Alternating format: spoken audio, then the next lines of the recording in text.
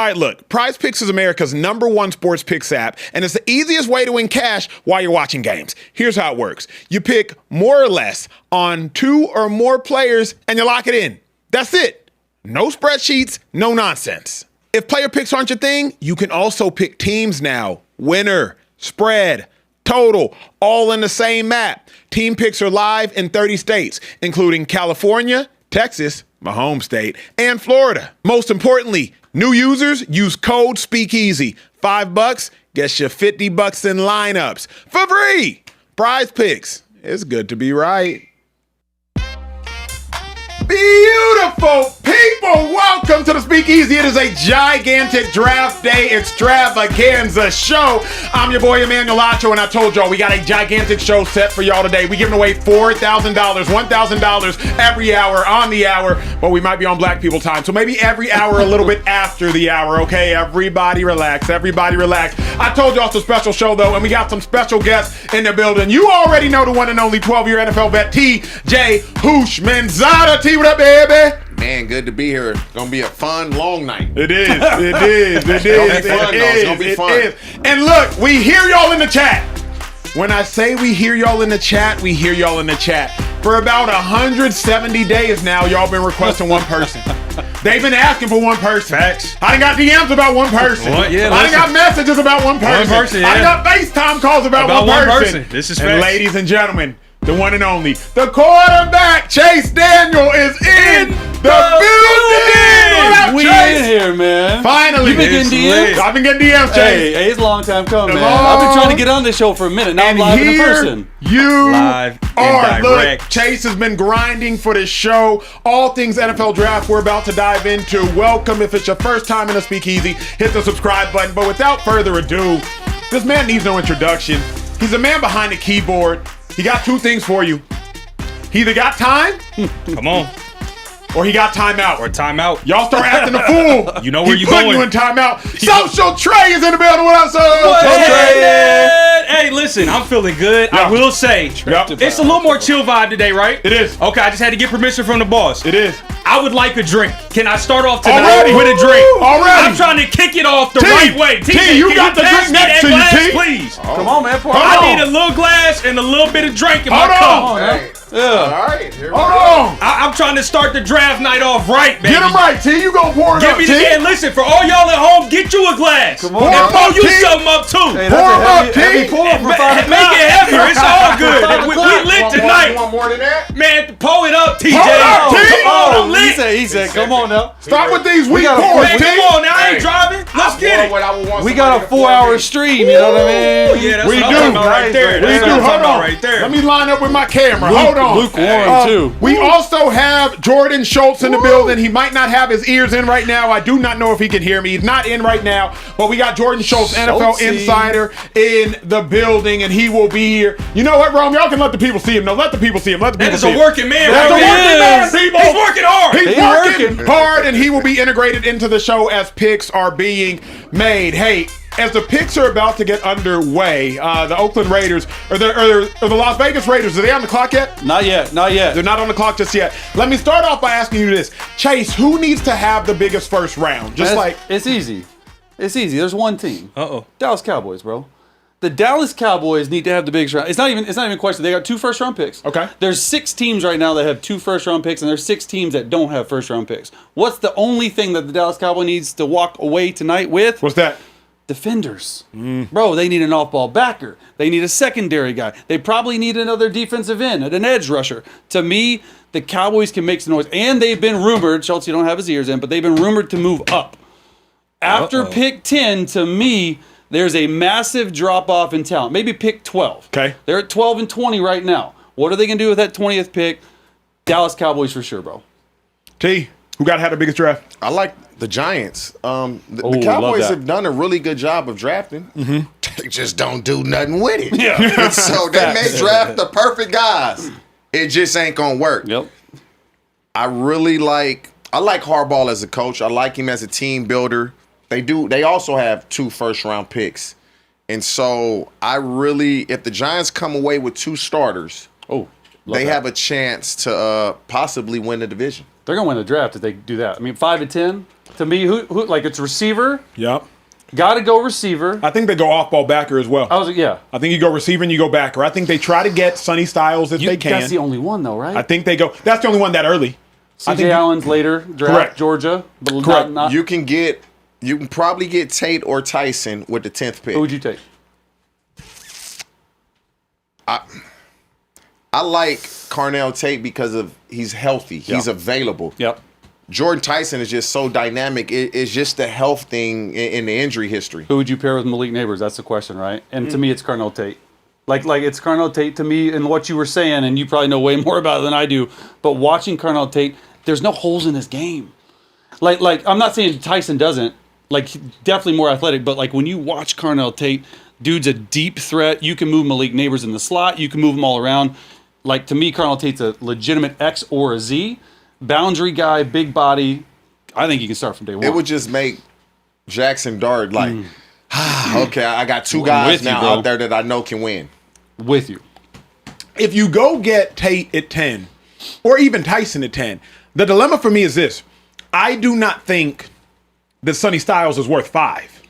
You feel me? Like, I don't think that Sonny Styles, an off-ball backer, should go at 5, and the Giants desperately need an off-ball backer. Is there a world where you're the Giants, you got 5, you got 10, you trade back? No. Raiders are on the clock. They got 17 minutes, 17 seconds until the Raiders make their first selection. Hey. The Raiders are officially on the clock. We in here. Every pick is going to be 8 minutes this year, usually 10 minutes, previously 15. What up, Chase? The Giants, though, real quick, like, what if Caleb Downs is there at 5? Is that too rich for you? Yes. At 5? Because of the position. But that's the He's thing, nice, though, T. He's nice. Yeah. He's nice. You could say the same thing about Jeremiah Love. Now, so that's what I was just going to bring up. You got Cam Scatterboo coming off of an injury. Yep. Jeremiah Love is the best player in the draft. He's the best player in the draft. I done been on the No, field with him I at agree with that. least 25 I would agree times. with that. I can't agree with that. You So think what? Downs is? You think What? I Downs can't is? agree with Yeah, lies. spoken like a I can't defensive agree guy. with No. lies. Who? Caleb Downs? Hey. Caleb Downs. No. I like him a lot, Dude, though. listen, He's 1B. listen. If Jeremiah Love was 200 pounds, he'd be a first-round pick at receiver. Stop it. I'm telling you. It's I'm too telling early for this nonsense, bro. I'm telling you. Hold on, It's too say it early. slower. Say it slower. If he was 200 200 if he lost pounds. 15, if he played receiver, he'd be a first-round pick. He's that good. Chase, I'm telling Chase, you. let me I've tell seen you- him on the field. Chase, let me tell you something, right? That's how he moves. TJ's We started biased this for early. his guys. No. Michael Pittman, I didn't Michael Wilson, But Puka Nakua, $100 any of million, his though. any of his $100 guys million. he's buying. I'm just telling you right Hey. now, Chase. This is how it goes in the speakeasy. Hey, like it. I like hey. it. I didn't train. I've worked with Jeremiah Jeremiah, Love. I yeah. obviously didn't train him because this is with his running back coach. I think But he's when the best I player in the work, draft. he moves Yep. like a wide receiver when he does receiver drills. He moves better than some of these dudes. Yeah. All And- the guys out there that saw him was probably like, oh. And I'm sure Schultz will tell us this too, though. But everyone I've talked to, including like everyone at teams, the positional value thing is so overrated this year because of the lack of top tier talent. Meaning, if you have a guy like Jeremiah Love, running back, what? If you have a guy like Caleb Downs, safety in the top 5, what? You pick them now because there's just not a lot of really crazy value at the top of this draft. That's why I think after pick 12 to 32 is going to be crazy because I think there's going to be a lot of trades. I think there's a lot of trade backs. Now, it's really rich in offensive lineman and defensive lineman draft. I get that. But I would agree, those are the 2 best football players in the draft. Perennial Pro Bowlers. You have the Browns have 2 first-round picks. The Cowboys have 2 first-round picks. The Giants have 2 first-round picks. All of these teams desperately need to make gigantic splashes. Kansas City also, right? There's 6 of them, yeah. Where do you stand, Chase, with the Kansas City Chiefs? Not the Kansas City Chiefs, the Cleveland Browns. What do you think they got to do? So, to me, it depends on if you feel convicted about Shedeur Sanders. There's 2 ways of thinking. If you feel convicted about Shedeur Sanders, you have to get a left tackle, probably Caden Proctor, early, and you have to get a receiver. If you feel good about Shedeur Sanders' chances, you got to get those 2. If you don't, and I think this draft will tell us that in the first round. If you don't, remember, next year's quarterback class, that's when we need to be thinking about it, is deep. Arch Manning, Lenore Sellers, Dante Moore, CJ Carr, if he comes out, could be the best out of all of them. It's really deep. There's a lot more players there. So if they go defense or maybe like a receiver, they're like, I think you're going to tell a lot about it. But I do think Shedeur Sanders, to me, has proven that he deserves a chance in Todd Monken's offense to play and to start. And I think it'll tell you a lot about it. They got to go offense. And to me, receiver. Defensively, they're set on defense. Yeah. Now, you can add a piece here and there. It can always make you better. But the offense was the reason you guys weren't a good football team. And so for me, I need to find a receiver that I know can be my number one moving forward long term. And if you believe in Monken's system, it can be Jerry Jeudy, Isaiah Bond. You have a good tight end in Harold Fannin. It has to be a receiver. Now, do they value a receiver where they pick at? Hold on, T. I got to interrupt you. The Raiders pick is in, but before we get to that, what more importantly is in is a cake. Oh. Honoring this draft day extravaganza. We got a cake that is honoring this draft day extravaganza. Shout out to Lee. We got a cake. Shout out to Lee with the Speakeasy NFL draft that's dope. cake. Y'all know what time it is here in the Speakeasy. Now look, TJ's watching his figure. I'm eating some of that. Yeah, me too. That looked We eating good. that. That looked good. Gotta get a Eating some knife. of that. Gotta get a knife. Now get a knife, please. People that know me, I don't eat a lot, but when I do decide to eat, Come on now. like if I eat bad today, I won't eat How bad about again this, for though? a few weeks. Fernando Mendoza is obviously the pick, Acho, but how about the first overall pick not being at the draft? Yeah, but for his mom, I His love mom, it. but like For his mom. it's you know, It's odd. it's a little odd. It I get is. it, his It mom, is. but It like is. you know, Thank you. this is a huge thing. Go Just tells ahead, you- T. If you break it, you buy it in the Speakeasy, T. In case you was wondering, if you break and if you spill it, you clean Oh, it. that You little spill it. man! Acho done gave me a little baby slice. You're right. I'm just. I like That's the because baby slice. you Hey, gave me that baby I need ass the- pork I need the earlier. baby So slice. he gave you a. That was a small you still- pork. It was, yeah. He was. He's still babysitting it Oh though. no, I'm working, TJ. I gave him a baby I'm working. pork, and he still got- Then when you start trying me, now I got to Why show you give out. me this humongous piece? But I didn't want to get you want called to out switch again. pieces? All right, you want to switch Bow. pieces? We switching. We I did not. I'm really a low key Y'all fat see it? boy. Okay, We in there. the pick. West, cross camera, please. Here So he I think is. everybody's set. Let's get right to it. The pick is officially in. The Las Vegas Raiders have selected Fernando Mendoza, pick good. number 1 of the 2026 NFL Draft. Rome, just so the world knows I'm not lying, you can take me full. Heisman, national champ, number 1 overall pick. We have a quarterback in the Speakeasy for this specific reason. Yeah. Chase Daniel, Fernando Mendoza to the Raiders. What's your instant reaction? I love it. I love it so much. Look, there's been a lot said about Kirk Cousins signing this massive deal, right? And how Kirk Cousins, it's been talked about, he needs to start. He needs to do this. He needs to do that. The thing I like about Fernando Mendoza is I want him to play right away. Yeah. I think he can play right away. He's got a thing called the clutch gene. He's got the it factor.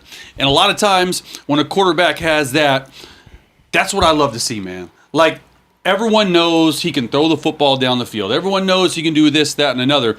But to me, his last 6 or 7 games, Acho, Yep. told me all I needed to know about this dude because he played his very best football in the games that mattered the most. Now, when you look at him on the field, to me, he's 6'5". Yeah. He's almost 240. Yeah. The dude looks, eats, and breathes like a dude. And everyone talks about these tangible things. I'm talking about these tangible things to you right now. The things that you can measure. Well, a lot of things you cannot measure is what Fernando Mendoza has. His heart, his grit, his determination, his poise, all that stuff, his leadership ability. You have to be able to lead a franchise, and he has that. And look, there is some stuff, I'm not going to lie to you. Like, he's not a perfect prospect. Yeah. By any stretch of imagination.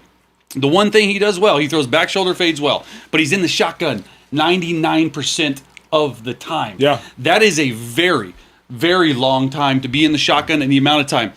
You look at who the offensive coordinator is for the Las Vegas Raiders. It is Clint Kubiak.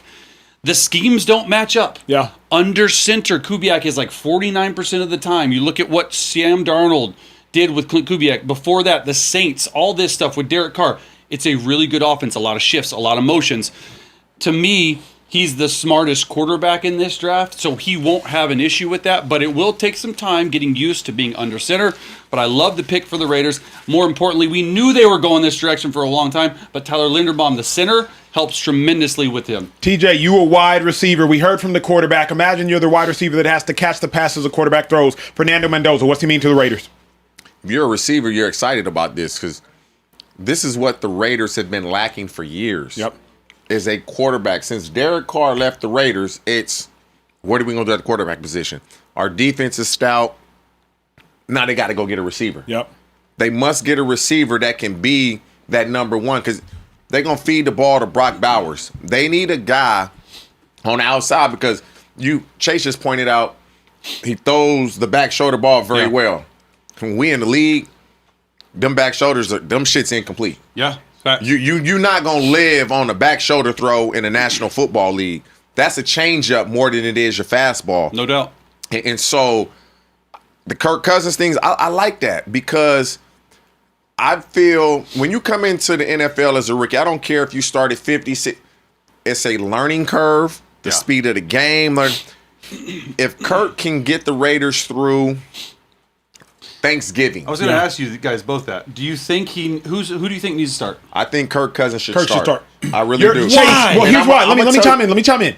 Chase's former coach, Andy Reid, he came to the studio previous show, and he said, I never want to start rookies day one. Yep. Andy Reid tapped Patrick Mahomes for a reason. The last several quarterbacks that have won MVP in the National Football League before Matthew Stafford, Josh Allen didn't start day one. Lamar Jackson didn't start day one. Patrick Mahomes didn't start day one. Hell, remember, Tom Brady won in the last 6 years. He didn't start day one. You have to go back outside of Matthew Stafford, and that was an atrocious tenure in Detroit. If you start day one as a rookie, you typically do more damage before the good actually occurs. Chase, thought on that? Well, when we were doing your show up at Fox, we had these wonderful researchers. Some are in the back of the building right now. And I had this little stat figured out about quarterbacks over the past 2 decades.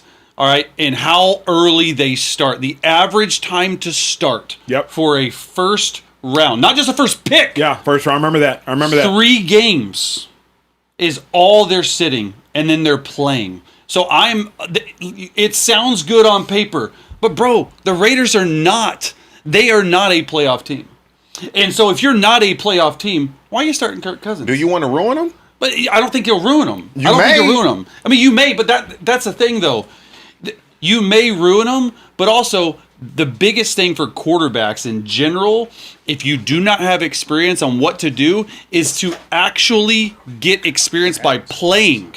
You have to play. You can't get experience sitting and anything like that. Oh, Acho, we in there. Oh, I knew it. Bailey. The Jets. Ron, bring me on camera, please. The Jets pick. It is in, and they go with edge rusher from Texas Tech, David Bailey. David Bailey, a really, really, really good player. I was watching his tape right before I walked into the Speakeasy. About 6'4", 251 pounds. He's an incredible power player. He's an incredible speed player. If he gets his hands on you, his hands are like clubs. Quite literally, he can attack and destroy, attack and disengage from blocks. His limitations, you don't see him have that same level of bend as a Von Miller. He doesn't have that same level of bend as a Myles Garrett for someone his size. However, David Bailey finds a way to attack, finds a way to destroy, and if you are a Jets team led by a defensive coach, a team that did not get an interception in all of last year, the most friendly way to get interceptions is find a pass rusher that can accelerate the quarterback, can get the quarterback off his spot, and force the quarterback to make some more errant throws. I love this pick for the New York Jets. Chase, talk to me. It was between David Bailey and Arvell Reese. Okay. And to me, and I was looking back on Twitter because I posted February 12th, David Bailey no matter what for the Jets. And that was after I had called earlier in the game. I called their Orange Bowl game versus Oregon. So I got to see David Bailey up close and personal.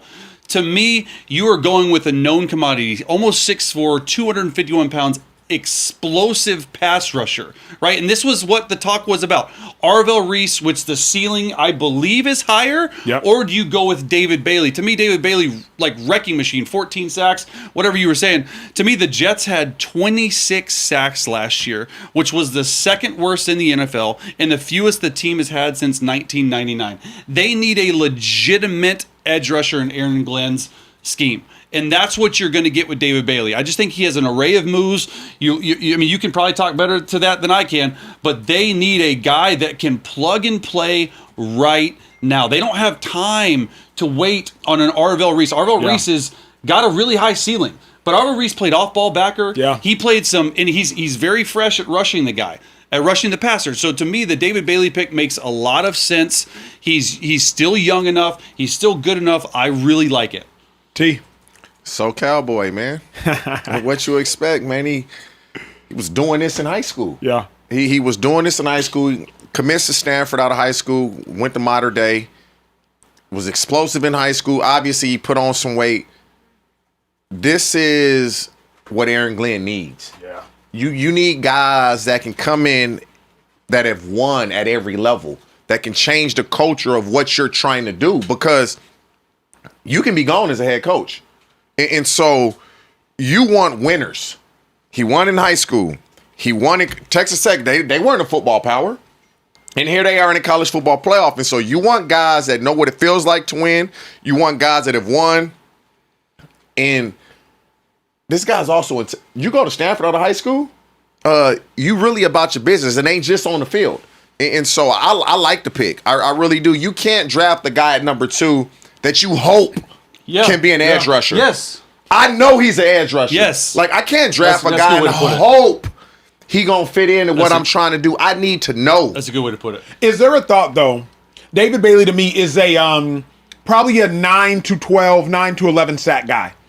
I don't know that he's ever a 16 to 18, 16 to 19 sack 9 guy. to 12? I will take 10 double every digit, you single take year that. for the Got rest it. of you. If that's You 100 take sacks that. over a 10-year career, Yeah. I'm in there. In your division, Yeah. you got Josh Allen. We got to affect him. You got Drake May. We must affect him. Yeah. And so you Malik need a now, guy. a runner. Malik You Lewis. need he run a 4.5. Yeah. You need a guy that can run these, because Drake May can run. Yep. He's athletic. Yeah. Josh Allen can run.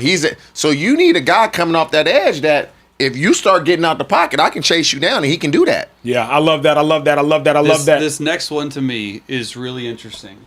Yeah. Acho. Yep. Yeah. They're not there yet, though. No. Not the, They can trade out of this. that Cardinals pick? I would trade out of this. We are going to get to that Cardinals pick momentarily. Let's get a concluding thought on David Bailey. Chase, in 5 years from now, David Bailey or Arvell Reese, who's looking better? 5 years from now. It's impossible. That's an impossible question. That's why we're here. I'm saying David listen, Bailey. listen, I'm listen. an answer for him. Listen, like, if you tell me that, I believe that Arvell Reese is going to get drafted probably here or the next by the Titans. He's Yep. going to go high. If Arvell Reese gets into a ceiling that we think and these scouts think he is as purely an edge rusher, he doesn't even know what he's doing out there half the time. He's still getting 8, 9 sacks. I got to say it's Arvell Reese. Now, if you put him off-ball backer, he's a perfect in a 3-4 scheme, Arvell Reese. But I would say, to answer your impossible question, it's probably Arvell Reese. There's more upside to be had. That doesn't mean he's going to get there, but there's more upside.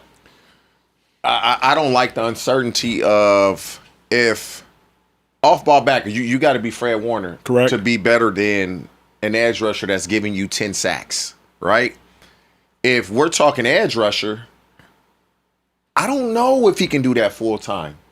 Is he Micah Parsons? Mm-hmm. Because that's basically what we're saying. A big athletic dude that did a little bit of both in college, mainly off-ball backer. I'm going with a guy that is used to putting his hand in the dirt, has been successful putting his hand in the dirt. So you're going Bailey. Yeah, Okay. just because I like that. I just don't feel comfortable drafting a guy as high as they're drafting him, and we gonna play you at a position that you play less than 50% of the time in college. That's a good call. That's why.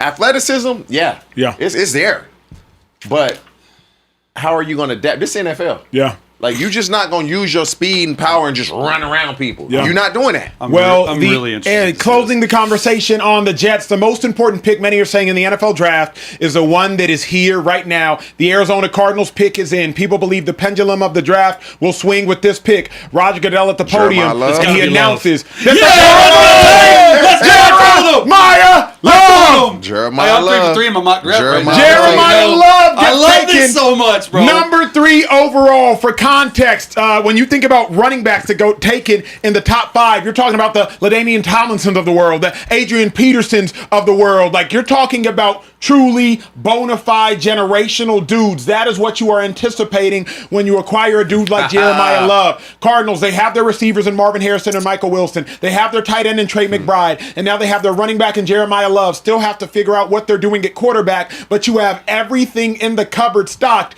Now you just have to find the chef. Chase Daniel, you said you're 3 for 3 thus far in your mock draft. Talk to me why you love this pick. Look, here's the thing, and we said it before in the Speakeasy earlier. The positional value to me does not matter, and TJ and I both agree. Like, and he is the best player in the draft. Like, he is the best player in the draft. You watch him; he reminds me a lot of, and I was with Alvin Kamara in New Orleans as a rookie. I played with Alvin Kamara on the field, was able to throw him passes. You don't understand what a guy like Jeremiah Love can do for a quarterback that we don't know is going to be. Maybe take Ty Simpson later. Right now it's Jacoby Brissett, Gardner Minshew. But this is such a departure, guys, from what the Cardinals usually do. It's usually a boring pick. You're telling me at number 3 in the draft, the Cardinals, a franchise that no one talks about, can go out there and can get a legitimate running back that will be a decade-long starter. And I understand everyone saying, well, positional value. Well, do you want to pay a running back? I think he's going to make $50 million over the life of his contract. Yep. Do you really want to do that? He's going to be slotted at like number 6 or number 7 overall paid running back. But to me, guys, don't overthink this. He's the best player in the draft, and the Cardinals did it. I mean, it's Mike LaFleur. It's an offensive-minded head coach. They are sitting there extremely happy, extremely ecstatic to get a guy like Jeremiah Love, 6 foot 212, 4'3", right? Like he ran low it's 4'4". crazy. Low it's 4'4". crazy to me. It's the best pick in the draft. TJ, you said something before the show started. I almost reached over this table and grabbed you by your neck and said, TJ, calm down. Or you said it during the show. You said Jeremiah Love, best player in the draft. If he was 20 pounds lighter, he would be a first-round pick, a wide receiver. Speak to the world, T. The dude is so dynamic. And I like his family structure also, man. Like, steady foundation. He out here training for the combine. Damn near whole family out here with him. While he out on the field, they on the side working out, running. Mom and dad. And on the field, when the first time that I worked with him was last year, going into his last year at Notre Dame. And I was like, whoa. Like, he just moves so well to be a running back. You don't see that. That's how probably LT was moving when he came out. You spoke of Alvin Kamara. To be able to, we can line him up on the outside. You put a linebacker on him, it's over. You put a safety on him, it's probably over. And so now for the Cardinals, if they can get Marvin Harrison to play up to where he was drafted, they got some of the best collection of skill players in the league. Ooh. You got Trey McBride, one of the best young tight ends in the game. Yep. Jeremiah Love is instantly going to be one of the best backs in the game. Yep. You got Michael Wilson, who really went to work once. Let me ask y'all this, though, people. Positional value. Positional value. I mean, the Patriots were in the Super Bowl with Ramondre Stevenson, and their backup running back to me was a better running back, Travion Hendrickson. The Chiefs, the Seattle Seahawks, Kenneth Walker, he wasn't a top 5 running back, really good running back, got him in the second round. Positional value. For the crowd that wants to argue a running back isn't worth the number 3 overall pick. He's special, man. This dude is different. Like, like a lot of running backs say you throw him the ball, they double catch it. Yep. He catching that thing, he has mitts. It's just, he's worth it because he's going to score touchdowns. He's going to affect the game. He's going to touch the ball 20 to 25 times a game. Yeah. And I would say that's one part of it, but I keep coming back to this, and I've heard it from everyone. Positional value is thrown out this draft because the lack of top-tier players in this draft. Like the lack of, like if this was 2024 draft with all those he wouldn't go number 3, and then I would be on Acho's side. I'd be like, yeah, don't take a running back there. Don't take a running back there. Like, but it's such a low-end draft in terms of top-tier players. You got to take the best player. You got to draft somebody that's going to help your team. You do. Right, Like- and they need help like- on offense. Who's going to help my team? He is going to help the team. I like it. I like it a lot. I don't, I'm not convinced that he's Saquon Barkley. I'm not convinced that he's Bijan Robinson. I'm not convinced that he's Jahmyr Gibbs. I know that he is good. But at the end of the day, Cardinals don't have a quarterback. So you know what I'm doing as a defender? I'm coming out in cover 3. I'm coming out in one high. I'm putting 7 people in the box, and I'm saying, okay, rookie Jeremiah Love, okay, moderate offensive line, beat me. That is what I'm doing, because until they get a quarterback, how much can Jeremiah Love save them? They do not have a Q. And that's why you get a Jeremiah Love until you get a quarterback. If you just going to play a single high, we're good enough on the outside that we can win. We're good enough in the middle of the field with Trey McBride that we can win. And Brissett has shown I can move the ball up and down the field. And to me, this is really about coaching. If the coaching is right, the Arizona Cardinals can be a surprise team because they have so many guys on offense that can get it done. And the supposed best player has yet to do that. So if they get him involved, it can be a problem. Chase, quarterback. What the hell do the Arizona Cardinals do? You played quarterback for a lot of teams. Kyler Murray is gone. Jacoby Brissett, he wants more money. What the hell do the Arizona Cardinals do now that they have the running back? What should they do? Should they ride it out with Brissett, hold on until next year's draft? What do you do? Look, I think that you're not, unless you're drafting Ty Simpson, you're not going to do anything else in this draft. And so I think for me, what I would want to see them do is draft Ty Simpson.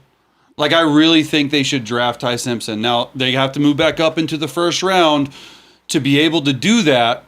And if they're able to do that, this is one thing. I don't think Ty should play right away. I think Jacoby Brissett gives you the best chance to win out the gate. However, Jacoby Brissett, I think this is going to be a Drake May type thing. Okay, we have huge news. Titans, with the number 4 overall pick, select wide receiver Carnell Tate. Wait. Carnell Tate, selected number 4 by the Tennessee Titans. Arvell Reese? Carnell Tate. TJ, what's on your mind? I knew that.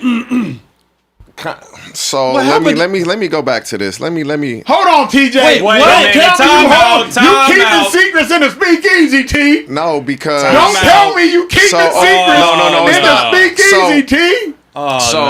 What? I talked to That's crazy. I talked to Brian Daboll about a month ago. Okay. For about 45 minutes. And I go to the text message and I'll show you guys. And then I talked with Carnell Tate about it and just kind of let him know. And he just asked me my opinion on what I would do and who I would draft and who did I like. And he was like, I just value your opinion so much. We talked. And I came away from that conversation saying they going to draft Carnell Tate. And I called Carnell Tate and I told him that. Hey, we got Jordan Schultz. Y'all know he's our insider. We got Jordan Schultz. For him, man. Timing in. Jordan Schultz is going to be coming in here momentarily. Chase, sound off on Carnell Tate in the interim. Yeah, for me, a guy like Carnell Tate, and we talked about this earlier, he is the best receiver in the draft to play right away. Like, he is the ultimate X receiver. You put him into the boundary. Here's the thing that I like about the Titans fit with him. You got to get weapons for Cam Ward. Mm-hmm. Like, you got to get weapons. He's the ultimate X receiver. To me, he's going to run by you. Like, he's got these long strides, TJ, that I haven't seen on film in a long time. Like, he gets up on you. I'm watching Tate from Ohio State days, and they got Jeremiah Smith on the other side of the field, and I'm looking, we're thinking like number 1 overall pick Jeremiah Smith, and Carnell Tate's the one that's popping on the film. And so I think for that, to me, it's a little bit surprising to me that the Titans didn't pick defense when you have a defensive head coach. But let's not forget who the GM for the Titans is. Coming over for the Chiefs, Mike Berganzi. Coming over for the Chiefs and Andy Reid. They are used to offense. They are used to doing all this. They want all that stuff. And then with Brian Daboll, to me, like, he's the safest pick at receiver. Chase, you know why they didn't take a defensive player? Why? They drafted a quarterback number 1 last year. Yeah. When you draft a quarterback 1, you need to give him every resource to be successful. And that's why you can't draft Cam Ward number 1 last year and turn around and draft Arvell Reese, Sonny Styles, whomever it is. You want this quarterback to be successful, because if this quarterback is successful, the team is successful. We'll be able to do more with a receiver that can help the quarterback. Salah is good enough as a coach. That defense, they're going to be stout regardless. Yeah. But let me ask y'all, we've debated Tate, Tyson, Lemon. Yeah. Chase, you don't just think about a receiver. You think about how does that receiver fit into the offense? Yeah. How does Carnell Tate fit into that offense versus how would Jordan Tyson have, Lemon have, KC Concepcion have? How does Tate fit into the Titans specifically? Yeah, I think for me, like if you know in your draft class or in the draft meetings that you're going to take receiver, to me the conversation is only between Carnell Tate and Jordan Tyson at that high. To me, Carnell Tate is the ultimate X receiver for Cam Ward that you can go up and you can just throw Harvey routes, which are stop routes. You can throw slant routes. You can throw big body routes. He can go into the middle of the field. I mean, we're breaking them down on the Speakeasy, which we're going to have a YouTube breakup go down. But, like, he can do anything. And I think that is probably what separates him, in my mind, from Jordan Tyson. Now, Tyson, to me, has a lot of potential, but you look at the injuries. So then you just look at Carnell Tate. To me, Carnell Tate hasn't hit to where he's going to go. When you're drafting a receiver this high, you're drafting him on ceiling, what he can be, and I think he can be special in Brian Daboll's offense. It's really crazy, though, that normally the receivers that get drafted in the top 5, they are athletic freaks for the most part, right? Really tall, low 4.4, high 4.3, some in the 4.2, jump extremely high. That's not Carnell Tate's game. His game is I'm going to get open, I'm going to catch the ball. Yeah. Because he ran 4.5, low 4.5. TJ, let me ask you this. To your point, AJ Green, drafted number 4 overall. Andre Johnson, drafted number 3 overall. Larry Fitzgerald, drafted number 3 overall. Jamar Chase, drafted number 5 overall. There is Sammy Watkins, drafted number 4 overall. Charles Rogers, drafted number 2 overall. You're talking about wide receivers that go that high are typically physical specimens. Yes. Does Carnell Tate fit the mold? When you see him, no. I mean, he's probably my height. He's about 6'2", about 190 pounds. He's so smooth. His game reminds me of, in the way he's built, of Isaac Bruce. Like the way he runs his routes, it kind of reminds me of an Isaac Bruce. And not many people will get that comparison, but when you watch him and just the build and everything it looks so effortlessly, so smooth. It's kind of crazy, bro, that they really drafted him. That's a surprise. After that conversation. But yeah, I'm happy for him. You got to do this when you draft a quarterback 1. You can't draft a quarterback 1 and tell him go get it done. And I mean, nobody had Carnell Tate mocked to 4. Nobody. You know what I mean? What's wild? Buddy name went to Alabama, played with the Falcons. Calvin Ridley. They had Calvin Ridley, and who else? That's all they got. Yeah. It's Calvin Ridley. We have a little bit of breaking news. Another one. Another one? We have a little bit of breaking news. There's a trade that has occurred. Who's in? The Giants traded back? No, Giants The picking. Browns have traded out of pick number 6 to the Chiefs. The Chiefs have pick number 6. Arvell, Reese. And in accordance, the Cleveland Browns, and I'm looking at this on Twitter in quite literally real time, in accordance, the Cleveland Browns they got a are lot. getting, per Adam Schefter, it looks like pick number 9, pick 74, and pick 148. Yeah. They probably going to get the same guy at 9 that they was going to get at 6. But remember, that's pick 6. We are still waiting on pick 5 from the New York Giants, but clearly the Browns are making some moves. Are they tipping picks? Because I just saw who the Chiefs drafted. They tipping picks. Not yet, Chase. I know. Not yet. What I said yesterday? Jordan Schultz is putting his ears in. Jordan Schultz is putting his ears in. Jordan Schultz is putting his ears in. Well, we got the legend Jordan Schultz. The man has put his ears in. He just put his cape on. Jordan Schultz. We can see you, baby. Look at him. We can see you, Schultz. You're locked in. Hold on.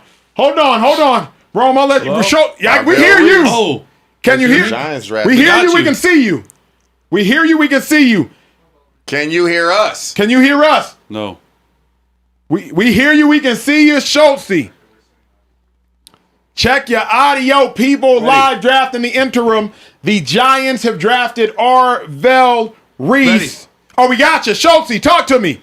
Talk to me.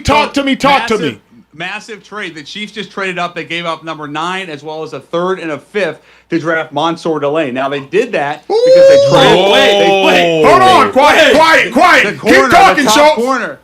The top corner in the draft They draft him, and that's essentially going to replace Trent McDuffie. Obviously, Jalen Watson signs with the Rams. Now the Chiefs have their cornerback one. A lot of people thought it might be a receiver, maybe Jordan Tyson. Instead, they go defense to address the cornerback secondary. Wow. You heard it here God. first. You heard it here Massive. first. He's That- way ahead massive of news. us. That is massive news by NFL insider Jordan Schultz. He is the host of the Schultz Report at Schultz_report. Schultz, we love you. You can take your ears out. The moment I see you put your ears in, we are going That to means you. I'm good. Yeah. Done. I got more coming.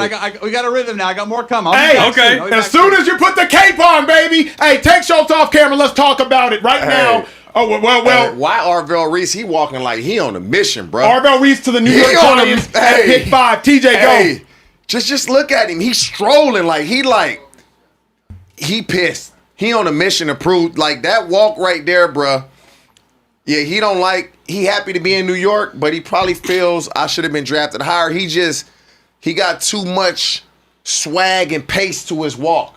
This draft is He ready to drunk go. right now, He ready bro. to go. He ready to go. I love Arvell Reese. But here's my question, though. You're playing him an off-ball backer. Are you? You have Kayvon Thibodeau. You have Brian Burns. You have Abdul Carter. You are playing Arvell Reese at off-ball backer. Remember, Arvell Reese was a one-time starter. I like Arvell Reese at off-ball backer just because he does not have natural pass rushing moves. Freak athlete. Maybe the best athlete in the draft, not named Sonny Styles. Absolutely freak athlete.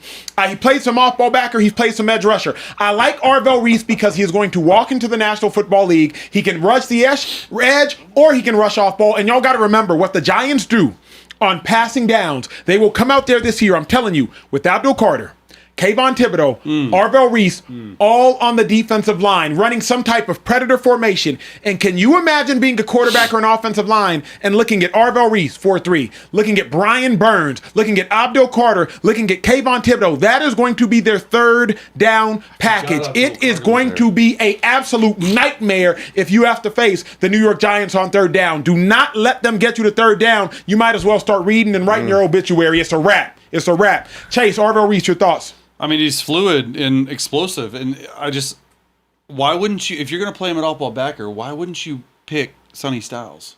Like, I think there's got to be some predator formation, like you were saying, as far as Arvell Reese goes, because Ohio State used him as a chess piece on defense. Like, he aligned off the ball at backer, he aligned on the edge as a rusher, he occasionally was deployed as a quarterback spy, and I love that about Arvell Reese. This tells me that they're all about defense, and this also tells me that they're gonna go receiver with Tim. Like they got their edge guy / off-ball backer guy, but that defense is scary. To me, we talked about like the tallest ceiling, the highest ceiling for me.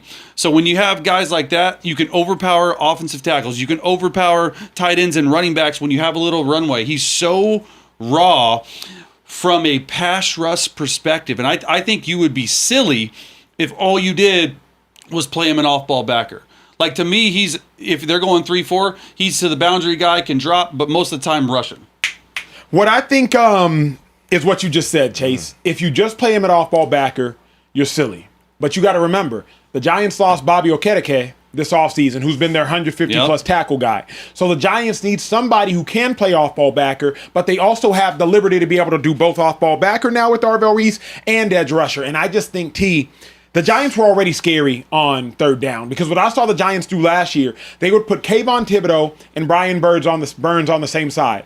And they would run what you call a TE stunt. A TE stunt, tackle for T, end for E. Tackle goes first. Tackle goes up and he picks the guard. The end takes 2 hard steps to threaten the tackle, offensive tackle with speed. The defensive end threatens the tackle speed. He loops around. TE stunt. TE stunts are usually run with traditional defensive tackles and traditional defensive ends. But what the New York Giants do, they put speed on the same side, 2 ends, and they run those different types of twist formations. That is what will make the Giants so dangerous. Also remember now, if you want to move Kayvon Thibodeau, you can. You have additional draft capital if you want to move Kayvon Thibodeau. Crazy stuff going down in the Speakeasy. Remember, we are doing a $1,000 giveaway. Trey, very quickly, what are the rules for the $1,000 giveaway? So listen, the $1,000 giveaway, we're going to be doing that in the next 15 to 20-ish minutes, okay? So what we're going to do is we're going to ask a question. It's going to be Speakeasy trivia. So this is for all of our day one listeners that have been locked in, okay? So I'm going to drop a question. I'm going to do an example question first. So this does not count, okay? I'm going to put it in the chat. Let everybody get used to, answering the question in the prompt. It's a little bit different than how we've done it before, okay? I'm going to ask the question, and the first person to get the right answer wins the $1,000. Now, when I select you as the winner, what I need you to do is immediately respond with your email, either in the chat or DM the show's page, okay? So I'm getting ready to drop the question in the chat right now. It's an easy one. It's low-hanging fruit, but I just want you guys to get, familiar with the tech of how to use it and how to answer the question so that when we actually do the giveaway in 15 to 20 minutes, you guys are ready. All right, here we go. Enough walking through giving away my money, I'm okay? sorry, my bad. At least make them earn it. Okay, hey, you're right. Back to the news of the day. The Kansas City Chiefs, they traded up to draft Monsoor Delane at number 6. Traded up for the Cleveland Browns to draft Monsoor Delane. I was watching his tape T right before I came into the studio. You know I love my defensive players. My notes on Monsoor Delane as I look at it. He is aggressive. He has elite patience at the line of scrimmage. He does an incredible job playing the ball. He's not afraid to get in your face. He trusts his speed. He's composed at the point of attack, and he has really good route recognition, even in zone coverage. When I was scouting him, that's what I saw. Aggressive, not necessarily physical. There is a difference, but he's aggressive. But what I loved most, his elite patience at the line of scrimmage. He is not threatened by wide receivers. He trusts his speed. He trusts his technique. He trusts his instincts. Wide receiver, talk to me. I trust you. I like him, man. Been on the field with him a lot. The competitiveness, his desire to be better. You lose a rep in releases and one-on-ones. I'm going again. It's kind of crazy because about 3 or 4 days ago, my son he a Chiefs fan. He said, we're going to draft Mansoor. So he just texted me right now. I told you. This dude hold on. is going to be a perennial Pro Bowler. He is. Hold on. Jordan Schultz has put his ears in. The man has put his ears in, which means we got breaking news. Which means we got breaking news. What up, Schultz? We got a big one. Uh-oh. A big one. We got a big one. No one, I don't think anyone else has this. I'll tell you right now. I just tweeted it. The Saints are drafting Jordan Tyson, number 8. Whoa. Overall. Let's go! They need a guy.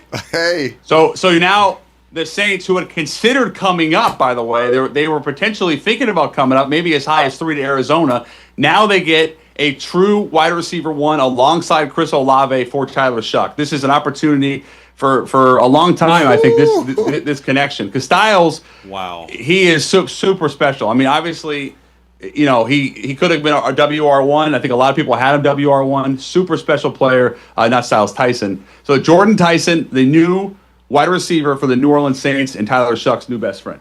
Woo! Thank you, Jordan Schultz. We will catch you next time. Let's get back for a moment. Yeah. Rewinding to Monsoor Delane. Let's go back there for a moment. Is Monsoor Delane enough to replace Watson and McDuffie? Damn. He's enough for one of them. I mean, you're not going to replace 2 guys. A little bigger than Trent. I really do. He going to cover. He going to play the run. He going to do a little bit of everything. And any DB that comes out of LSU, they ready to go. Yeah. Now, if you play and you start at defensive back at LSU, you coming into the league ready to go. So anybody that goes through LSU and you get on that field there, you ready.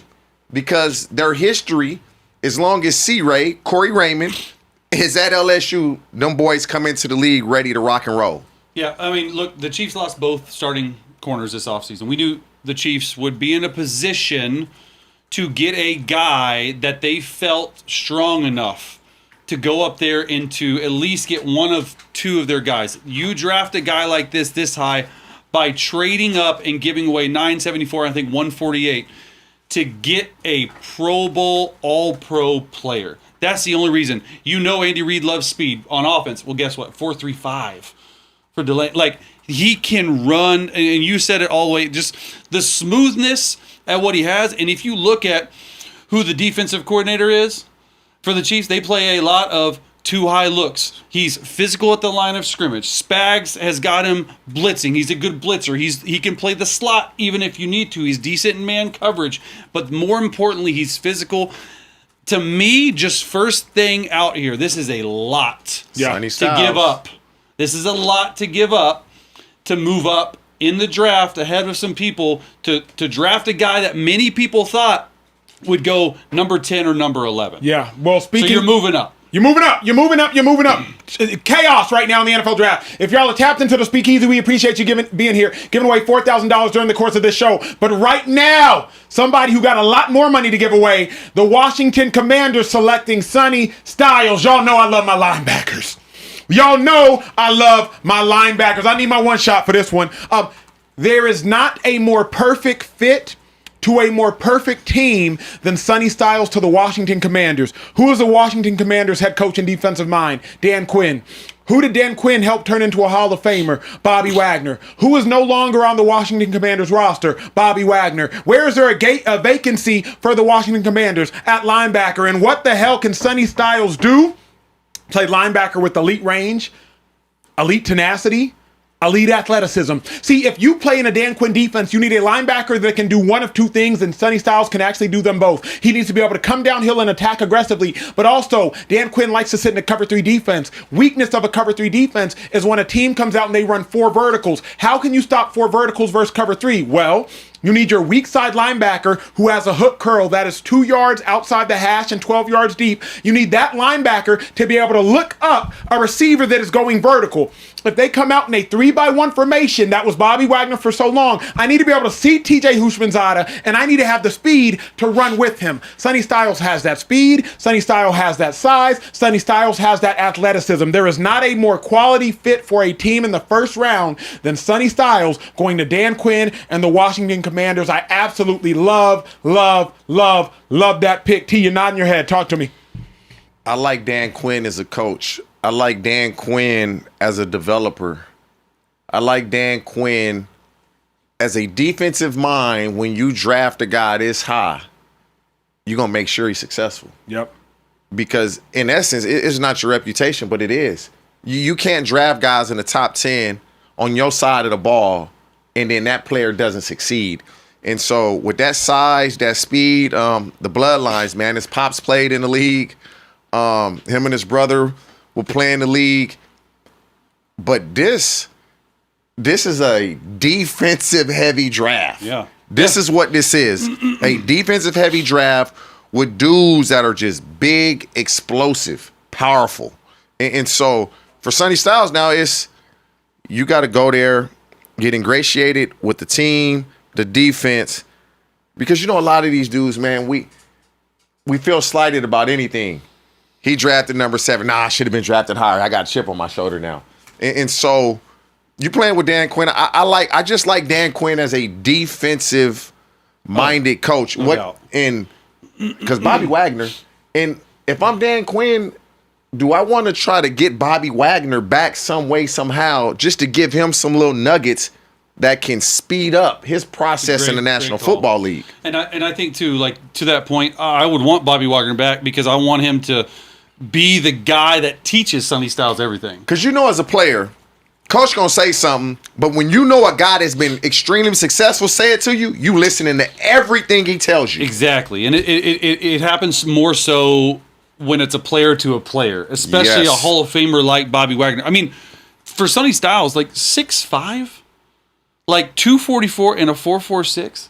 Like that's why it's been talked. Like if you would have told me the Commanders would sit there at 7, not trade up, not trade back, and get the best, probably second best defensive player in my opinion in the draft behind Caleb Downs, you'd be ecstatic. Like you probably need a receiver. There's some receivers maybe in the bottom of the first that you can trade back up to get, but with Sonny Styles, you combine 43.5-inch vertical, 11'2" broad jump, 244 pounds, and he played safety earlier in his career and transitioned to linebacker. So what Acho was saying about his drops in zone and all that stuff, it makes complete sense to me. Like you got a safety with the skills and you're able to see the game so much better and fly sideline to sideline. The Commanders hit it out of the park. I guarantee you they're sitting in that draft room right now overjoyed, not thinking they had a chance in hell to get Sonny Styles. Hey, can I say something real quick? Talk to me. It's your show. Because Caleb Downs has yet to be drafted. I'm sure he'll be drafted in the next 4 to 5 picks, right? Right? Wonder if the Giants get him. Think about what I'm about to say. Ohio State massively underachieved as a coaching staff last year. They did. Massively. Yeah. You have already 3 guys in the top 7 picks. Possibly 4 crazy. in the top 10. That's crazy. Top 10. And your best player is probably Jeramiah Smith that's still in school. And y'all didn't win a national championship? Are you kidding me? That's nuts. I was That's just thinking about that. I'm sorry. We went about Ohio State, but there's no way you had this type of talent going this early, and that's the type of season. Great season. Y'all should have won it all, or at least. We've been there. Yeah. At least been there. Zooming back into the Commanders for a moment, if I may. This is a team that 2 years ago went to the playoffs. Last year, because of Jaden Daniels' injury, amongst other things, didn't. I still believe they have the talent to be a 10 to 12 win team. So now Sonny Styles is to some Hold on. A what to what? 10 to 12 win team. The Commanders. Yes, sir. Here's why. I don't mean to interrupt your take. No, it's but your show, Chase. No, it is not. It's your show. I just wanted to make sure I heard that right. Okay, continue, good sir. If you got Jaden Daniels, you got Laremy Tunsil, you're still protected. Right, you got your blind side, you got your quarterback. You have your backer now. So you're good there. They made a bunch of splash moves in the offseason. I mean, they shored up the defense with all types of pieces in the offseason. Do y'all think the Commanders can climb back towards competing with the Eagles? It's the one thing of all that stuff you were saying, if they're going to get 10 to 12 wins, the Commanders have to, under David Blau, the new offensive coordinator, and under Jaden Daniels, take that step offensively. Defensively, I think they're going to be good. I think it'll be fine. If Jaden Daniels can go back to somewhat of what he did as a rookie, because it's the greatest rookie season of all time, in my opinion, it's not even close. You're going to see, and I talked to David Blau. The offensive coordinator. He's never called plays in his life. That offense is going to look like a Ben Johnson offense mixed with Cliff Kingsbury. You're going to see Jaden Daniels under center more. You're going to see more play action. You're going to see him get unlocked mentally at the line of scrimmage, have a chance to go in and out of plays. I just think he's going to take his game to the next level. If he can stay healthy, I'm with you on the 10 to 12 wins. I'm with you. I just don't know if they can stay healthy. Yeah. It's going to come down to one thing. Can he play 17 games? If Jaden Daniels can play 17 games, the National Football League, it never ends. You say, some people, the Eagles going to win it. The Cowboys draft, they got a chance. They draft well, they got a chance. I like what the Giants are doing. They have a chance. And we forget, just 2 years ago, the Commanders were in an NFC Championship game. And so, if Jaden Daniels can stay healthy, you have to like their chances. They're a better football team, and he's a better football player now than he was 2 years ago. That's true. That's very true. That's very true. I mean, the kicker is the Cowboys are still up there. The Eagles are still up there. You feel me? Like, they're the still... Giants are going to be good too, bro. Giants are going to be good too, man. Like... That's what I'm saying. That's a good division, But here's what we know. Dan Quinn is getting his archetypes back. He needs his linebacker. Eventually, he needs his Cam Chancellor. He needs his Earl Thomas wannabe. He needs his Richard Sherman. But you got to start somewhere. You got your Sonny Styles. That's huge. Like, that's truly all you can ask for. That is gigantic. The Commanders should be as thrilled as any team in the NFL draft with that pick. Before we get to the news of which we already knew, which is Jordan Tyson, super chats, please. Just give me 5 speed super chats, please. Hey, y'all know, if y'all want to talk to us in the show, drop your super chats. Please give us 5 super chats, Trey. Here we go. Listen, starting off with our guy 214, Mr. DFW in the building said, I want to start off. Let's go. By saying, Hoosmazada Championship, Speakeasy, you're on the clock. I'm at the Star in Frisco, Acho's home state, repping the Birds. Let's go. J. Roy 5134 said, yo, what up, fam? Don't say them numbers by my name. It's just J. Roy. Who y'all think the Lions taking? Also, are y'all announcing if any teams trade up or down? As you have seen, we have done that. Trey, go ahead and get another drink with me, bro. I got to slow down. It's very hot. It's more people in the Speakeasy. Let's go. The drink on. I don't play around now. I don't play around now. Omar too. Listen, Juicy Thunder jumped in the chat and said, Chase, I'm going to need you here more often. Couldn't say nothing to you on the old show, but listen, this is the Speakeasy. Money talks, brother. Money talks. Money talks, brother. Chase, if you are familiar, get Money familiar. talks, Acho. He sent $50 to tell you that, Chase. Let's go. Get familiar. Yeah, they come in here just to cuss you out. Listen, last one I got, we got to Come keep on it moving. Obi Antoine said, fam, great show. 2 questions. What's your favorite memory from your draft night, and what, if anything, should the NFL change about the structure of the draft? Hey, my dog, we gotta have get to time. that later. We got to get to that later. Favorite memory, though, is just getting the call. That's all I can say. Hey, we have the pick from the Saints. It was Jordan Tyson. You'll have to remember that was broken by Jordan Schultz earlier on. Jordan Tyson pick from the Saints. Chase, immediate reaction. I know it's gigantic. Oh, man. Along with Chris Olave and Tyler Shuck, who I believe is their franchise quarterback, to me,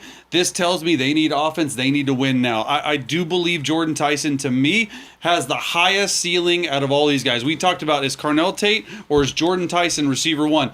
I love Jordan Tyson because of his ability to just get open. As a quarterback, you have to have a really good feel for your receiver, and he's got juice. Right, TJ? Like, that's the one thing that I watch this guy. Now, the injuries are rough. I understand that. But with Tyler Shuck, like, I'm telling you right now, they're going to use them. They're going to move them all around. Kellen Moore is going to put them in good spots to go. They still got Alvin Kamara. They got the running back earlier from Travis Etienne. They got a nice little offensive skill group down there in New Orleans. And if Tyler Shuck takes that next level, to me, it's awesome. I just think Tyson's superpower is just being open. Even when he looks completely blanketed, like, I'm watching some of these games specifically against top 25 teams, because when I'm watching film for college guys, I don't want to see him against North Texas. I don't want to see him against I want to see him against Alabama, TC, all these guys that are ranked. And every time that they had a chance to do it, he balled out. Now, the injuries are a concern. The hamstring was a concern. His workout this past Friday was a huge help to him, I've heard. And so to go to the Saints, who probably didn't think that he would be there, I didn't even know the Saints were in a market. To me, it makes a lot of sense. Tyler Shuck is the happiest guy in the world right now, man. It's a good pick. It really is. It is, for him, staying healthy. Obviously, started at Colorado, transferred to Arizona State, and when he transferred to Arizona State, he just took off. Extreme quickness, really quick at the line of scrimmage, and that's a trait you must have if you want to be a starter in the National Football League. You got to be able to beat press coverage. Don't know exactly what his top end speed is, but if he probably ran the 40, I would probably say he'd run mid to low 4.4s. Okay. Really good size. It's for him, can he stay healthy? A lot of it is just making sure you have to do your part. I got to eat right. I got to train the right way. Is he overtraining? Is he getting enough sleep? Is he getting enough rehab on the side and massage? Like, you got to make sure you're available, because if he's available, he's going to be a tough cover for anybody just because of his size and quickness. Like, he's a big dude, 6'2", about 205. Yeah. And with that type of quickness at the line of scrimmage, he going to be hell for anybody. Now, this is what you do, though, when you have a young quarterback. Yeah. You surround him with weapons. The first 2 quarterbacks, or the first 2 receivers in this draft, went to Titans and Saints. Both Young signal callers quarterbacks. drafted last year. Young quarterbacks. They're supporting their guys. And look what the Saints did. They went and got Etienne in free agency. They already have Chris Olave. Facts. We are going to give our young quarterback an opportunity to be successful. It's on you now.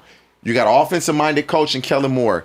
And so for Jordan Tyson, this is the time of the year where you're going from team to team. You're really not working out the way you need to work out. So these next 3 to 4 months, he needs to lock in and make sure he gets on a program that have him call you, bro. He can play 17. Facts. You know what's crazy? Come man? on, bro. Why not? I've never reached out to a kid ever to train them, to work with them. They reach out because I was somebody early in my career, hamstring and groin every year. Yeah. And I figured out something, and I never had a muscle injury from my third Jordan year. Tyson, if you are watching the Speakeasy right now, TJ Husmanzada just practically said he's got the answers to your problems. Talk to him, Chase. Call him right now. Do not be a dummy. Get right. Get your hamstrings right. We got a guy right here sitting next to me that is offering to help you, bro. One of the best ever to do it. Take the advice. But he can play. He just got to stay healthy. He can play. Who's in a better situation? Carnell Tate went to the Tennessee Titans. Jordan Tyson went to the New Orleans Saints. Carnell Tate has a defensive-minded head coach, but probably a more talented quarterback by arm talent. Better situation. Jordan Tyson has a offensive-minded head coach and a quarterback last year who really shocked the entirety of the world. Maybe not Chase Daniel. Chase knows his quarterback's better than anybody. What receiver, starting with the receiver, is in a better position? Carnell Tate or Jordan Tyson? Carnell Tate, because Dayball is going to feed him the rock. You saw what he did with Malik Neighbors when he had him. It's almost as if the Titans have two head coaches. Mm-hmm. Salah is running that defense. Dayball's going to run that offense. And so when you look at what they have in Chris Olave is still a young dude. I think they're probably going to extend Chris Olave. Yeah. So I just believe Carnell Tate will get more targets and more opportunities. Better situation, Chase. Carnell Tate, Jordan Tyson. I have seen and been in meeting rooms with Kellen Moore, and I offensively think he's a genius. I also think Brian Daboll's a genius. I think that the better situation is Jordan Tyson. Right now, first of all, you play indoors. Receivers like that, you ain't got to get in the weather. None of that, you know what I mean? And you play in the division. You're 10 games a year in the division. Where bro, Atlanta, Tampa, Atlanta, Carolina, pretty warm, bro. Yeah. So, look, I think offensively to me, I really like Tyler Shuck. Big like oops. I like what he brings to the table. So I'm gonna say Jordan Tyson for sure. That's crazy. He don't even have to move, bro. He just stayed right. First offensive lineman off the board. Let's get there. Where we at the second? Went 10 to the Giants. Before we are catching up right now, putting a close to the Jordan Tyson conversation. We will discuss Spencer Fano next. Spencer Fano, offensive tackle from Utah, going to the Cleveland Browns at pick number 9. Protection for Shedeur Sanders or protection for Deshaun Watson? Quickly, Chase, can you speak to Spencer Fano? Went pick 9 to the Cleveland Browns out of Utah. 6'4", 310 pounds. I think this makes a lot of sense for the Browns. This tells me, we talked about it earlier, if you are planning on playing Shedeur Sanders, you need a guy that can play both offensive tackle and guard. Like, that's the thing. He's best in the pure zone scheme offensive lineman in this draft. And look, I believe Utah, they know how to grow him there. His other guy, Caleb Lomu, arrived at Utah. He went from left to right tackle. He didn't miss a beat. Here's my thing. He's an extremely, extremely good pass protector. Over his last 2 seasons in college, and they were throwing a lot, only allowed 1 sack. He's explosive. He's violent. And of this draft, I think it's a very deep tackle guard draft, guys. I really do. And for them to go out and to get a guy like this, it speaks to them offensively needing some help. TJ, talk quickly. Spencer Fano helping Shedeur Sanders. The Browns have now replaced their center, their right guard, their right tackle. It seems like their left tackle and their left guard. Quinshon Judkins is coming back. You still have Jerry Jeudy on the outside. You still have another pick later on in the first round. How do you feel about the Fano pick? I love it. Big athletic dude. You're in a division where it's pass rushers. TJ Watt, Highsmith, you got now Trey Hendrickson with the Ravens. Matabuke gonna be back. The Bengals have drafted 2 first-round ends. If you're the Cleveland Browns, this draft has to be offense. I love the pick. Very successful in college at Utah. You ground and pound. They're gonna do everything in Utah. And so, but when you're in that division, you gotta be great in the trenches. And the Cleveland Browns, and Todd Monken knows. He knows what he's going against. He's been in that division a long time. If you can't do anything in the trenches, you don't have a chance. Chase, I'm going to say something wild. Am I tripping? 2 years ago, the New England Patriots were 3-14. They got a new head coach in Mike Vrabel. They had a quarterback in Drake May that was a rookie. They drafted a left tackle in Will Campbell, first round. That second year after 3-14, that left tackle rookie, that second year quarterback Drake May, they now go to the Super Bowl. Cleveland Browns last year were, I think, a 3 or 4, maybe a 5-win team. They drafted a left tackle. They needed a left tackle. They got a new head coach. Can the Cleveland Browns make a Patriots type of leap? Maybe not Super Bowl. No. But can they? Nope. I'm just gonna. Absolutely not. I know you did. No. It sounded good, but it sounded great. No chance. You actually set it up really, really good. And I thought for a second, nah, bro. No chance. Nah. It's just not even close. Yeah. That division. Maybe next year when they get Arch Manning. So he's the quarterback. They don't even know who their quarterback is. Yeah. That's what I'm saying. Like, Yeah. Nah, bro. I love you. And you set it up real nice. Here's the thing. I love what the Browns are trying to do, though, at least. Get your offensive linemen, stir up that offensive line, because Shador took a whole bunch of sacks that he should not have taken. Some were his fault, some were not. Stir up the offensive line. Go get you a receiver at the end of the first round. Probably going to be Casey Concepcion. I think that's who will probably end up being left at around pick 24. Go get you a receiver at the end of the first round to pair up with Jerry Jeudy and give yourself some help, please. The Dallas Cowboys pick is in. I just want you to know this was on 420. The Dallas Cowboys pick is in. Just best defender in the draft. Now, Just so you know, because they haven't announced it yet. Hold on. Schultz is ready. Schultz is ready. You ready? Hell yeah, I am. So Dallas flipped with Miami. Dallas moved up from 12 to 11. What? Sources say they get Miami's going to get the 12th pick, 177 to 180. Okay. And who does Dallas take 11th overall? Who? Caleb Yes! Go! I love Dallas it so gets much. one of the premier players, forget defensive, one of the premier players in the draft. Incredible value at 11. They did have to give up a lot. And then for Miami, this is actually a rare win-win because Miami needs to build that roster. They acquire multiple draft picks and only have to move down a slot. Obviously, they weren't going to take Downs 11. So there you go. I think this is one of the more interesting trades of the night. We knew Dallas wanted to move up. We knew they did not want to give up 20. So they get their guy, give up a lot, but also get a lot back. I like this move for both teams. Schultz, one more time. What are the trade details? One more time. Dallas sends 12 to get 11. Dallas sent 12, 177, and 180 to move up one spot. Got it. Thank you, Jordan Schultz. We will see you momentarily. That is Jordan Schultz, people. Anyway, Dallas Cowboys getting Caleb Downs. Caleb Downs is the best player in the draft. I do not care about position. Caleb Downs is the best player in the draft. Caleb Downs can play in the nickel, and he can blitz from the nickel. Caleb Downs can play at the safety. There is not a more cerebral defensive player, plus physical defensive player, plus instinctual defensive player, plus impact defensive player than Caleb Downs. There is not a more prototypical player per his position than Caleb Downs. Caleb Downs, to me, is the most pro-ready day one starter in the entirety of the draft. And I will give you all this one better. And this is the argument that ends all arguments, Cowboys fans. There is no other player in this draft besides Caleb Downs that could come in and start on every single team. You think about the team, he would start. Think about the best defenses, he would start. Houston Texans, he would start. New England Patriots, he would start. Seattle Seahawks, he would start. Baltimore Ravens, he would start.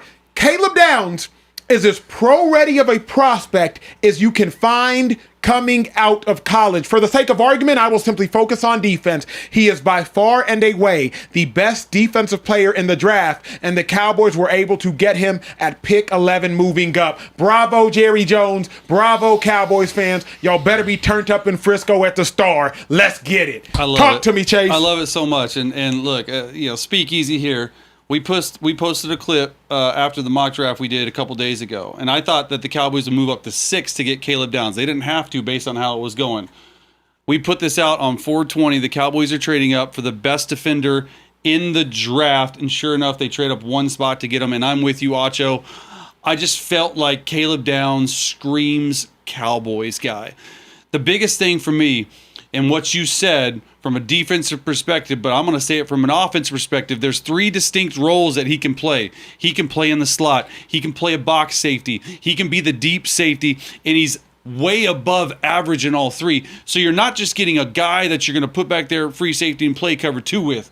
You're getting a guy that can move all around the field, a better person than he is a better player. I think his pre-snap diagnosis is absolutely exceptional. He processes offensive formations faster than I've seen a guy in a long time, Acho, and I'm thinking that's probably why you said he's your favorite guy, because you're a processor, he's a processor. All right? I think he's really solid in coverage, and he's a very reliable open field tackler. Like, when you look at this guy and you're saying the Cowboys just had to trade up one pick. Now, they gave up a lot, but they can get a cornerstone at defense for a really long time. I know guys are talking about, oh, hey, do we positional value? We talked about it. Man, 11 for a safety, sign me up. But it's not just you don't play safety like you used to anymore, guys. You move them all around. Can he go out and cover man-to-man and a tight end split wide and George Kittle? Hell yeah. And he's physical as all get out. I think the one thing, if you're looking at him, that he needs to get a little bit better on, has nothing to do with his play. I think he's got a little bit of a smaller frame. Just get a little bit more juicy. Get a little bit bigger. But I love this pick to have a star. This dude is going to be, eventually, after Dak is gone, like one of the faces of the Cowboys. Like he's that type of guy on and off the field. He'll be a face of the Cowboys right away. On the defense side of the ball. Yep. His personality, the bloodlines. His pops played in the league. Related to Dre Blah. So you know he understands the game of football. We know he can play the game of football. Being drafted to the Cowboys, there's only 2 to 3 organizations that you get drafted to. If you're a baller, you're a star. And the Cowboys are one of them.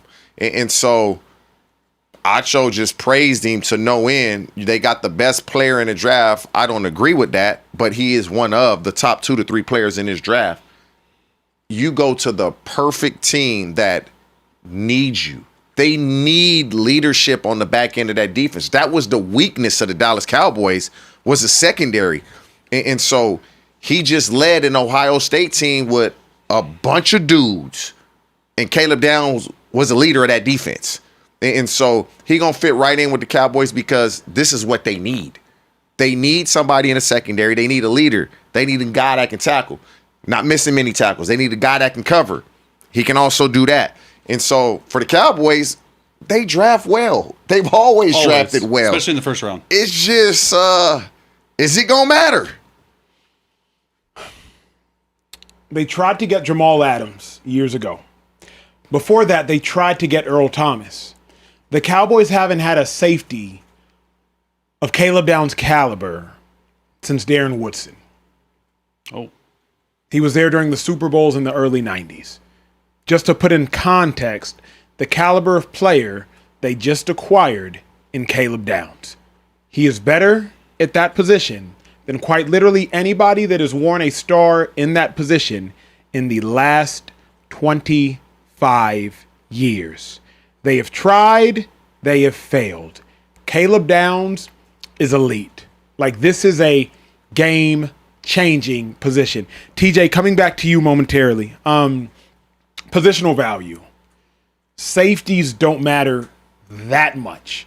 The Seattle Seahawks' weak link defensively was at safety. It's not to say they weren't good players. They just weren't, Ernest Joneses. They were good players. They just weren't Byron Murphy Jr.'s. They were good players, though. The Patriots in the Super Bowl, safety, good players, Julian Hawkins, good players, but they weren't Christian Gonzalez's. Is a safety worth a top 15 pick? Hell, if you are a starter and you're a high-level starter, I don't give a damn what position you play. Like, all this positional value, who made that up? Because when you're insufficient at that position, oh, man, I don't care about this positional value, all this. I want good players that can help my team win. Outside of fullback, they don't play much, anymore. Man, if you can play, I'm drafting you. In the top 10, top 5, whatever it may be, Caleb Downs is going to make plays. He's going to intercept the ball. So you look at him as a safety. I look at him as a secondary player. I like that. I look at him as somebody that, is he going to have 8, 9 picks? No. But he can give me 5 to 7. Is he going to miss tackles? No. Can he blitz it? So if you give me 5 to 7 picks, 4 to 5 sacks a year if we're blitzing you, you don't miss many tackles, that's great, as you want to say, positional value. They need to get away from the positional value. Are you a good football player or are you not? Very simple.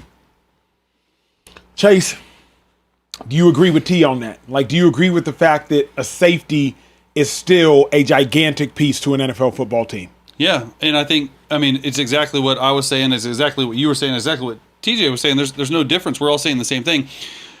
You can label him as a safety, But my guy plays 3 different positions at the safety position. So many teams now to combat 12 personnel are playing 3 safeties on the field, 1 at nickel, 2 safeties high. He can play all 3 of those. You can play man coverage. You can play him in the slot. You can do all of this stuff.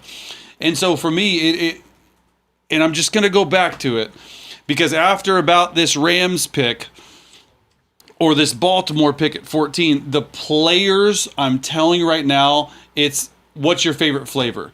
There's 10 to 12 guys in this draft that really stand out. And we're about done with those guys. Caleb Downs, the fact that he lasted this long, surprising to me. And you get a safety and a defensive cornerstone.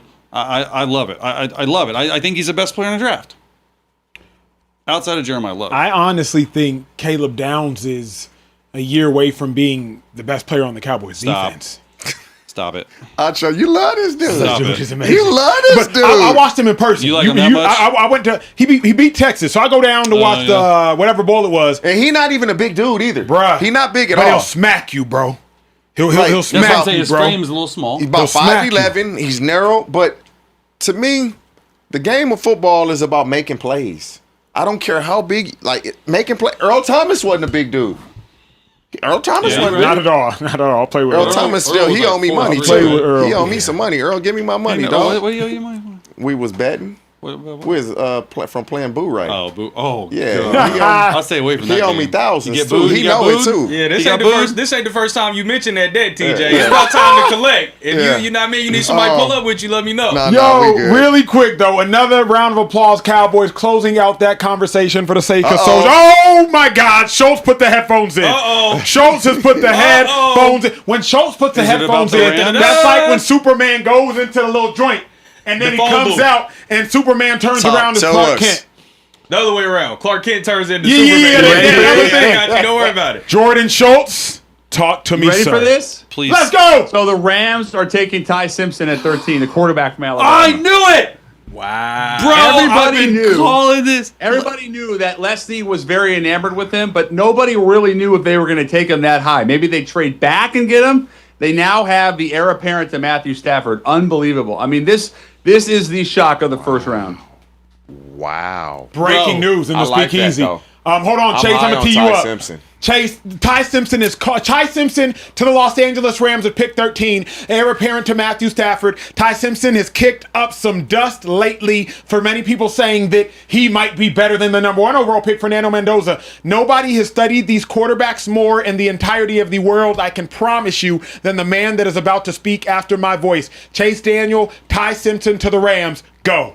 Bro, I have thought of Ty Simpson as a first-round quarterback for a really long time since I've been studying his film. And this just tells me I've had people on the Rams reach out to me and send me my own film breakdowns asking me what I think about Ty Simpson. The second that happened, I knew they were enamored with him.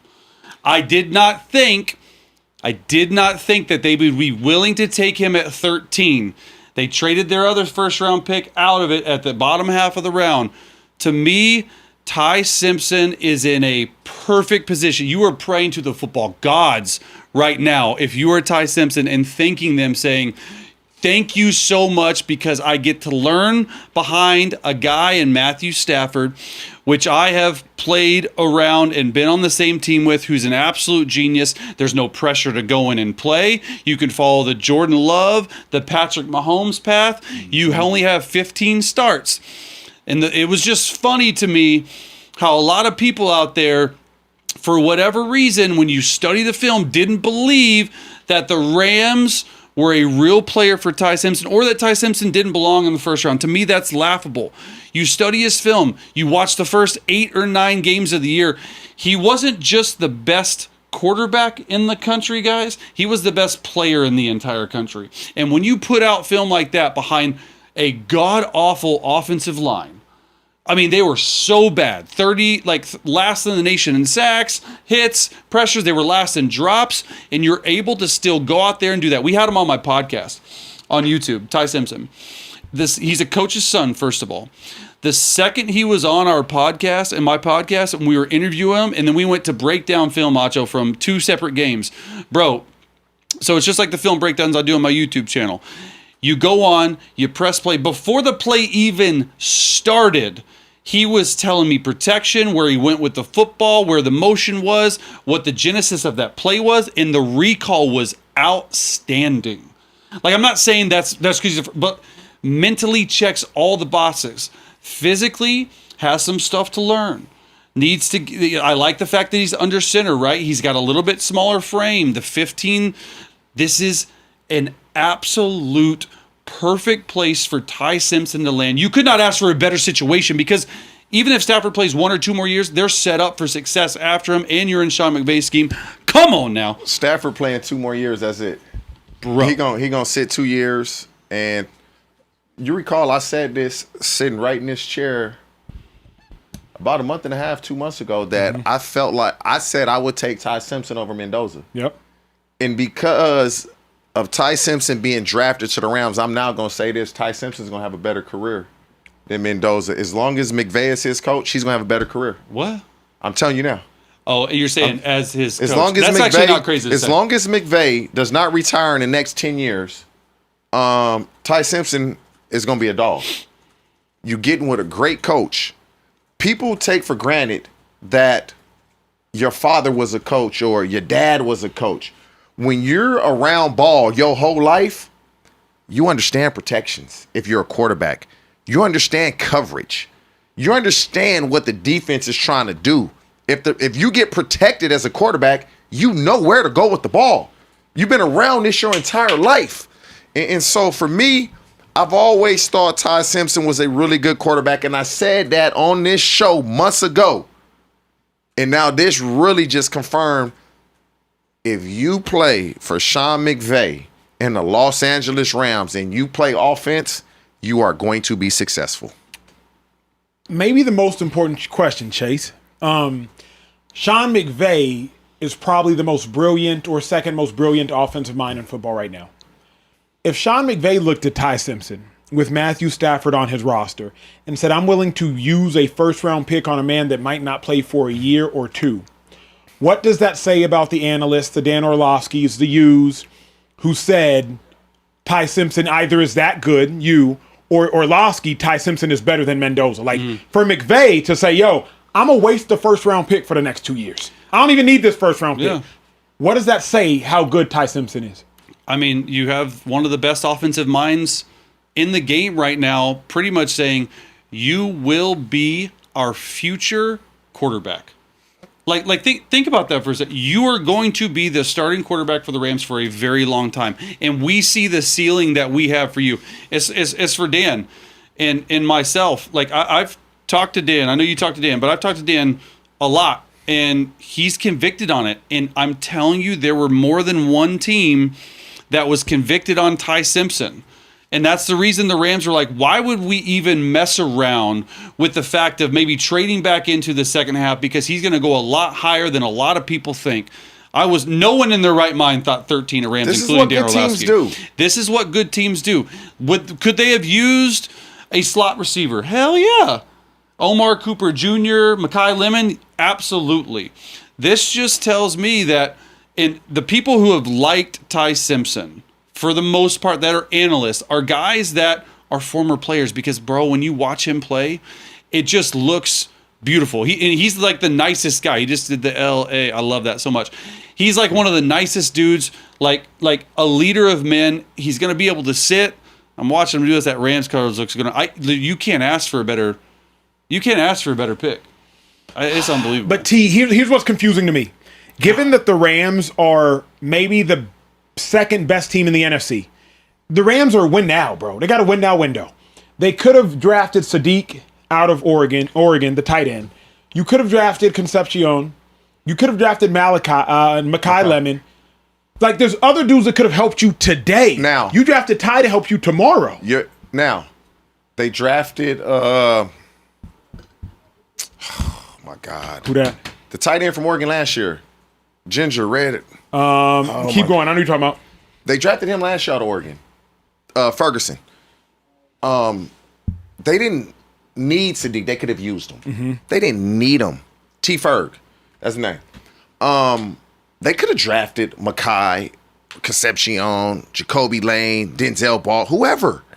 They didn't need them. You got Puka and Devontae. So anybody that they would have drafted would have been a luxury. They don't need guys in the secondary. They don't need D linemen. Mm-hmm. So they drafted a guy. When will the Rams be picking in the top half of the draft in the next 4 to 5 years? Good point. Probably never. So now the best quarterbacks, for the most part, go in the top half of the draft. Now, there's outliers here and there with Lamar Jackson and Jalen Hurts. Let's get a guy now because we know Stafford is going to play 1 and 2 more years. They talking about giving Stafford an extension, whatever, 2 years. Stafford is playing 2 more years. He going to learn the system for 2 years. He's going to hop into this offense in 2 years, and it's going to be seamless transition because he's going to be ready to play. This is what smart organizations and smart teams do. Let's look towards the future. Our quarterback has been banged up. Great quarterback, but he's been banged up. Let's get a guy that we believe in that comes from a football background, been around it his entire life. Before he could walk, he probably was touching a football. And these are the type of guys that the Rams, good teams, are never in position to draft. Chase, from a quarterback, I need Ty Simpson's ceiling. I need Ty Simpson's floor. What's his ceiling? What's his floor? It's a speakeasy, y'all. Like, don't hold Chase to these takes. These are based upon his tape, based upon what he's watching. Ty Simpson could go out and beat Tom Brady. We do not know. This is not to be a slight, but based upon the tape, his ceiling and his floor. I mean, his ceiling can be as good or better than Jared Goff. I mean, who drafted Jared Goff? Jared Goff, to me, is a top 10 quarterback in this league right now. Like, that's a very high ceiling. I think that's very probable. I mean, a floor is, any quarterback that you could possibly want that just stinks. That doesn't have the... Here's where it gets me, Acho, a little bit, is that quarterbacks, specifically rookie quarterbacks, it is so important to go to the right fit.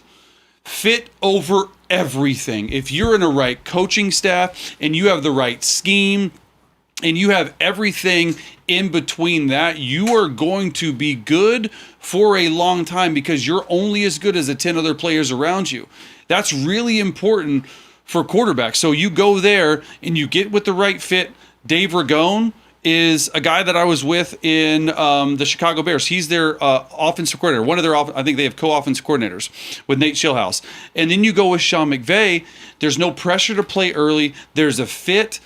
There's always answers at that scheme. They needed a backup quarterback. Jimmy Garoppolo wasn't sure if he's going back. Ty Simpson will be the backup quarterback this year, and he's going to be sitting in practice, and he's going to be going through reps, and he's going to be with Dave Ragone. He's going to be with all these guys. They just see amazing potential in him, and this to me is the story of night one of this NFL draft to me, because there was so much talk about Ty Simpson. I love it. I'm shocked by this pick, but I believe now that Ty Simpson is in the best situation you can be in for a young quarterback. Very Patrick Mahomes-esque. Like, you do not have to play right away. You have a brilliant offensive mind. You have a lot of raw talent. Ty Simpson had incredible raw talent at Alabama. We couldn't necessarily see it materialize because of the talent or lack thereof around him. Patrick Mahomes had a lot of raw talent around him, a lot of raw talent at Tech. Couldn't necessarily see it materialize because of the lack of talent around him. Not saying he's going to be Patrick Mahomes, but if you are a Rams fan, if you're an NFL fan, this was the most shocking of every single pick thus far. Trey, we got a couple linemen taken, but for the sake of time, one thing, Trey, can we get to the giveaway? Absolutely. We can absolutely get to the giveaway. Hey, remember, if y'all just now tuning in, we're giving away $1,000 every single hour. Seems like we're about 15 minutes past time. It is crazy, but we will give away $4,000 before the show ends. Trey, let's get this $1,000 giveaway. Let's read some super chats. The floor is yours for about 5 minutes. Okay, bet. Listen, I'm about to drop the question right now. It's in the question and answer tab, and I'm hitting the question in 3, 2, 1. First correct answer gets the $1,000 in prize picks bonus cash.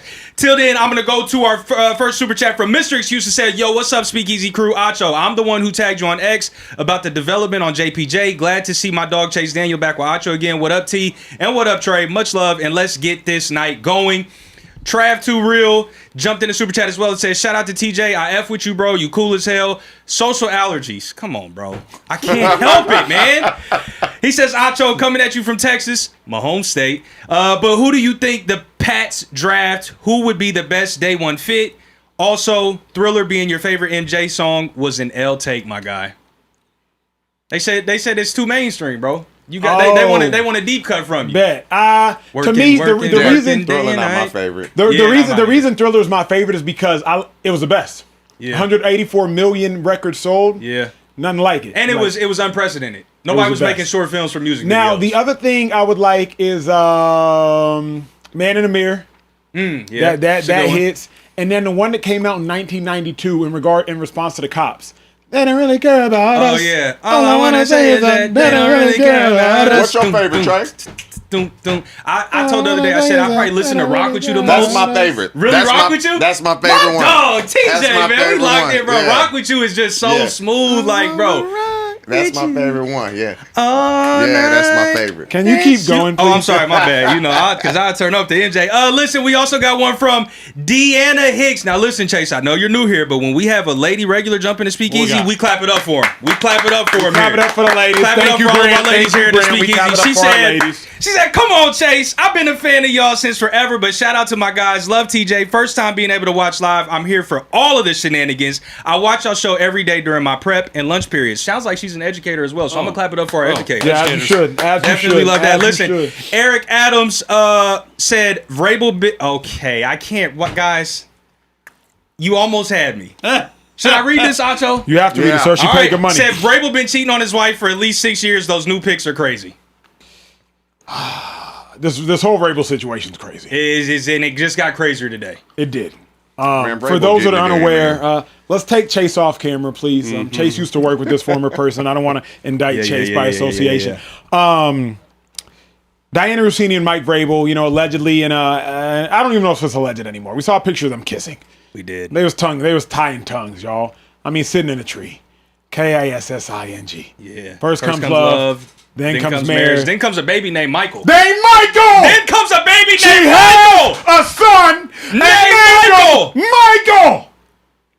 Wow. Crazy. With her current husband? Yes. The son with their current husband is named Michael. Lying, The alleged mistress or mister, I don't know what you call men in these situations, is named Michael. DJ, you ain't never known me to lie to you. Her current husband. Her current husband, that she said is an average looking dude. She said it, not my words. He pissed. Yeah, their son, they have a son named Michael. Listen, Wow. I got to get to the $1,000 giveaway. Okay. Because we Please. have a winner. Already? Oh, wow. We got a lot of Ray Lewis's dropped in the chat. That's wrong. LeBron James, which is What crazy. was the question? The question, oh yeah, I didn't even take the question. Who did TJ say was his hardest hit he ever took in his career? Oh. So yeah. I got some Brian Dawkins, some London Fletcher, some Earl Thomases, all incorrect answers. TJ, do you want to tell us? Nah, go ahead and let them know, man. Go ahead. The correct answer. Go ahead and let them know. The correct answer is Ike Taylor.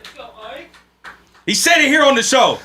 We all know the clip. He went up and he said, "Ooh, we about to." We don't got to do too much about it. But listen, our winner looks like the username. They just put Taylor. Are you accepting that, TJ? Everybody else is saying. Yeah, I'll accept that. Okay, they didn't say Ike Taylor, but they said our winner is at YAAANELIS. So listen, what I need you to do right now is drop your email in the chat. I'm going to at you.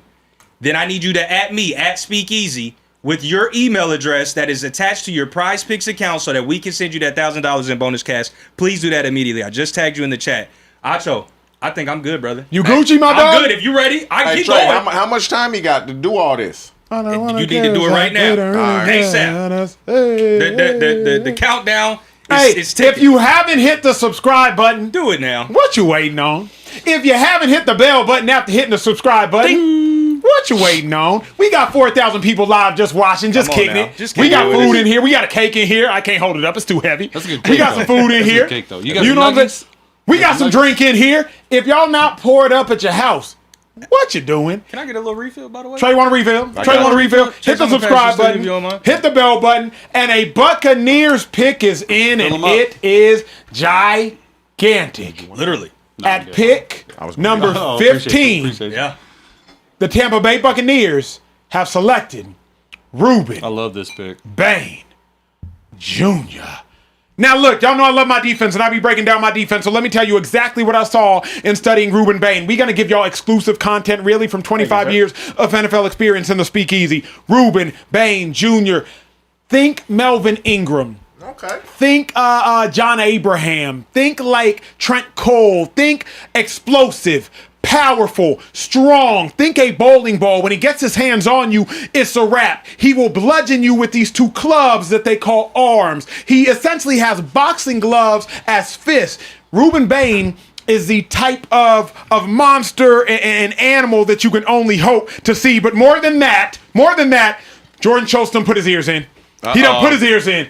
When he puts his ears in, that means we have breaking news. You sit your butt down, Chase. Show I up, to go to the baby. bathroom. Chase, sit your ass down, dog. Well, All right, here it is. Have you heard about Bain yet? Rubin Bain? Yes, we Yep, just yep, saw it. Yep. Okay. Here's the more interesting one. Kenyon Sadiq, New York Jets. What? Not the So Ravens. now they have him and Mason Taylor. And I think what this was, even though they have Taylor, was they felt like now I guess it's 12 personnel, right? This is the perfect opportunity because now you have two really talented young tight ends. And I knew they really wanted him at 16. The question was, would he be there? Yeah. There were a couple maybe teams that could have taken him, but he ends up falling into their lap at 16, and they felt like they had to do it. Woo! I love that. Schultz, you the man. Wow. Appreciate you, superhero. All right, buddy. Yes, sir. Yep. I'll see you soon. Hey, beautiful people, remember, we will get to that momentarily. That's Kenyon Sadiq to the Jets at 16. But first, Rubin Bain at 15. TJ, who's your mama? Hushman Zada. Talk to me about Rubin Bain. Rubin Bain, man, he a game wrecker. We saw that all season, but in the college football playoff, he was unblockable. Correct. He almost single-handedly won that game for Miami against Indiana. They couldn't block him. And so a lot has been made about his arm length or lack thereof. And to me, if you can play football, you can play football. Can you affect the quarterback? Did you do it at the highest of levels against the best players? And he did do that. And so I'm sure he's pissed off that he's been drafted where he's been drafted because of, his arms aren't long enough. He's not going to be able to extend and da-da-da. He going to go to Tampa Bay with a chip on his shoulder. But you want players that were productive in college. I don't want to project, you're athletic. We hope he can do it. We know he can because that's what he did in college at the highest levels. These are the guys you got to draft. We can't draft on the what ifs and our hopes. We got to draft on what we know he can do and what we know he can be. Worst case scenario, he's going to be a guy to get you 8 to 12 sacks every year if he's healthy. I like it, bro. I like it. Chase, Rubin Bain. Yeah, he's the most physically violent prospect in the entire draft. Like, forget about the short arms, forget about all this stuff. Him and Mesidor, I thought, were one of the best 1-2 punches pass rush in college football last year. And so one was getting double teamed, the other one was cooking. And for Bain, to me, like I don't get the fact that he got knocked for having short arms. The way he gets into you, in his Pause. Pause that. But like his arm lead became such a big storyline because he came out of the combine because of it, and then all of a sudden we're gonna turn off his film and his tape and his college football playoff run where he carried that Miami defense. I just think he's got really good intensity, like off the line. Like we talk about motors. This guy doesn't have a motor. He's literally intense when he comes off the football every single time. And he's got that little nastiness that the U used to have. You know what I mean? Like that just makes that defensive player just that much more violent.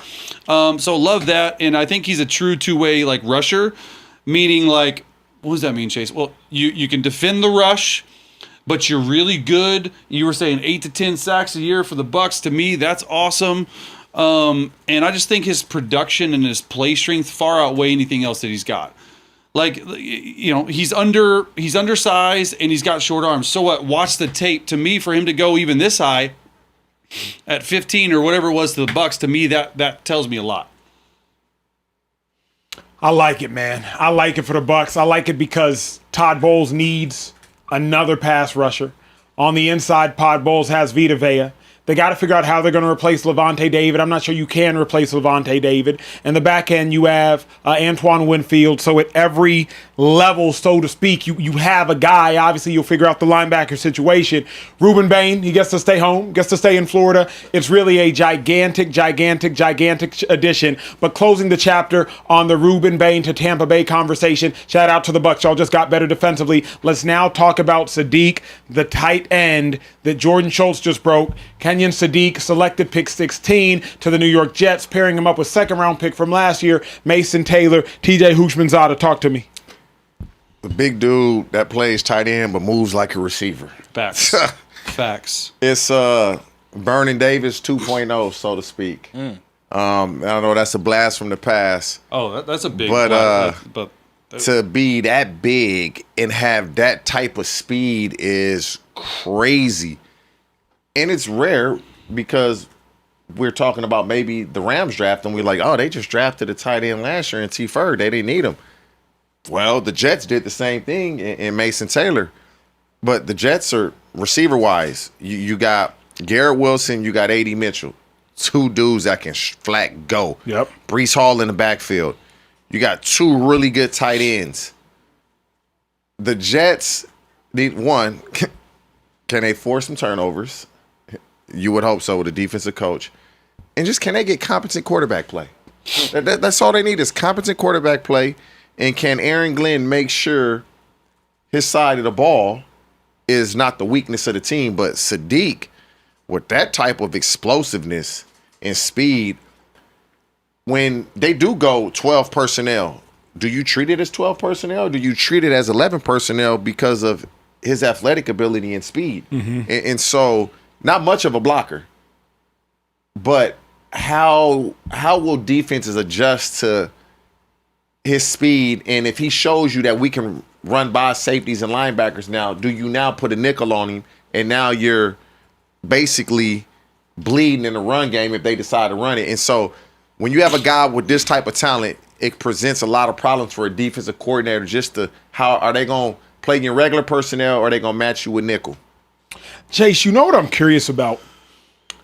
The Jets must really trust Frank Reich, Super Bowl champion offensive coordinator for the Philadelphia Eagles. The Jets signed him to be their offensive coordinator on February 4th of this year. If y'all remember Frank Reich with the Philadelphia Eagles when they won the Super Bowl, you have Ertz, you have Selleck. Yep. He's a two tight end guy. You know, Frank Reich, throughout the course of his career, he has always lived and tried to die by having those two tight ends. Chase, from a quarterback perspective, you know, Jets fans might be like, yo, we just drafted a tight end in the second round. Why didn't we go get Lemon? Why didn't we go get KC? Why didn't we trade back? We have other needs to fill. Why should you be excited about an additional tight end? How is a really good tight end more significant than a good receiver? Think about Travis Kelce, George Kittle, one-on-one with linebackers, one-on-one in the middle of the field versus lesser cover guys. There's some receivers. There's only been two taken, guys. And we're at pick 17. There's only been two receivers taken. So this is the third pass catcher off the board. That tells you all you need to know. You got two guys, Ad Mitchell and Garrett Wilson, out there. You don't need another receiver. What you need is a guy inside. Here's the thing. He's not your prototypical hand in the dirt tight end that's going to block power or He's anything not like Gronk. that. He's not Gronk. He's not that. And he doesn't need to be Gronk. But I saw him in person when I called the Orange Bowl for radio. He's your prototypical modern NFL tight end. He's a freak athletically, 6'3", 241. He can line up in 4 to 5 different spots and be effective in all of them. And you talked about Frank Reich. Frank Reich was my offensive coordinator in Philadelphia in 2016. I've talked to Frank Reich the last couple weeks. They had their eye on him. They had their eye on some other guys. They feel, and I feel, like Geno Smith is going to take a step up last year from Raiders, Geno Smith, to the Seattle Seahawks, Geno Smith. And that is why you're looking at their offensive weapons and be like, why are they drafting a tight end? There's so many other things that we need.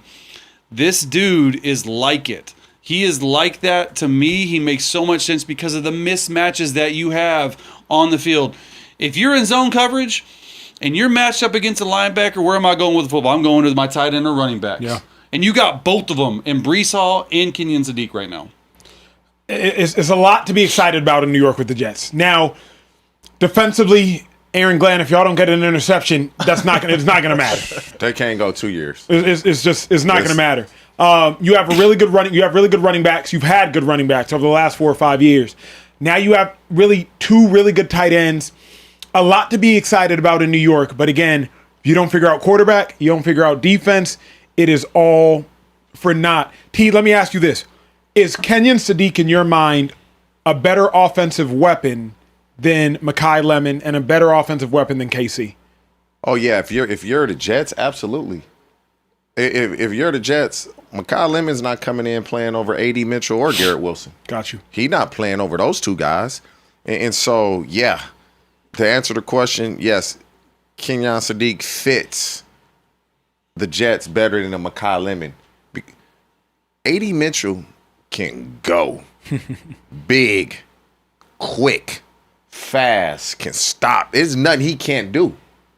And we know what Garrett Wilson can do. Mm-hmm. And so, yes, Kenyon Sadiq is a better fit for the Jets than any receiver that's on the board now. It's interesting. I mean, if you're Jets, obviously you're wondering, like, what the hell are we doing? We ain't gotten it right in so many years.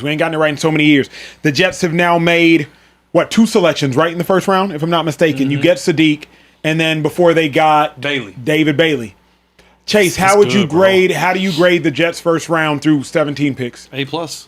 I mean, like you look at, to me, they took David Bailey over Arvell Reese, which I liked. David Bailey, the best pure pass rusher in the draft. You get a plug-and-play guy, a 12-sack guy, as you mentioned, 10, 12-sack guy right away. And then you go out and you get the third best pass catcher in all the draft, because you could have had a receiver. Mm-hmm. And you go out there and you get a tight end. So where are they looking at? They're not looking on the exterior. They're looking on the interior, tight end, edge. They're just filling pieces. Remember, they have 3 first-round picks next year. They have 3 first-round picks. They need players that are known and proven commodities. Kenyon Sadiq is for sure one. You even said it yourself. Like, David Bailey's going to be there for a decade. Like 10 sacks a year. Like, he's going to play for a decade. They got 2 starters in round 1. They are day 1 on the field, OTAs, first snap, you're running with the ones. T, last question on Sadiq of it all before we get back to Trey for some super chats and y'all can take a restroom break. Sadiq, his ceiling, his floor. I mean, his floor is the game is too much for you. You're not much of a blocker, so your game is going to be how can you affect the passing game for us? If you can't do that, if you can't be,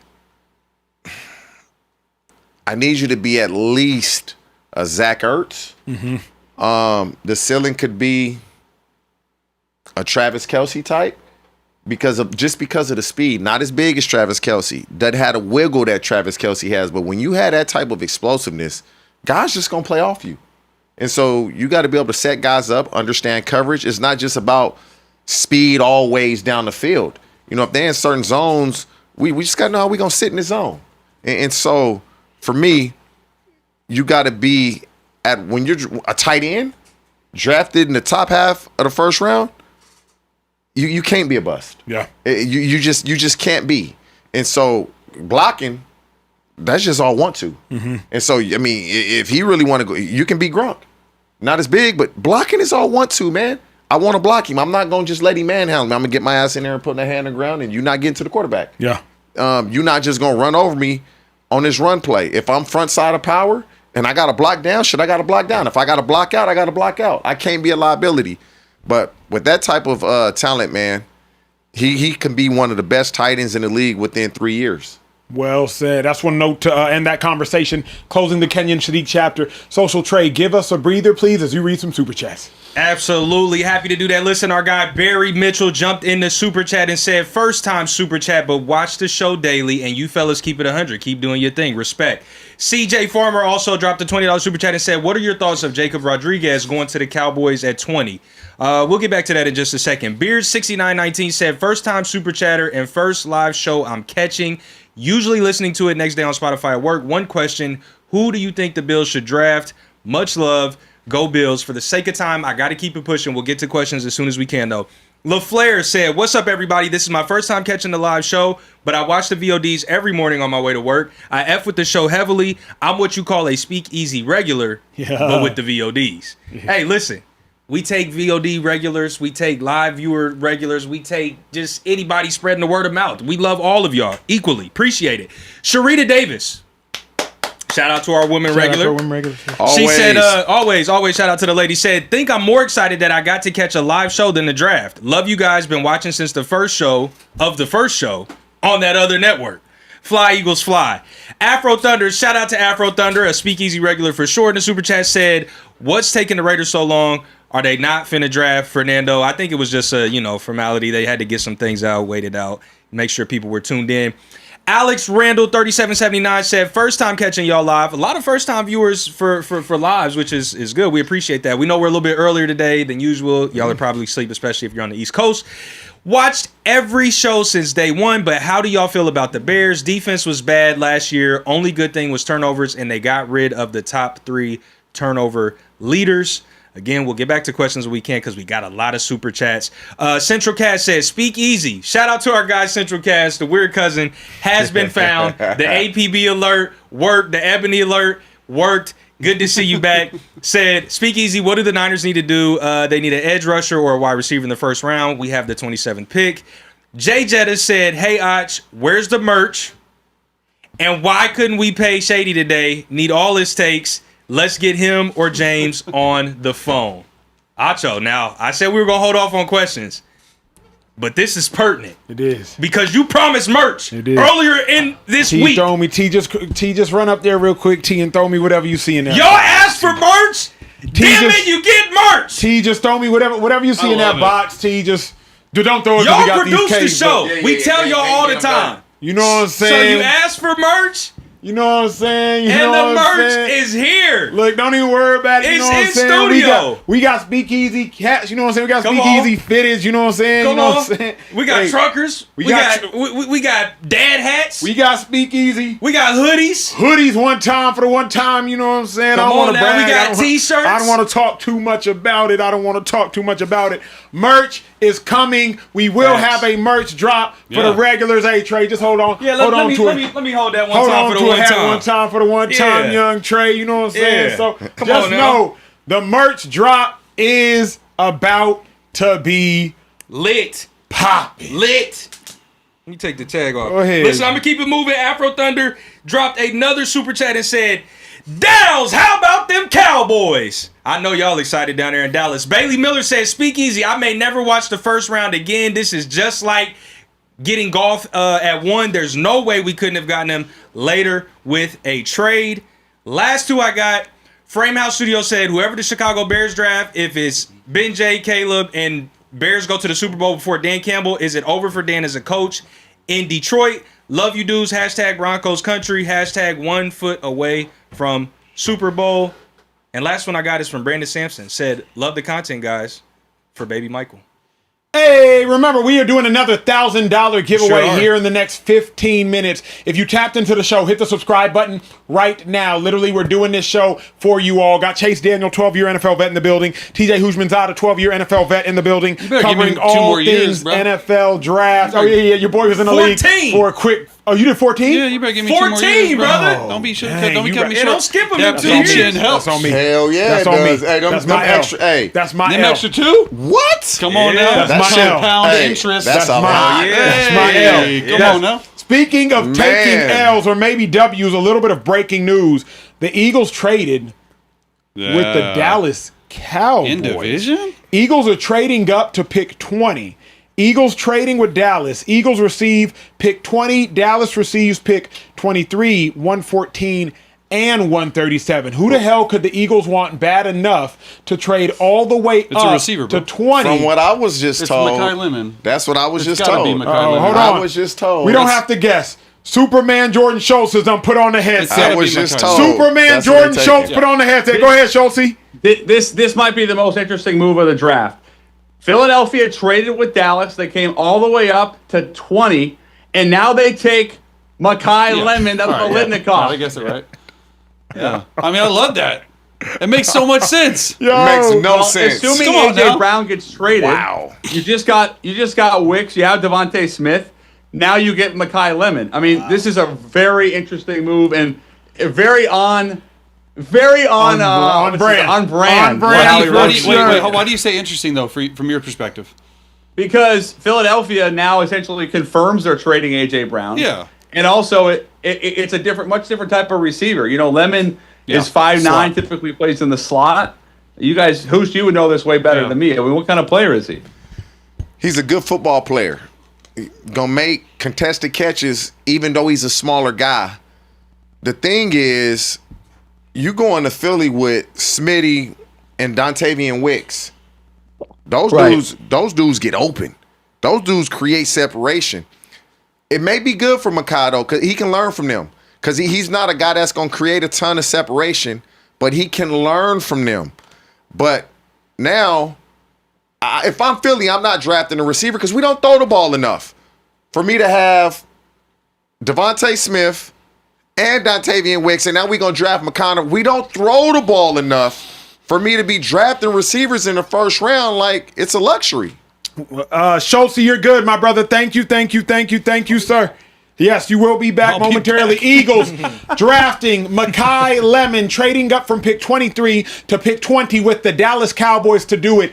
Eagles fans, y'all know I love you, even if you think I hate you.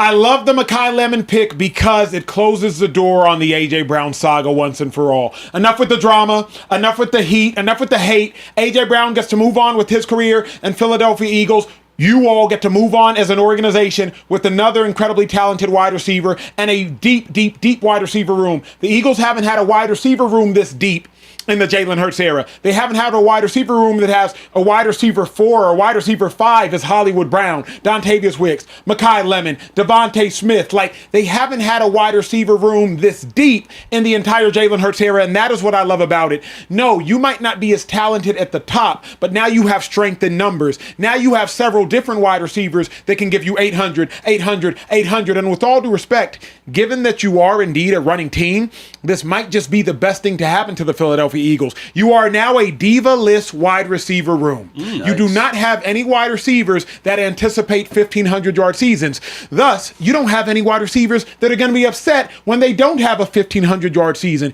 You have a bunch of wide receivers that are selfless players that are all sharing the common goal of winning championships.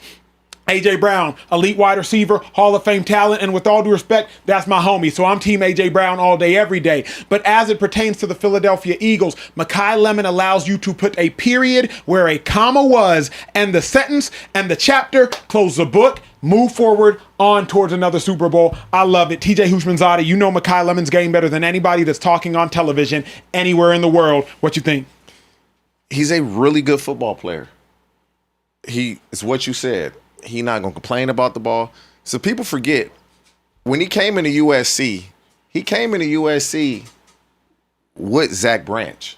Zachariah Branch was in high school, the high school Tyreek Hill. He came into SC where everything was about Zach Branch. And then they bring in Taj Washington as they bring in all these transfer dudes, and SC is rotating 6, 7, 8, 9 guys.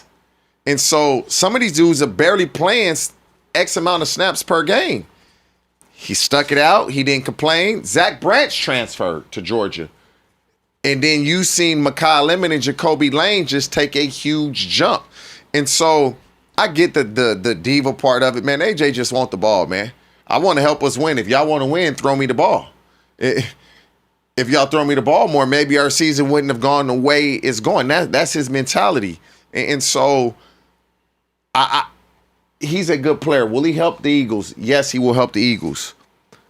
But this is more of a luxury pick. This is not, I need a receiver. Maybe they thought so highly of him that there's like, we cannot pass up on him. Matter of fact, we're going to move up with the Cowboys and trade for him because whoever was picking 21 and 22, maybe they thought they would be drafting Makai. But he is a good football player. That he is. He's going to catch the ball. He's going to run after the catch. But with two guys there that can be starters in Smitty and Dontavian Wicks, I didn't believe you needed him. But hey, Howie Roseman knows more football than me, or supposedly. Here's my take on it all. Like, Makai Lemon, to me, he's my favorite. Now, I'm not saying the best. He's my favorite receiver in the draft because what you said, I think, makes a lot of sense for who is drafting this guy, and it's Howie Roseman. He is just a legitimate football player. He is a really good football player. Undersized, sure, 5'11", 192 pounds, 4'5", not a great 40-yard dash. I was watching, guys, the Iowa game, USC Iowa, and I just watched it over and over and over again. This dude plays like he's 6'5" and got hands like it too. Like he's going up and mossing people at 5'11". He can jump out the gym. Here's one thing. He's specifically a slot receiver. He cannot play outside in I'm sure they'll put him some places. He is a perfect slot receiver. He can go in and he gets his head dirty. He digs out defenders, nickels, linebackers, safeties. He ain't afraid to throw his head around. And so I get what they're saying. Yes, A.J. Brown's all but gone, probably going to the Patriots, world's worst kept secret. But he's the best yak receiver in the class. And what does Jalen Hurts do well? It gets the ball out of his hands when he knows where he's going to. Think of all these screens, all these bubbles, all these little slop routes, slant option routes, all these choice routes, everything like that. He's got really strong hands to catch in the traffic, and he's a really savvy route runner. And I just think the long-term position is slot, and now you got three guys that you can trust. Here's what I know about this offense, guys.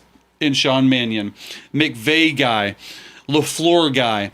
All these dudes are what Sean Mannion has looked up to, who's the offensive coordinator now, and will be calling plays alongside Nick Sirianni. You're going to see Jalen Hurts under center a lot more. You're going to see him get under center. You're going to see these play action. You're going to see a lot of shifts. You're going to see a lot of motions, all this stuff. Makai Lemon is a guy that fits this offensive scheme. So what it tells me is we're not drafting for the future of Jalen Hurts. Jalen Hurts, you better fit into what we're drafting right now. And so that's why I like this so much, because he fits the scheme, he fits the offense, and Howard Roseman's at it again, trading, moving up. TJ, did the Eagles today get better or worse? Because I think if you get rid of A.J. Brown, you get rid of a receiver that's capable of going for 1,400 yards. Makai Lemon, based upon what he has shown us thus far, he doesn't have 1,400-yard ability. It's not as though he's Amon-Ra St. Brown, and it's not as though the Eagles run a Detroit Lions type of offense. Like, I think Makai Lemon is a 900 to 1,100-yard wide receiver that can give you 7 to 9 touchdowns. That's fine. For a first-round pick? That's fine. For a first-round pick. But it's a first-round pick that's going to a team that basically has their number one in Devontae Smith now. They have their number one. Makai Lemon is not coming in to be their number one receiver. He's coming in to help the offense. He's not coming in to take over the offense. That's going to be Devontae Smith's role now, is the majority of the pass plays that are drawn up, Devontae Smith going to be option number one. And what's going to be interesting is because he was a first-round pick, will he be thrown into the starting lineup, or will he have to earn it and beat Dontavian Wicks out? I'm telling you, man, Dontavian Wicks can play.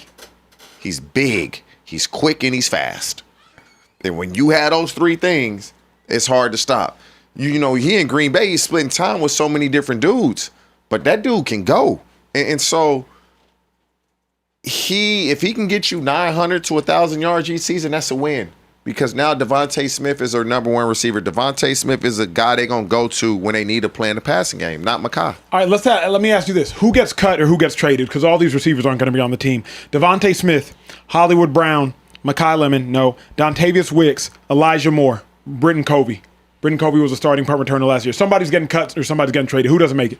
Because somebody got to play teams. They're not all playing teams. I'll repeat. Hollywood Brown, Devontae Smith. What's Hollywood Brown? What did he sign for? I think 4.5. Let me check. Guaranteed? Hollywood Brown, Eagles contract. Hollywood Brown signed a 1-year deal, $5 million. What was guaranteed? What they signed? I think $3.7 million signing bonus. So he gonna be on the team. They're not releasing him. It's gonna have to be Covey. Britton Covey? It's gonna have to be. You're not releasing a guy you just gave him over $3.5 million just to go through the offseason program. Mm-hmm. They not doing that. They just signed Dontavian Wicks $12 million. They not releasing him. I I know Johnny Wilson is on the team, so Johnny Wilson may be released. He was a draft pick a couple years ago out of Florida State. Elijah Moore, he came into the league a few years ago, man, with a ton of promise out of Ole Miss. Quick slot receiver, just hasn't been able to stick. But the Eagles, like what? They're just not a passing team. That's what shocks me about this. If they were throwing the ball around the field, I'm like, oh, this is a good pick for them.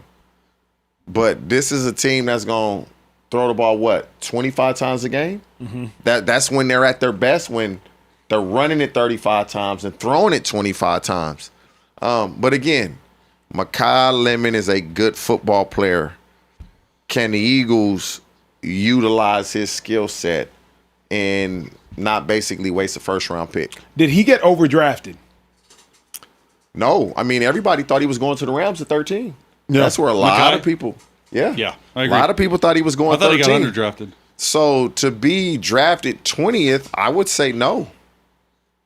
Catching you all up, take my single, please, Rome. Let me give these guys a breather. Catching you all up on a little bit of NFL draft commentary. Y'all can take it full. Let's just recap for our audience. If y'all just tuning in, Speakeasy, we're doing a 4-hour extravaganza right now. So we're just talking all things NFL draft. Picking up at pick 15, Rubin Bain. He went to the Tampa Bay Buccaneers. After that, Kenyon Sadiq at pick 16 to the New York Jets, teaming him up with Mason Taylor out there at tight end. Pick 17, that was a Blake Miller to the Detroit Lions. They helped bolster up that offensive line. Remember, they got Jahmyr Gibbs still back there in that backfield, so that's an offensive line that's going to be bolstered up with Penei Sewell on the outside as well. So two real stalwart offensive tackles anchoring that up. You move on to pick 18, the Minnesota Vikings. They select defensive end out of Florida, Caleb Banks, supposed to help Brian Flores. Brian Flores, one of the hottest commodity of defensive coordinators. Remember, the Minnesota Vikings have a top 5 defense annually, and they don't really have any wildly talented dudes as far as it pertains to. You heard what Jonathan Allen said? What'd he say? Man, if you're a defensive tackle in Brian Flores' system, you're just a waste of time. It's a waste of space. He doesn't value defensive linemen. That's it. That's what he said. That's it. Look, keeping it moving. If y'all remember, there was a shocking trade that we talked about. Eagles trading up from pick 20 to take Makia Lemon. But before that pick 20 occurred, at pick 19, the Panthers selected another tackle. It was a run of offensive linemen. Monroe Freeling out of Georgia to really help bolster up that offensive line. Remember, everything they got going on in Carolina is really good. Made the playoffs this past year. You have a running game that you feel really good in. T-Mac, dude won Offensive Rookie of the Year out there, wide receiver, setting Carolina Panthers records out there. Really, really good player. If they can get the dude from South Carolina going, Xavier Legette, who knows what can turn around. So they're really making moves offensively in Carolina. Moving on, you had Makia Lemon. The Eagles drafted him at pick 20. And then this at pick 21, looks like they made a little snafu there. Maxi Hanachor, pick 21 out of ASU, offensive tackle. A run of offensive tackles have happened here in the NFL draft. So catching y'all up. Again, we're giving away $4,000 over the course of this show. We're going to give away the next $1,000 as soon as Trey tells me that he's ready. He's grinding right now, though. So we'll give Trey 5 more minutes. If you're just tuned in, you tuned in for the perfect time. Do not click away. $1,000 are going from our show into your pockets here in the next 5 minutes from now. TJ, biggest surprise thus far through 21 picks? To me, it would have to be Ty Simpson being drafted to the Rams. That was a complete shock for me. Didn't see it coming a mile away. But great organizations do things that surprise everybody. And we'll look back on this in about 3 to 4 years if Ty Simpson becomes what I think he will and say, wow. They did what a lot of teams are afraid to do. Take a chance, develop a young guy. When our vet is done, put him in there, he's ready to go, and we don't skip a beat. We just keep it moving. We reloading instead of rebuilding. Chase, biggest surprise thus far, biggest shock of the NFL draft thus far? It's Ty Simpson. I mean, look, the other one would be maybe Carnell Tate to the Titans, right? However, when you look at quarterbacks, and we love to talk quarterbacks, No one predicted this. Everyone was like, oh, he's not a first-round quarterback. Oh, if it is, someone's going to have to come back up and trade back into the first round to get him, and that would be maybe the Jets or the Cardinals. How thankful are you if you are Ty Simpson right now that you're not going to have to play for the Jets or the Cardinals? It made your career that you were with Sean McVay. Yeah. Think about that. Yeah. Think about you're 13, you don't have to play, you don't have the pressure, you don't have anything about that whatsoever. And so you go out there, like this is a statement pick about the Rams. They are prioritizing future over now. And when you do that, and you know that this guy is going to sit for probably 2 more years, because they're in contract negotiation with an extension for another year for Stafford. Stafford's playing 2 more years. Bro, you're not seeing the field in 2 years. You could have taken an impact guy like a Makia Lemon that can play right away. You could have potentially taken a 1,000-yard receiver. No, we're good. But it tells you sort of like long term how the Rams view next year's draft in quarterbacks. Meaning they knew it was going to be legitimate. But they said, we'd rather have now because we probably are going to be so good, we won't sniff 13 for the next few years. Think about that. So all that goes into Les Snead and Jason Simpson, who is Ty Simpson's dad, and Les Snead are really tight, by the way. And so that just tells you about how they view it. It used to be F them picks, bro. Not anymore. Not anymore. They are using these picks to make a statement saying we are all in for the future, not just now. I love it. I mean, you said it as perfectly as possible. Kicking it to you, Social Trade. Let's give away some money. Let's read some Super Chats. Okay, listen. Let's go ahead and start with the giveaway. I'm getting ready to drop the next question. Let me get this sticker off our merch, man. The next question is getting ready to go live right now. I'm gonna give you a countdown, so get your fingers ready to answer this question. Okay, this is truly for our day one listeners. The question is, who was the first active NFL player to be interviewed in the Speakeasy? Time's ticking. Listen, while you guys work on answering that, I am going to catch up on some Super Chats. Let me see where I last left off. Jack jumped in the Super Chat and said, live regular, first time chatting up early before work for the draft. Much respect. Fellas, BBNG. J-Jet has jumped back in the Super Chat and said, call Shady right now. I need to hear his thoughts. P52 Cortez said, first time Super Chat, along with first time watching live. Always watch the next morning. Much love. TJ and Trey are real ones. Chase with the Mad Scientist film study. And Acho, the architect, as always. Those are some good monikers. I like those. I like Acho the architect. Yeah, Acho the architect is good. I like that. I'm gonna put that on some merch. Yeah, Acho the architect. I like that. Keep going, Trey. Keep going. Listen, Austin Smith jumped in the Super Chat as well and said, let's go Lemon. Bye, AJ. Go read books in New England. Go post cryptic messages in New England. Go talk about the passing game in New England. We want people who want to be here. Deuces. Fly, Eagles, fly. By the way, stop hating on Jalen Hurts. Hey, Trey, you know what, though? He really excited you read his text the way he sent it also. Oh, yeah, for sure. You I had to read do that some Super justice. Chat the way he sent it. I had to do my guy some justice. Shout out to Austin Smith. Listen, that is all I have right now for the Super Chat. So let's go ahead and get our winner for the next $1,000 giveaway. I love it. I'm here for it. Now, I've seen some answers. I see Julian Love. That's wrong. I see Marshawn Lynch. He's never jumped into Speakeasy, so that couldn't be more wrong. Ever in life. Tyrone Tracy. Also, not a name I recall ever being in the Speakeasy. Micah Parsons. Not yet. Throwing out anything, huh? But we do have some correct answers. Okay. But there's only one who answered it correctly and first. Would it be crazy if I said it's the same person that won it the first time? You lying, bro. I'm Let's go. not. Congratulations. Congratulations. Congratulations. Way to go. That's crazy. This has to be, and the thing is, this is not a username I recognize. So they are not in the Super Chats often. How would they have known? They must be the most low-key under the radar, super Genius. fan, Speakeasy, person of all time. Now it ain't none of y'all in the back, is it? No. I'm too scared to make the call. Are we letting her win again? It's a her? I think it's a she. Let me double check because she she DM'd the show's page on We're Instagram. still giving out $2,000 after this one. So, yes, she can win again. Shout out to her. She's capped at 2, though. You Okay. feel me? She's capped at 2, but she can win again. Nelly is the name. That could be, I don't know. It doesn't matter. Finish this off because the Cowboys just made a selection. Okay, bet. Listen, Nelly was right. The correct answer is Lane Johnson.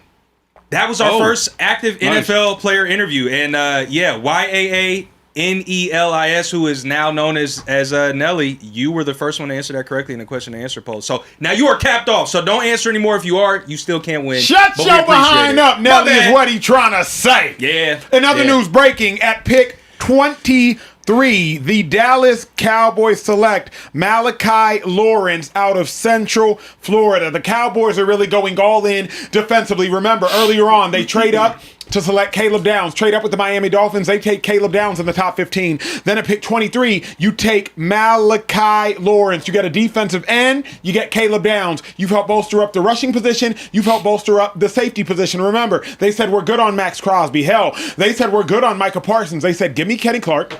They said, give me Quinnen Williams. That's what we like our linebackers in DeMarvin Overshown. Give me Caleb Downs. We'd like Deron Bland on the outside. Give me a pass rusher and Malachi Lawrence, and I can go to work. The Dallas native, Chase Daniel, says he likes it. Talk to me, Chase. Why? I mean, Caleb Downs and then Malachi Lawrence. To me, like when I watch Malachi Lawrence, and I've only watched him a few times because I threw it on and I've heard stories, and it's right. Like there's a snap or two where you're like, ah, man, you're getting blown up, but more often than not, he's got that high ceiling, man.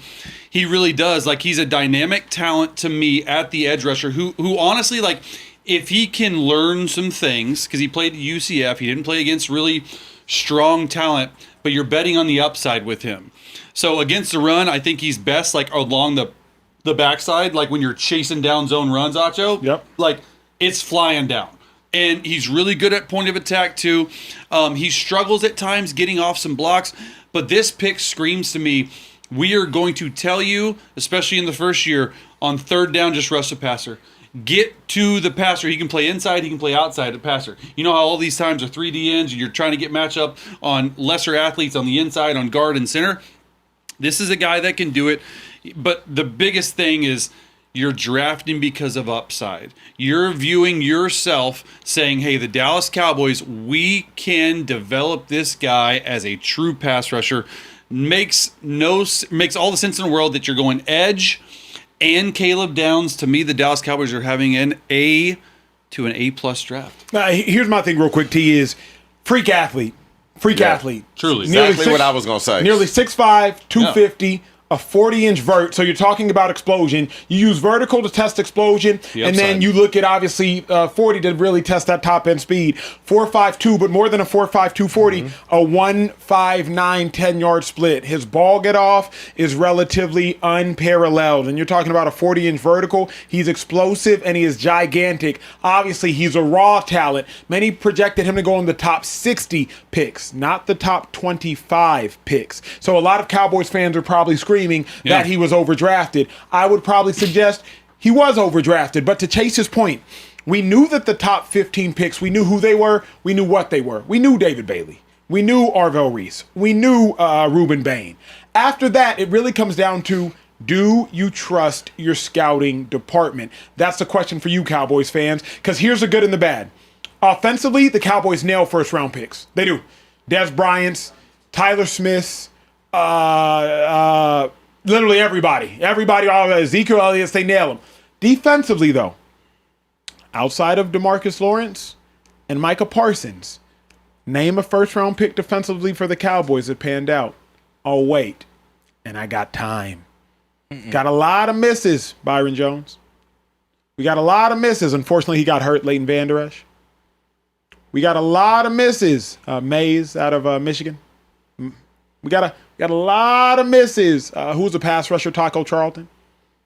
We got a lot of misses, Cowboys defensively in the first round, outside of DeMarcus Ware and outside of Micah Parsons. Caleb Downs, surefire process. He is impossible to miss. He's impossible to miss. I'll close down the Speakeasy if he misses. But Malachi Lawrence, high risk, high reward. TJ, talk to me. It's freak athlete. The thing to me, this is, can he live up to his athleticism? You already explosive, fast, big, and he was somewhat productive. He had 7 sacks last year, but when you're playing at UCF, the offensive linemen you're going against, for the most part, how many of them are playing in the National Football League? So you would like to see more production when you have that type of physical ability, that type of size. The Cowboys, for the most part, do a really good job drafting on the offensive side of the ball. Very rarely do they draft guys on the offensive side of the ball and it doesn't pan out. You just spoke of what they do on the defensive side of the ball. And so to me, this is more of a, we hope our coaches can develop him. They hired BT Jordan to work with their pass rushers this offseason. That's going to help them. That's going to, and I believe this is why you take, I wouldn't call him a project, but a guy that didn't have a ton of production in college, is because you feel like you've hired somebody that's going to refine him. You hired somebody that's going to really teach him how to play. And this is not the norm in the National Football League for a team to go hire an quote-unquote consultant to really work with your pass rushers and your players to make them better. Normally, that's the position coach.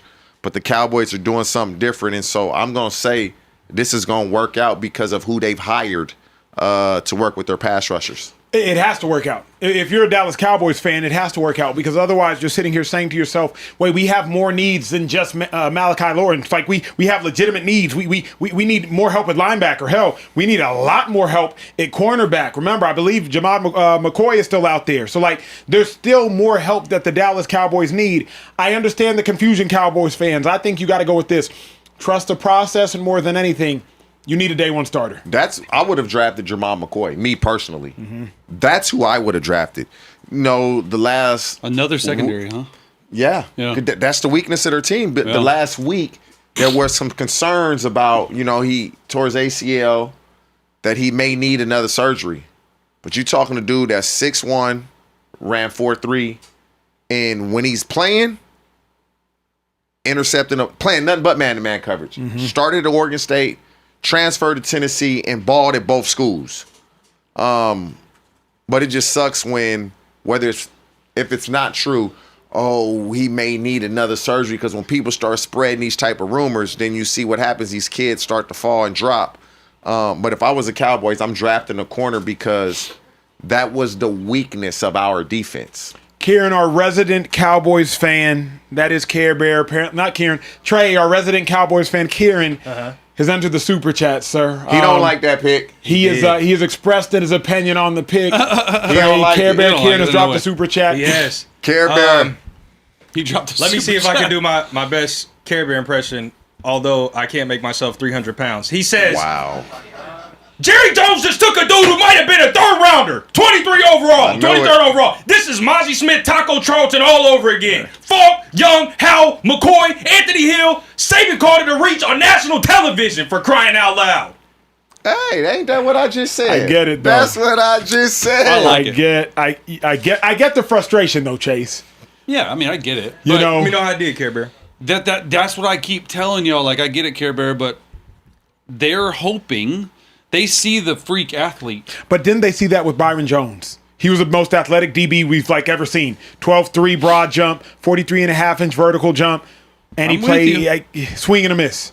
I mean, I feel like any of these edge rushers at this point are going to be swing and misses in the first round. Or at least swings, and who knows? Yeah. Yeah, close your eyes and just... If you like the corner, go corner. Yeah. I'm surprised he's still on the board. That I heard he was going to potentially fall because of some injury concerns. I got that message before the show that he could potentially fall. Cowboys fans, we hear you, we see your frustration, but more than that, we got to get to a little bit of breaking news. If I may get back to the NFL draft page, the Cleveland Browns made a selection that really should make a lot of individuals happy. The Cleveland Browns, as I'm pulling this up, they drafted pick 24. Texas A&M wide receiver KC Concepcion. KC Concepcion drafted to the Cleveland Browns at pick number 24. Let me start with our 12-year NFL vet, all-pro wide receiver, TJ Houshmandzadeh. Instant reaction to the Browns drafting KC. That's something they need. And it's crazy because when you watch him on TV and you see him, you look and say, oh, he really not that big. And then you see him in person. I seen him at the combine. I'm like, oh, buddy, a little bigger than he look on TV. I mean, 5'11", but he's not. He looks super thin on TV. Yeah. And he weighed like 195. So I'm like, oh, buddy got good size, and we know he can run. So for the Cleveland Browns, Todd Monken, it's can he be the go-to guy? Because that's what they need. And to me, it's either going to be him or Isaiah Bond. Yeah. Because last year, 2 years prior, Jerry Jeudy looked like, okay, he was ascending to what many thought he would be when he had come out from Alabama. And then he took a step back this past season. And so they going to need Concepcion to be, at worst, a high-level number 2 if this offense is going to take off. But he can run. He's quick. And although he does look small on TV, he's not as small as he looks. When I saw him in person, I was like, oh, okay. But he do got some nice size on him. But good route runner, real good quickness, and he can run. It's now mentally, how is he going to adjust to the NFL game? How is he going to adjust to this press coverage? Because you play a lot of teams, you're going to get man a lot. They just go man you. Can you beat them? And if you show that you can beat press coverage, now you're respected, and now things just become easier. I like the Browns draft a lot. Spencer Fano, and then this guy right here, KC Concepcion. We told you, and we talked about it. How would they feel, the Browns feel, at the beginning of the draft if you went offensive tackle receiver? They're all in on Shedeur Sanders, bro. Like I'm telling you, they got an offensive tackle, and they got this receiver, and he is 5'9", 182. He looks small, plays bigger than it is. But look at his production, 28 touchdowns in 38 college games. Production is production, bro. And that cupboard is not bare whatsoever on the offensive skill players for the Cleveland Browns. You got Quinshon Judkins, you got Fannin, you got Jeudy, who Monken told the reporters that he feels like Jerry Jeudy's going to get to Jerry Jeudy from 2 years ago. Then you have KC. Like, bro, there's players to throw to. And then you address the offensive line. You get 2 starters in day one. In my opinion, it makes a lot of sense for me. Like, it really does. So I like this quite a bit. Oh, look at the Bears pick. How excited should Shedeur Sanders be? T, you said Shedeur needed a left tackle one and he needed a receiver one. I don't know if KC, I was looking at him prior to today, I don't know if he's a wide receiver one. I think he's a really good 2. I think he is very, he's a really good, the receiver that was played for Arizona, then played for the Jags, then went to the Texans out of Texas A&M, that other receiver. Christian Kirk? Yes. I think he's like, he'll give you that type of production. He'll give you a 700-yard season. Fair. That's fair. He'll give you a 900-yard season. I don't know. But this is the thing. One, I agree with you. I don't know if he's a 1. But Texas A&M, they're not producing those type of guys on a collegiate level to where you can firmly say he can do this and do that. They're winning games to a certain degree, to a certain extent. They have really good athletes, but they just don't pop in the games, or we don't believe they can do it because of what we see them do in college. I don't know if it's their system or whatnot. But if you're Shedeur, they drafted 2 guys, or Deshaun Watson, whoever's going to be the quarterback. We would assume it's going to be Shedeur. They drafted 2 guys on the offense side of the ball because they know this is our Achilles heel. We are set on defense.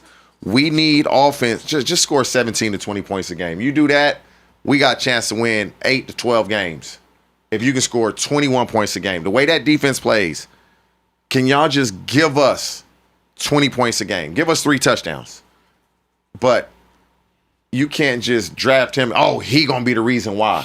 He's going to be part of the collective effort. But from what I've seen, he's not going to be able to be a number 1. But you never know when a guy gets there, that work ethic, that desire. that want to. You know what's a little bit surprising though is Casey Concepcion over Omar Cooper. Like, I think that's fair. You like that? Yes, I do. I'm just looking at like more of a slot. Like Casey plays everywhere. I'm looking more of a slot guy. But like to answer your question, like Shedeur, to me, like you're not going to get a better situation to potentially be a starter probably the rest of your career. Like I'm just saying, like, look at Deshaun Watson. Like, we sort of know what he is, and it's going to be, up in the air. But I think that Shedeur fits Todd Monken's offense way better than he fit Stefanski's offense. Like, this is a 4 wide, spread it out, see it, quarterback run game, get him on the move. He's not a great athlete. They wanted to draft him when he was in Baltimore. That's what I'm saying. They wanted to draft him. And that's what I'm saying. So that's what I'm saying. This, to me, is probably the best spot that Shedeur Sanders is going to be in. I have to fully agree with Chase. I mean, if you are Shedeur Sanders, you have to be elated with how the draft is going. You sitting on the couch after the last year debacle of the draft, and the draft this year should make you as happy as last year's draft made you sad. Obviously, a little bit of hyperbole there. But you get Fano, that's huge. That's huge. You took so many unnecessary sacks last year, Shedeur Sanders, and then you get Casey Concepcion. Like, the Browns have unknowingly done everything they can for Shedeur. I say unknowingly because last year you acquire Quinshon Judkins. You acquire Harold Fannin. This year you acquire Fano. You acquire Concepcion. You acquire 4 offensive starters, not counting Shedeur Sanders, 4 offensive starters in the last 2 drafts. Hell, 4 offensive starters in about 2 rounds for the Cleveland Browns. Yeah. So the Browns are really doing everything they can, shout out to Andrew Berry, to turn around and turn over this franchise. There's been a lot of breaking news going on in the draft we will get to momentarily. It's some offensive linemen, so we'll talk about that, not necessarily any skill players. But yeah, this is huge for the Browns. Keeping in mind, last year they really helped bolster up the defense. Browns are doing everything they can. I don't know if it's enough, TJ, but they're doing everything they can. TJ, realistically, how many games should the Browns want to win this year? How many games, not want to win, that sounds dumb, but you know what I mean. Like, how many games is realistic? 6. Okay. 6 games. You assume the Ravens are going to be much better. We don't know who's going to be the Steelers quarterback. The Bengals better be much better. And so, to me, you should have the Ravens or the Bengals winning that division. Depending on who's the Steelers quarterback, throw them in there. If the Browns can win 5 to 8 games, that's a win. I just didn't want to say 6 to 7. So 5 to 8 games. That's funny, bro. That's a win. Hilarious. Man, Cleveland Browns, y'all are making noise. Y'all are making a lot of noise. Hey, this has been an incredible show. If you have not hit the subscribe button, hey, what are y'all doing? Literally losing my voice for this show. We've really put this together. It's a bunch of friends kicking it. Shout out to my dogs, Chase. Shout out to my dog, T. Shout out to my dog, Social Trey. Shout out everybody in the back. Shout out to Jordan Schultz. Hey, love y'all for tapping in and tuning in with us. Giving away $2,000 more still throughout the course of this show. Probably going to be here for another hour. Why Schultz ain't interrupt you? I'm getting messages. Come on, Schultz, we need you, baby. The 49ers is trading with the Dolphins. The Dolphins, I know who they drafted already. I don't think he's as excited about these ones, but let me get to some of the news to update y'all. Rome, as soon as you see it's ready, take it full. Okay, so there have been some trades I need to update you all on. First and foremost, the Houston Texans, they made a move. The Dolphins, they traded up to San Francisco. They turned in pick 27. The Niners gets pick 30 and pick 90. And then on top of that, earlier there were trade terms. The Texans, they got pick 26 and 91. The Bills got pick 28, 69, and 167. At pick number 26, the Texans select Georgia Tech guard Keyland Rutledge, guard from Georgia Tech. You can go ahead and tell the Dolphins pick 2. Cornerback Chris Johnson. Really? Corner, huh? Before McCoy, you said it too. He's dropping. McCoy's going to fall. We knew he was going to fall. Man, it has been quite the draft. Let's talk for a moment about the Texans. Oh, the Texans. Okay. Talking about the Texans selecting Rutledge in large part because, Chase, the Texans were a quarterback away, as crazy as it sounds, from winning the Super Bowl. Texans select Keyland Rutledge at pick 26 overall. Remember, the Texans acquired David Montgomery already this offseason. You still have some really good young wide receivers coming back from last year, along with Nico Collins. Tank Dell is returning. Now you're helping out the offensive line. Defensively, you got Reed Blankenship. You didn't need any other additions because you got Derek Stingley, Jalen Petrie, Kamari Lassiter, Azeez Al-Shaair, Will Anderson, just paid him $50 million a year, Daniil Hunter. There aren't really any holes, but Chase, the offensive line, could use improvement. What does this pick mean for C.J. Stroud and the Texans? Well, it means he better get better protection. I'll tell you that much. They traded away so many guys and got rid of so many guys and all this stuff. And the O-line, for the most part, was better last year. But you got a guy like in Rutledge who's sort of like an old school, no-nonsense guy, like loves contact, can go in there, be a starter day one. He's a plug-and-play guy. He's someone that you're never going to be like, call his name. And that's never what you want in an offensive lineman, specifically an offensive guard. You want to get up there, find a decades-long starter. Here's the thing, though. The numbers for C.J. Stroud, sack-wise, were way down last year. But you look at the time to throw, way down as well. He was getting the ball out a lot faster. So it made you think that the offensive line was playing better than you thought they were. Not so much. They went to a different offensive scheme. Get the ball out quick. Get the ball out. Spray it like that. I was able to call the playoff game on ESPN Digital for an altcast with the Texans versus the Patriots game. So I got a front row seat at that horrible, horrible game that C.J. Stroud played. And there was a lot of talk, hey, is C.J. Stroud the guy? There's still a lot of talk of C.J. Stroud this guy, whatever it is. This tells me, yes, he's the guy. Like, they don't have to do a deal with him. That tells me he's the guy for now. And look, this is the big year for C.J. Stroud because I feel like they make it to the divisional round every single year. They have one of, if not the best defenses in all of football. They have a legitimate receiving cast, I think. Got to figure out more running back situation. I like that too. But you knew they were going to be drafting an offensive line. They probably need to draft 5 more offensive linemen. The Texans have the best defense in the national. I don't even think it's close. Correct. Yeah. And so they got you the have best that. D-line, probably the best secondary, and a top 5 linebacking core. Yeah. Like, by far, it's the best defense in the league to me. But have the Texans made enough moves to make you feel comfortable, right? Like, going into next season, you have David Montgomery starting, got Tank Dell, Jaden Higgins, Nico Collins. You're going to have Dalton Schultz potentially out there. And then you're going to have some offensive linemen that I need to see more from. Wyatt Teller, Jake Andrews. Some guys I need to see more from. Have the Texans made enough moves in David Montgomery, in drafting Rutledge? Do you feel more confident in C.J. Stroud, a man you know personally? Yes. I mean, they need O-linemen. And Rutledge tested as the number 1 guard athletically at the combine. And so he's a good athlete. A big dude that ton of guards that are at the combine. And he was the best one from an athletic perspective. A lot of times with these offensive linemen, what's the Eagles O-line coach name? Former Jeff Stoutland. If you don't have him, it's a crapshoot. Because it seems like everybody he coaching, they do well. If he not your own-line coach, you just don't know. And so it's not for a lack of trying from the Texans. They drafted O-line after O-line after O-line. These dudes just not performing. But at some point, and that point really happened this winter, was can CJ do enough to get this team over the top? Because your defense is ready. You have a good run game, or you should. You got really good receivers in Nico and Tank Dell coming back. Jaden Higgins.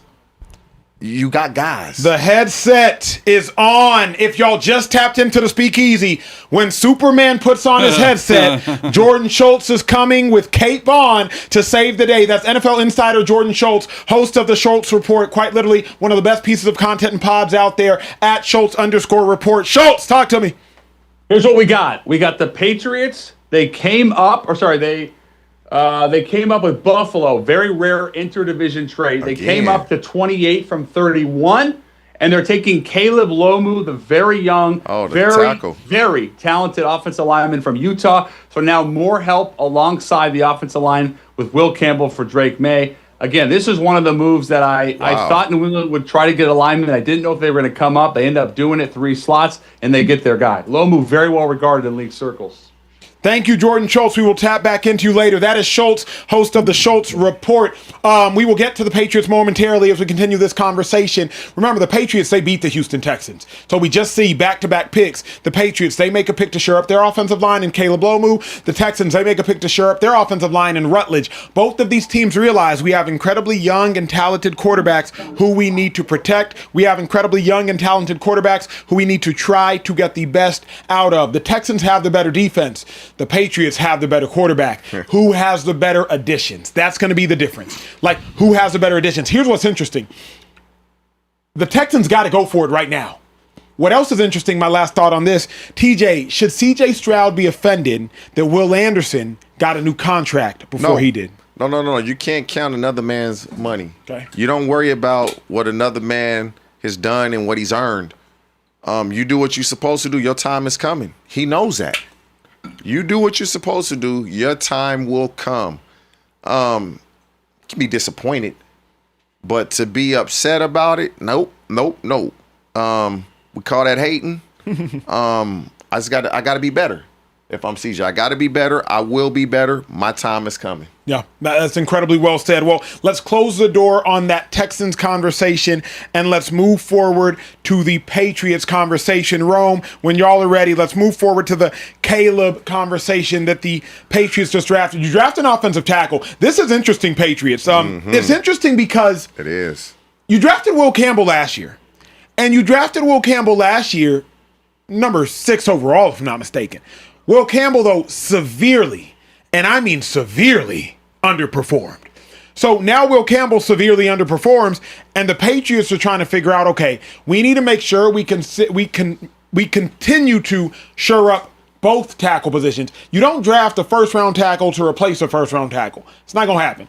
You're going to have them both starting, and likely you're going to have a swing tackle in there as well. But what I love is that the Patriots are going all in on Drake May. They're about to acquire A.J. Brown within the next 3 months. You got Travion Henderson. You got Ramondre Stevenson. You got Kyle Williams. Patriots are making the necessary moves to make sure Drake May's good for the next 5 to 10 years. TJ, comment. You have to like what the Patriots are doing. Now, what are they going to do? Are they going to leave Will Campbell at left tackle? He was drafted 6 overall, like you said. Because drafting Caleb Lomu, he was a left tackle at Utah. Is he going to now go and be the right tackle? Is it going to be a competition? This is going to be interesting because at the end of the day, they got to find the right guy to play the right position so that they can protect Drake May. If the Patriots defense is remotely close to what they were last year, they're going to be a problem again. Because I know everybody, the Patriots had an easy schedule. Everybody in the NFL can play. Everybody talking about that shit. Their schedule was this. Their schedule was that. If that defense can perform like they performed last year, the Patriots going to be a problem again. I love this pick.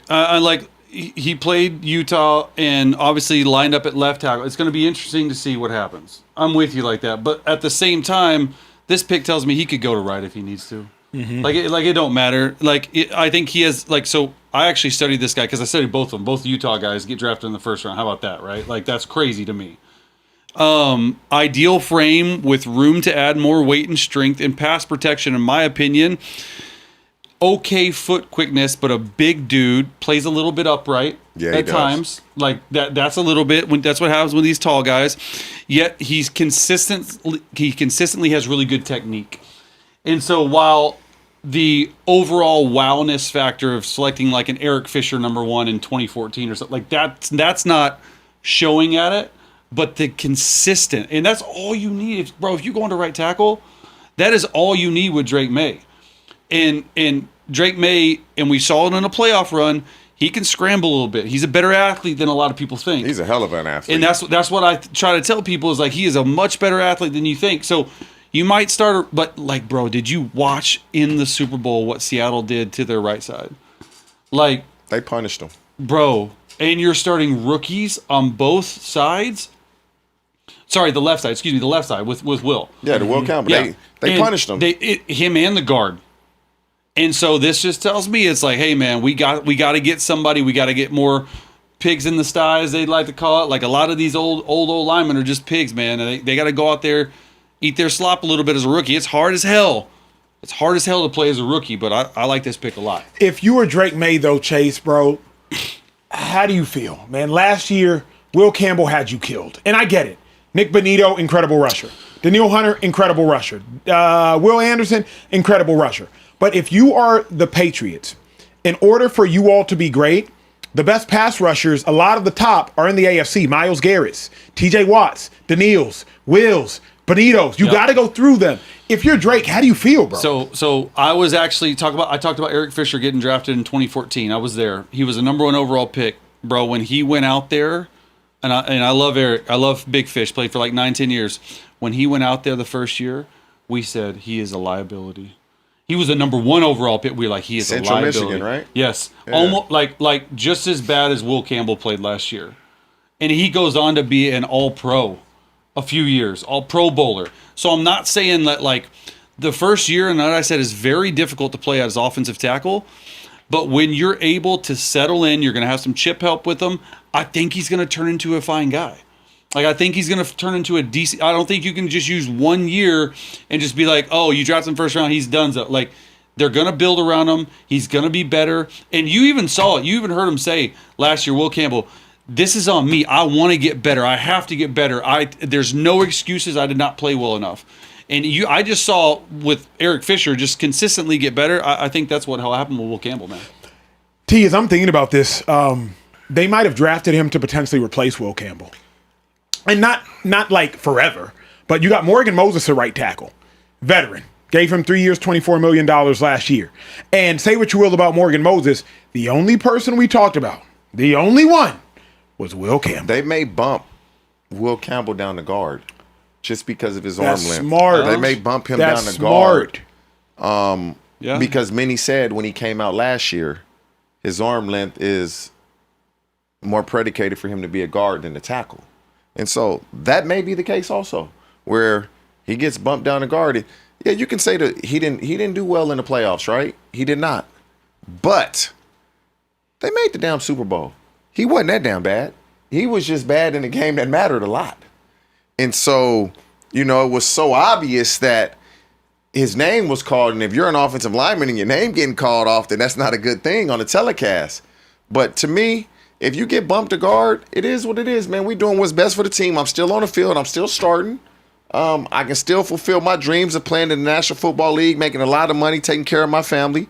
That's still all out in front of him. But he may have to move to guard. That's actually the most brilliant thing I've heard and seen. I'm on social media as well regarding this dialogue. Y'all in the Speakeasy, you got literally 12 years, 14 years, 4 years of NFL experience, talking about 25 years just between the two gentlemen to my left of pro football experience. You're not getting real players that played at this high of a level on these other shows. You're getting some analysts. Shout out to them for nerding out and studying. We respect the nerds and the studyings, but we were talking about dudes and talking with dudes that have actually done it at the highest level. We're giving away $2,000 more here in the next 45 minutes. We'll give away the next 1,000 at the top of the hour. So if you're tuning in right now, do not click away and make sure you tap in with your friends and tell them to hit the live chat. $1,000 being given away at the top of the hour. The Patriots, they're making a lot of moves. The Texans, they're making a lot of moves. A lot of noise is going down right now in the AFC. Last question on the Patriots before I close the Patriots conversation. Chase, do you anticipate the Patriots can repeat their level of success this season? No. That'd be getting to the Super Bowl? There's no shot. Wow. Like, and that's not even like a hot take, because it's, first of all, do you know how hard it is to get to the Super? I mean, yeah, you guys know. We'll get there. Keep going. Keep going. You guys know how hard it is to get there. So do I think they're going to be a really good team and have a legitimate quarterback? Absolutely. Do I think they still need some help at receiver? Yes. Do I think their defense can still be really good? Yes. Do I think their schedule last year was good and an easy schedule? Yes. I don't think they have that schedule this year. Yeah. You know, we haven't seen the schedule. We know the opponents. It's not going to be easy. It's not going to be the same. They're not going to walk into the Super Bowl this year. So no. Let's get to another conversation, closing the chapter of what the Patriots did. There's really some huge news going on. It seems like the Jets are going for broke, if I'm not mistaken. It seems like the Jets, I'm doing this quite literally in real time. The San Francisco 49ers, they made a move. And with that move, the Jets ended up trading to number 30. Yep. And they acquired Yep. Yep. My guy. Indiana Omar, cat. my guy. Come on. Are you? Go ahead. Shout out to the Let's go. What we Hoosiers. got? Go What we ahead, got? Trey. Omar Cooper Jr., baby. Yeah. Come on now. So it seems as though, I'm getting it in real time, but seems as though the Jets make that move after a trade they had made with the Niners. Jets select wide receiver Omar Cooper Jr. Chase, you talk first, please. I love it. Yeah. I love it. Like you get Kenyon Sadiq, and you get Omar Cooper Jr. Yeah. And you have Breece Hall, and you have who else? They got Ad David Mitchell. Bailey in the draft too. David Yeah, Mitchell. Garrett and who's Wilson. the other- Garrett Garrett Wilson. Yeah. Garrett Come Wilson. on, Yeah. man. Yeah. Omar Cooper Jr. I'm gonna be honest. I didn't study him until I started watching Fernando Mendoza. And when I'm watching Omar Cooper Jr., slot guy, right? Like obviously, but I'm watching him and I'm looking at him and I'm like, who is this guy? Like, who is this guy that just keeps playing a lot taller than you think? To me, he's one of my favorite players in the entire draft. True slot guy, in my opinion. I think he's really good versus press coverage. Like, he's strong. Like, you're seeing if you haven't seen it, the Penn State catch was of the him. year. Like, elevating. Yeah. Like, I'm just saying, like, he can really pluck the ball out of the air. Yeah. He can elevate, play above the rim. Like I said, the Penn State one after the catch, though, I think is really good too. Like break tackles, like he's not Makai Lemon, but he's like on that level, in my opinion. Like this dude was not a first round pick going into this year. It was no one's radar, and the way he played against the toughest opponents that he played, it's great. But here's the thing, dude: the Jets are, bro. Can you say? Getting Kenyon Sadiq, Omar Cooper Jr., have Garrett Wilson, have all these other guys, Breece Hall. Can you say Arch Manning in 2027? Can you say it with me right now? They have 3 picks next year. So if I'm Arch Manning sitting in Austin, Texas, eating torchy tacos right now, you know what that's all about. I'm looking at these picks, and I'm seeing Kenyon Sadiq, and I'm seeing Omar Cooper Jr., and I'm getting freaking excited about it. Because that's who will be playing for I don't think the Jets are going to be a 4-win team. 5-win team, and they have firepower to go up and get him. Big market, Arch Manning, go to the other New York. I'm calling it right now. I don't know, what's the date? It's April 23rd. Arch Manning, if they win 4 or 5 games, he will be a New York Jet. I love it. TJ, you're the wide receiver, Omar Cooper. He can play. Ran faster at the combine than you would assume he would run when you watch him play. Ran 4.4 at the combine. I just feel like if I'm the Jets, I'm not drafting a receiver. I'm not drafting a receiver. I have 2 dudes that can go. If you would assume Aaron Glenn's the head coach, right? We gonna run the ball more than we throw it. At least that's just me. I trade Sauce Gardner, and my starting corners are Brandon Stevens and Quantez Stiggers. I'm drafting a DB. I'm drafting Jamal McCoy, Colton Hood, one of those dudes. Omar Cooper Jr. may end up being a really good player for the Jets. But when you are the Jets, you have a lot of holes on your team, and wide receiver is not one of them. Mm-hmm. And so they drafting like they have no holes, and okay, we just going to draft Omar Cooper because we like him. You got to draft guys that you need to produce right now. If Omar Cooper does not produce for them, it doesn't affect them because A.D. Mitchell and Garrett Wilson are they starting receivers. Mm-hmm. But Omar's in the slot. But ideally, he ain't starting. Ideally, when you draft a guy in the first round, you're looking to draft a starter, a guy that's going to play the majority of the game. That's what, and all these dudes is going to be 32 first-round picks, right? Yep. Will we say half of them going to be busts? Or typically. And we don't know who those guys are, but guys get comfortable. Yeah.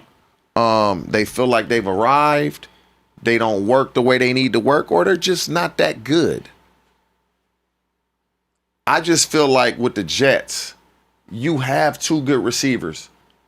Where else do we have a need? You didn't need a receiver. There got to be somewhere else where you needed a positional player that was available, but he's a winner. Yeah. That catch he made against Penn State, Bro. like, wasn't that 4th down? Yeah. That was 4th down, game on the line, undefeated season on the line. Yeah. To have the wherewithal, one, just to make the catch, but the wherewithal to get a foot down when you're almost out of bounds. I don't fault them for drafting a guy that's showing up making big plays in big moments. Because that's an uncommon play. Let me ask you this, though, T. Most often in the NFL, you're in 11 personnel. For those at home, 11 personnel. The first digit represents the number of running backs. The second digit, it represents the number of tight ends. 11 personnel means there's 1 running back on the field, 1 tight end on the field. Thus, the implication is there are 3 wide receivers on the field. 12 personnel, 1 running back, 2 tight ends on the field. 21 personnel, 2 running backs, 1 tight end on the field, so on and so forth. Before every snap, defense on the sideline, they hold up a board. The board has 21, 12, 11, 10 personnel, 1 running back, no tight ends on the field. Thus, there are 4 wide receivers. TJ, the majority of NFL offenses, they live in 11 personnel. Yes. That's what it is. The Jets offense right now in 11 personnel, Sadiq, Cooper, Garrett Wilson, and AD. That's really strong. That's really strong. You say he won't be a starter, but that's fine. If Cooper's off the field, that means Mason Taylor's 2nd-round pick from last year's on the field. And that's what I'm saying is you draft Mason Taylor last year with a 2nd-round pick. Same coaching staff, same front office. Yep.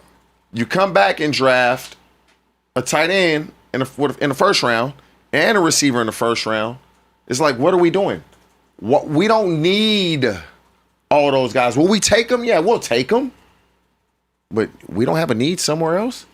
You damn sure have a need at corner. You got 0 interceptions. You damn sure need a corner. You had 0 interceptions. He said you need a corner for sure. Bro. Why wouldn't you draft a corner? Like, you mean to tell me one of y'all couldn't luck up into a pick in 17 games? Luck You're up. right. For sure. The We can't stumble upon a We got to pick. get those.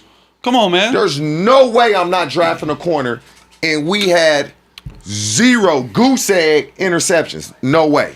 Chase, right now, where are the Jets stronger? Are they currently stronger in 11 personnel with Sadiq on the field and Cooper on the field? Or are they stronger in 12 personnel, Cooper off the field, Mason Taylor on the field, Sadiq on the field?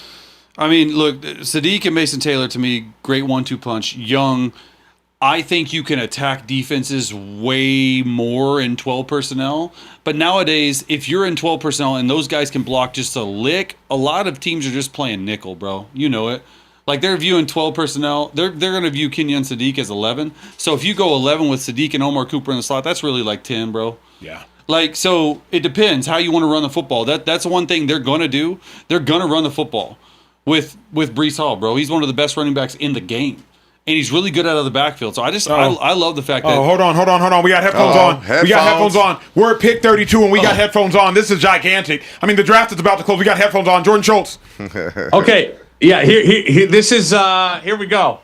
So Seattle ends up picking at 32 despite seriously considering going down, and the pick is Notre Dame running back Jadarian Price. Two in the first round? Notre Dame gets 2 first-round running backs. Wow. He averaged 6 yards per carry. He was an absolute monster, more of like a beast type of running back in terms of in between the tackles and the breakaway speed. But this was a guy that had a legitimate first-round grade. Seattle now gets him at 32. And you consider they lose Kenneth Walker and Charbonnet comes off the knee injury. Yeah, Kenneth Walker gone. Wow. Jordan Schultz, ladies and gentlemen. Schultz, you're amazing. Schultz, you're amazing. Love y'all. Catch Jordan Schultz, please, on Schultz Report. It's incredible content all day, every day. Rome, bring Schultz back on the screen, please, as he dismisses himself.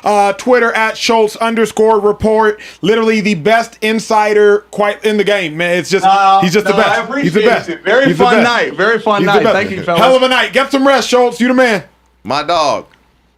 People, that was Jordan Schultz. Hey, let's get to it. I mean, this is gigantic, really. Go ahead, Chase. Go ahead. I just want to preface when you say that, okay? Like, I agree it's gigantic because he's a first-round running back. He's never started a college game, and he's never had more than 15 touches in the game. Let that sink in. That's good. I love that. He's never started a college game. And never had more than 15 touches. It's hard to start when you got And a never guy had that can 15 be a touches. generational just let player. that sink in for a first-round pick. I love that. Because that means he fresh. A running back, he fresh. He not beat up and worn out. I like that. Here's what I like. Here's what I like about getting Price for the Seahawks. When you are drafting at 32, you're just drafting out of a void. I agree. Yeah, you're drafting out of a void. Completely agree. It's like your roster is already set. Seahawks have a Super Bowl championship roster. They haven't lost anybody incredibly substantial. Yes, you lost Kenneth Walker, but Walker was splitting carries with Zach Charbonnet. So the Seahawks looked at their running back room and said, hey, you know what? As good as Kenneth Walker is, Zach Charbonnet is good enough to take 50% of these carries. So I'm not going to cry over an absence of Kenneth Walker when you still have Charbonnet and you have Price. I think this is a brilliant acquisition by the Seattle Seahawks because you're just drafting excess. Okay, we have Charbonnet. We like 2 running back sets. To Chase Daniel's point, Price has never been a starter at Notre Dame. But guess what? Price ain't going to be a starter in Seattle either. Not day one. Yeah. Zach Charbonnet is. Price lived with a 2 running back set in Notre Dame. Had to split carries with Jeramiah Love, number 3 overall pick. Price better humble himself, which I'm sure he will show up and be a backup to Zach Charbonnet until his number is called. Seattle Seahawks, you nailed it. You did not have much to nail, and you nailed it. You absolutely nailed it, 10 out of 10. You lost Kenneth Walker, Super Bowl MVP. You replace him with a running back in Price. I love it. TJ Hushmanzada, your thoughts? This is what you want in a running back, a guy that is split time, a guy that knows what it's about. Okay, I'm splitting time with so-and-so. I'm not getting the majority of the carries. I don't expect to get the majority of the carries. I'm going into the National Football League extremely fresh. Like, even when you split carries in the national, he can play, if he can avoid injuries, he going to play 10, 12 years because the workload will not have been there in college. The workload will not be there early on in his National Football League career. And so, for me, and it's kind of in the mode of a Kenneth Walker, a little smaller, quick, fast dude.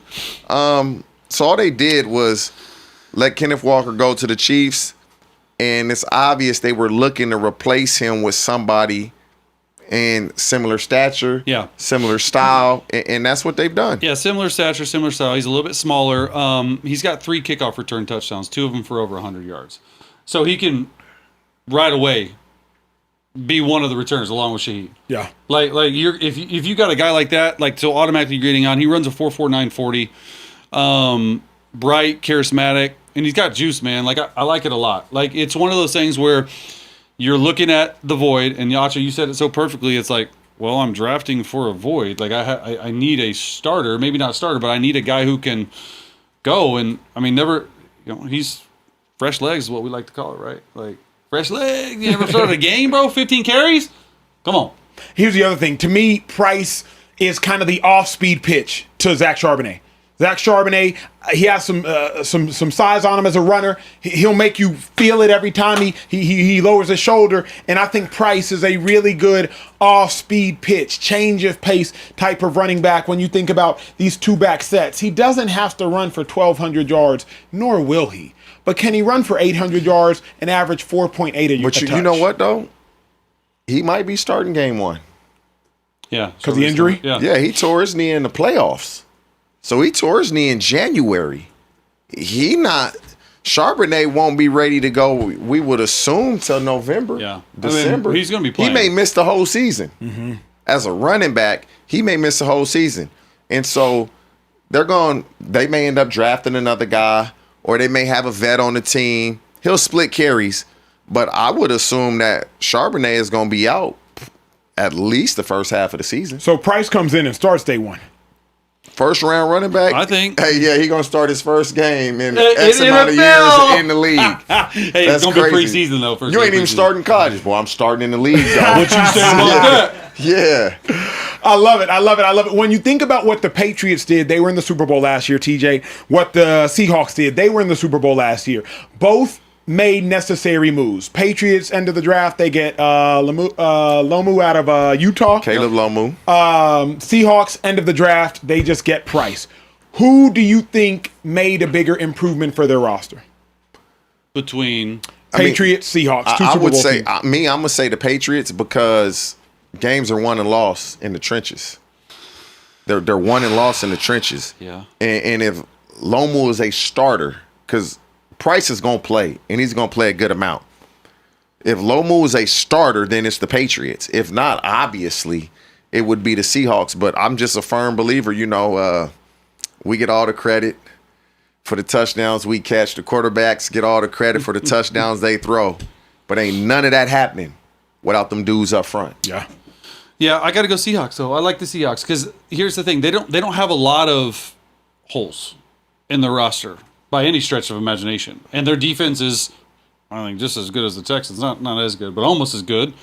And you look at what Sam Darnold, if he can do it, he's back, right? You lose your offensive coordinator, big deal, I think, huge deal. Kubiak goes to the Raiders, going to coach Fernando Mendoza.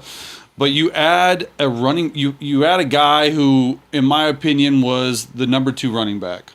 Number 3 running back. And he gets drafted in the first round, so you lock him up for 5. And I get, the Patriots, who knows how they're going to be with their offensive linemen. But I think you add a guy and a piece that you need to add, I think they got better. I love it. Let's get to $1,000 giveaway. Yeah, for sure. Also, last thing I wanted to add, because I just thought about this. I know y'all will know for sure. Didn't Antonio Gates get drafted without never having started in college? I don't think he was drafted. Was he drafted? I feel like I read something the other day. I'm gonna double check it, but he might have been undrafted. I think I read something the other day that Antonio Gates either. Yeah, he didn't even play. He didn't play football. Yeah, he was a he basketball wasn't player. drafted. Yeah, he was a basketball player. Despite not playing college football. Right, Yeah. that's what it was. Yeah, He was different. So Also, while you do that, Rome, so y'all can know in the back, we're going to end the show with a couple conversations. Who won the first round?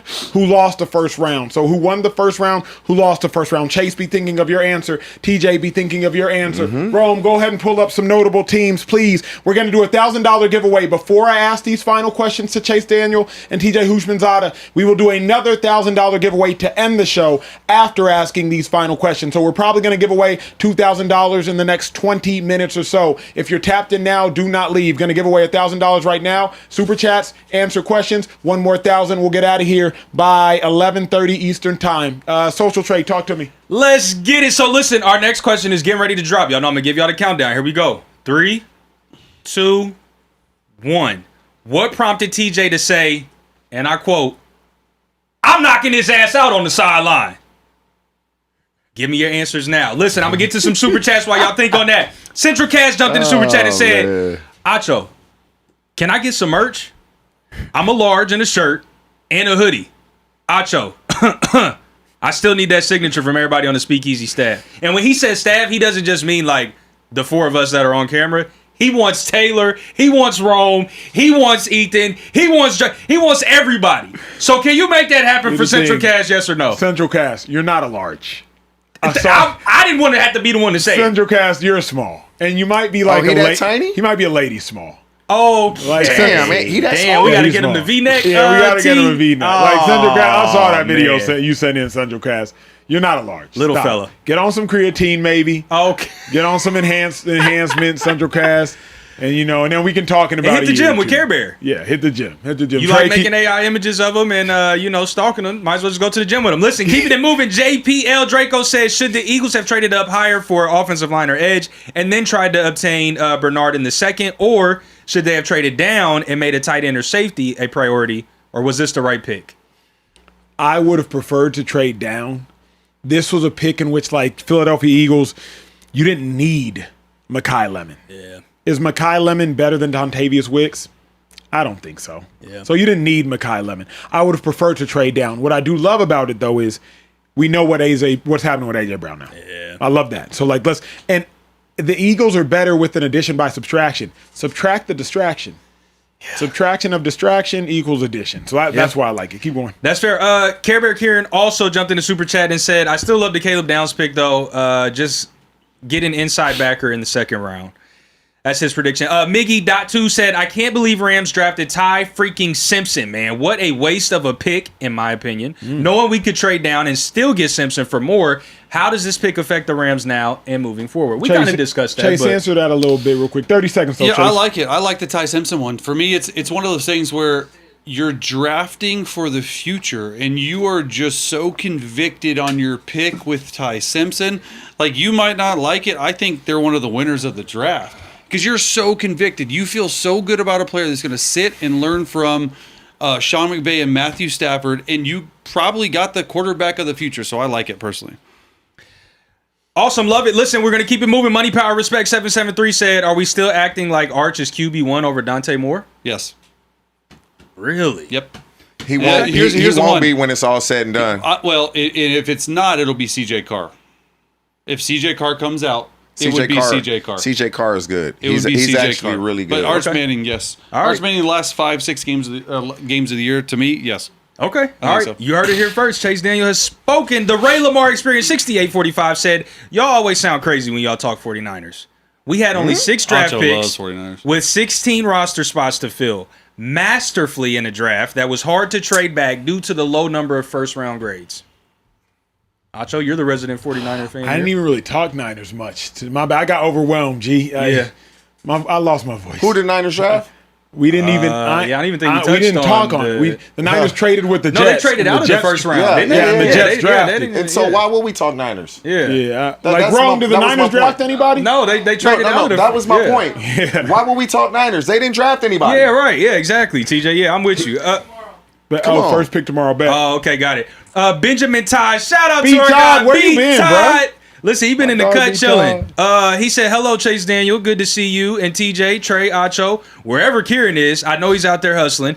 Does the Manning name have as much impact as Jam's name did for, James, he meant to say James, as LeBron's name did for Bronny? Less or more? What are your thoughts, Speakeasy? More. Yeah. Way more. Really? Bronny James is barely drafted. And could only be drafted by one team. He was barely drafted. Yeah. They was talking Arch Manning as a first pick, and he hadn't even started a season. Right. Yeah. That's true. Listen, keeping it moving, the Ray Lamar Experience jump. Oh, no, he already read that. That was a double one. JPL Draco said, Pillsbury Dough Bear. Sad. Fly, Eagles, fly. Nelly, now listen, this was our 2-time winner of the $1,000 giveaway tonight. She says, Speakeasy crew, thank you. She is a she. I go by Nelly. I watch every Sunday through Thursday and always rewatch often. Super grateful for the opportunity. Thank you. I love AJ, but I'm excited for Lemon Go Birds. King Drewski said, hey, Speakeasy, just want to show love and wish y'all a blessed night. Scamming Acho, TJ Who's Your Mama, Chase Daniels with an S. No S. No S. He said, Only one of me. Social sneezes, S again, and you two, IBS Bear. Wow. Irritable bowel syndrome bear. That's Wow. crazy. Real Trench Baby said, Trey, you sleeping on the job. How you let them skip over the Bears I know. I was to just talk trash just about to say that. to talk about Trash Can Stroud. Us Bears fans are about to start getting violent with all disrespect. Who the Bears draft? Dylan Thiemann. Yeah. He actually nice too. And they lost He low-key 3 is safeties, nice. bro. How He do lo- we not talk about Hey, this guy? He low key nice. Yeah. He low key Yeah. ain't bad, bro. He can play. Yeah. He can play. He can play. I told they coming at your producing For what? skills, For not- bro. because you ain't talking about the Bears. The Bears. You know we got Yeah, but here's the rabid, problem. crazy Bears fans. Yeah, The Crazy Bears Bears picked love it. after the Cowboys and the Browns. Yeah. So we just Priority. Sorry, y'all. we can get to him though. Rome, pull up Thieneman. We'll get to him after this first money giveaway. And then Chase T prepare to talk about Dillion. Yeah. You want me to move to the giveaway? Move to the giveaway. Okay, bet. So let me see. The question was, who did TJ say, or what prompted him to say, I'm knocking his ass out on the sideline? We got some answers. AJ Brown, that's wrong. DK Metcalf versus the fan, that was wrong. Branch pushing Juju, that was also wrong. The correct answer was Jonathan Gannon slapping or punching or elbowing or whatever he did to his player on the sideline was the correct answer. Some of y'all did have that, but the person who had it first, TJ, you tell me if you accept this answer, Nogar6156 said the coach slapping the player. Yeah, I'll take that. That's acceptable? Okay, then listen. Nagara, please drop in the chat right now at Speakeasy your email or DM the page immediately. I do feel more comfortable with you dropping the email so I know that it's you. The DM, anybody could like race to the DMs of the show page and say that it's you and it might not be, and then you mad at us and now I'm in trouble and now we got to find another $1,000 and Acho's taking it out of my check and I can't have that happen. So please, Nagara6156, if you're in here, drop your email in the chat and we will get you your $1,000 in Prize Picks cash funds. I'm going to read another super chat till Acho's ready. He is cooking over there. Southern Smoke says, shout out to the show. I love messing with my boy Trey. Welcome, Chase, to the show, and much love from a Bears fan. Acho, let's go. Keep it trill, brother. TJ, always dig your takes, big dog. We also just saw, I saw nice the super fans chat. in the super chat. Oh, Yeah, man. they're cool. It's Cool as really hell. a family in here. Yeah. Yeah. Terrence Smith, our lady regular, said, what's up, Speakeasy fam? Loving the show tonight and wanted to show love. If I couldn't win, happy to see another lady regular that's also a Birds fan. Go Birds. Acho, am I still rolling? You ready? Let me get Okay, it in. Let me get it in. Pause that, though. Yeah, that was crazy. With that was being crazy. said, we did miss.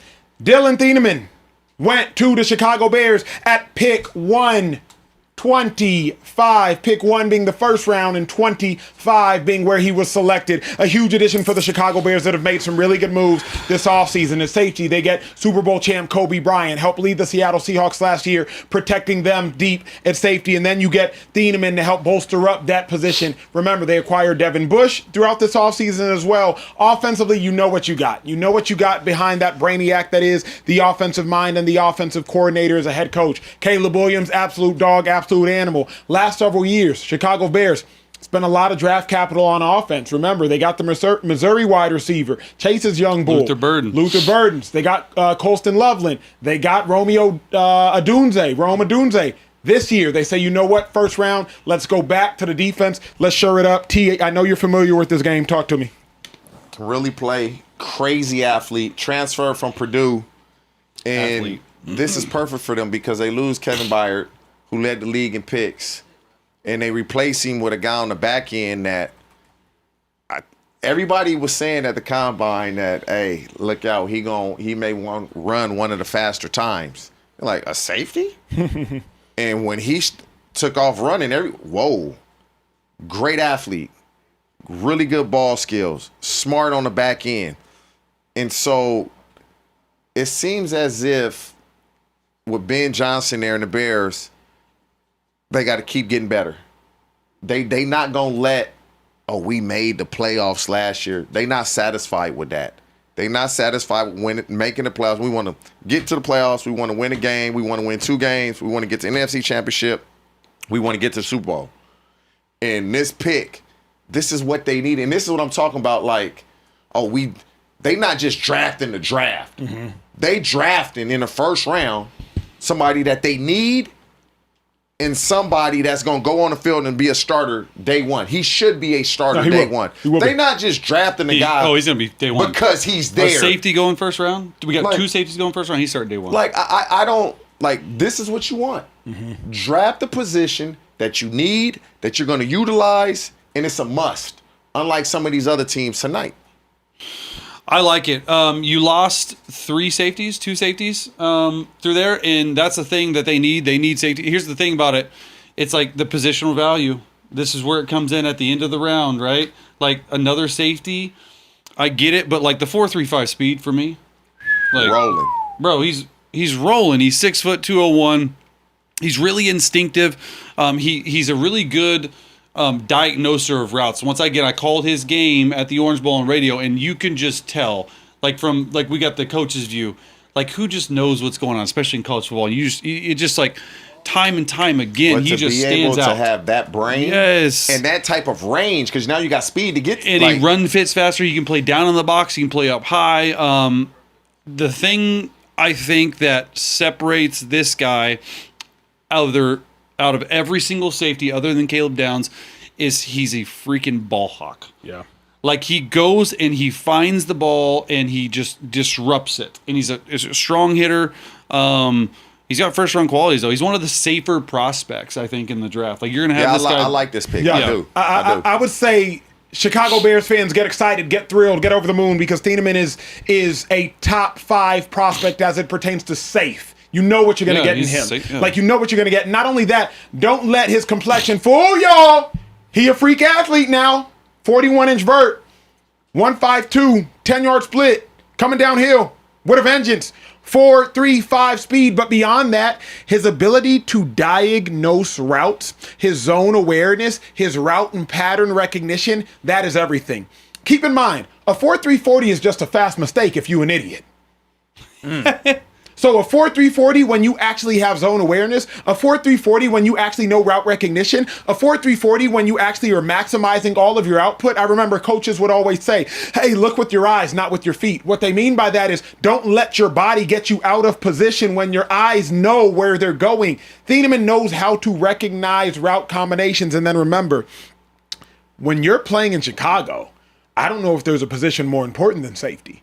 Detroit Lions, they going to spread you out. They're going to make you tackle in open space. They're going to go in motion and motion and motion and motion and motion. You have to be able to talk and communicate. Green Bay Packers, they're going to spread you out. They're going to motion you. You have to be able to tackle in space. Minnesota Vikings, Justin Jefferson, Jordan Addison, they going to motion you. You have to be able to communicate and talk in space. Even if you believe safety is not a position of incredible value in that division and for that team, there is no position that is more valuable than the safety position. Chicago Bears, y'all nailed it. 10 out of 10. 10 out of 10. TJ, seemed like you had thoughts.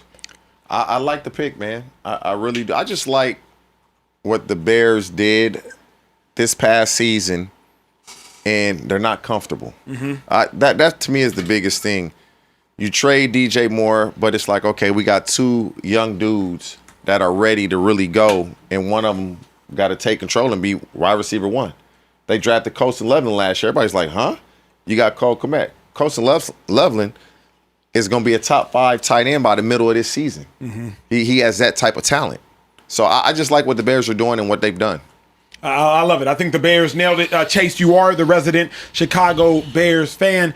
Did the Bears should they have helped Caleb more? Should they have gone more on offense? No. They need defense. They got pummeled on the defensive side of things. So offensively, you said it. I mean, they are set, bro.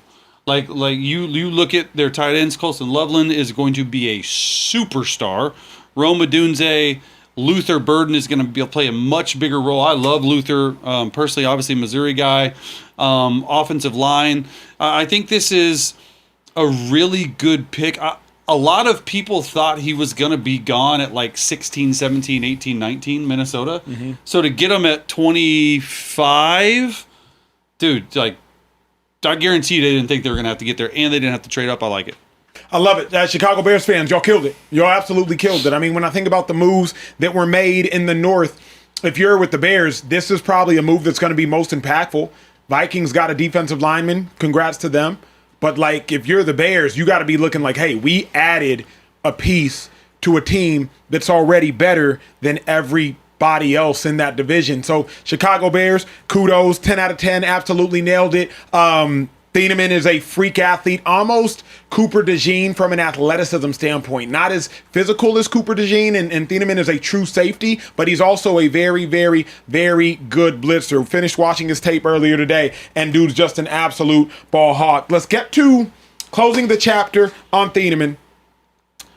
Last question of the day before we give away another $1,000. Last question of the day. Chase Daniel, who won the draft? Player, team, coach, person, fan base? Yeah. Who won the draft? Honestly, I think it's 2 teams. Okay. And I think the first team, without a doubt, walking out of round 1 that won the draft, and it's not even close in my opinion, is the Dallas Cowboys. You were able to go out and get the best defensive player in the draft. You can say what you want about Malachi Lawrence. The fact that they got Caleb Downs, and you're sitting there and you're like, the best defensive player in the draft somehow got to us. And somehow the only thing we needed to do was, I think they traded up 1 pick, right? Like that, or whatever it was to get, like, that to me is like all you need to know, man, because he is a 3 separate type of player. Slot, free safety, strong safety. He can do it all. And then I like Malachi Lawrence. Like, could he be one of those guys you guys were talking about and Care Bear doesn't like him, all this stuff? Like, yeah, he could be. But at that spot, you're hoping and praying that you can develop that guy to become a legitimate pass rusher. The other one, real quick, to me, is a little bit of a stretch, but hear me out, the Kansas City Chiefs. A lot of people are on the Kansas City Chiefs for spending so much draft capital to move up to get Delane. And but you're going to have this guy on the left side or the right side of the field for the next 8 years. Like, so in 8 years, is this draft capital going to matter? No. And then you go out and you get Peter Woods. We didn't talk about him. Defensive line from Clemson.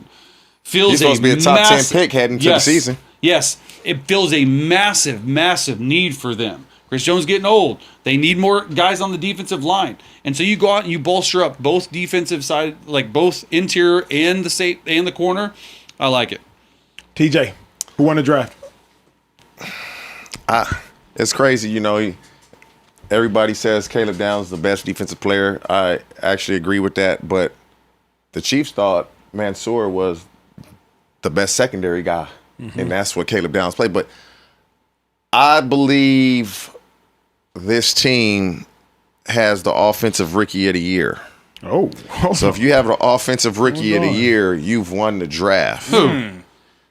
The Arizona Cardinals. Hey, I was going to say Jeremiah Love too is nice. I believe Jeremiah Love will be the offensive rookie of the year, and if that is the case, it's easy to go when a team that has 2 draft picks in the first round, because I just feel like I want an impact player. I want a game changer.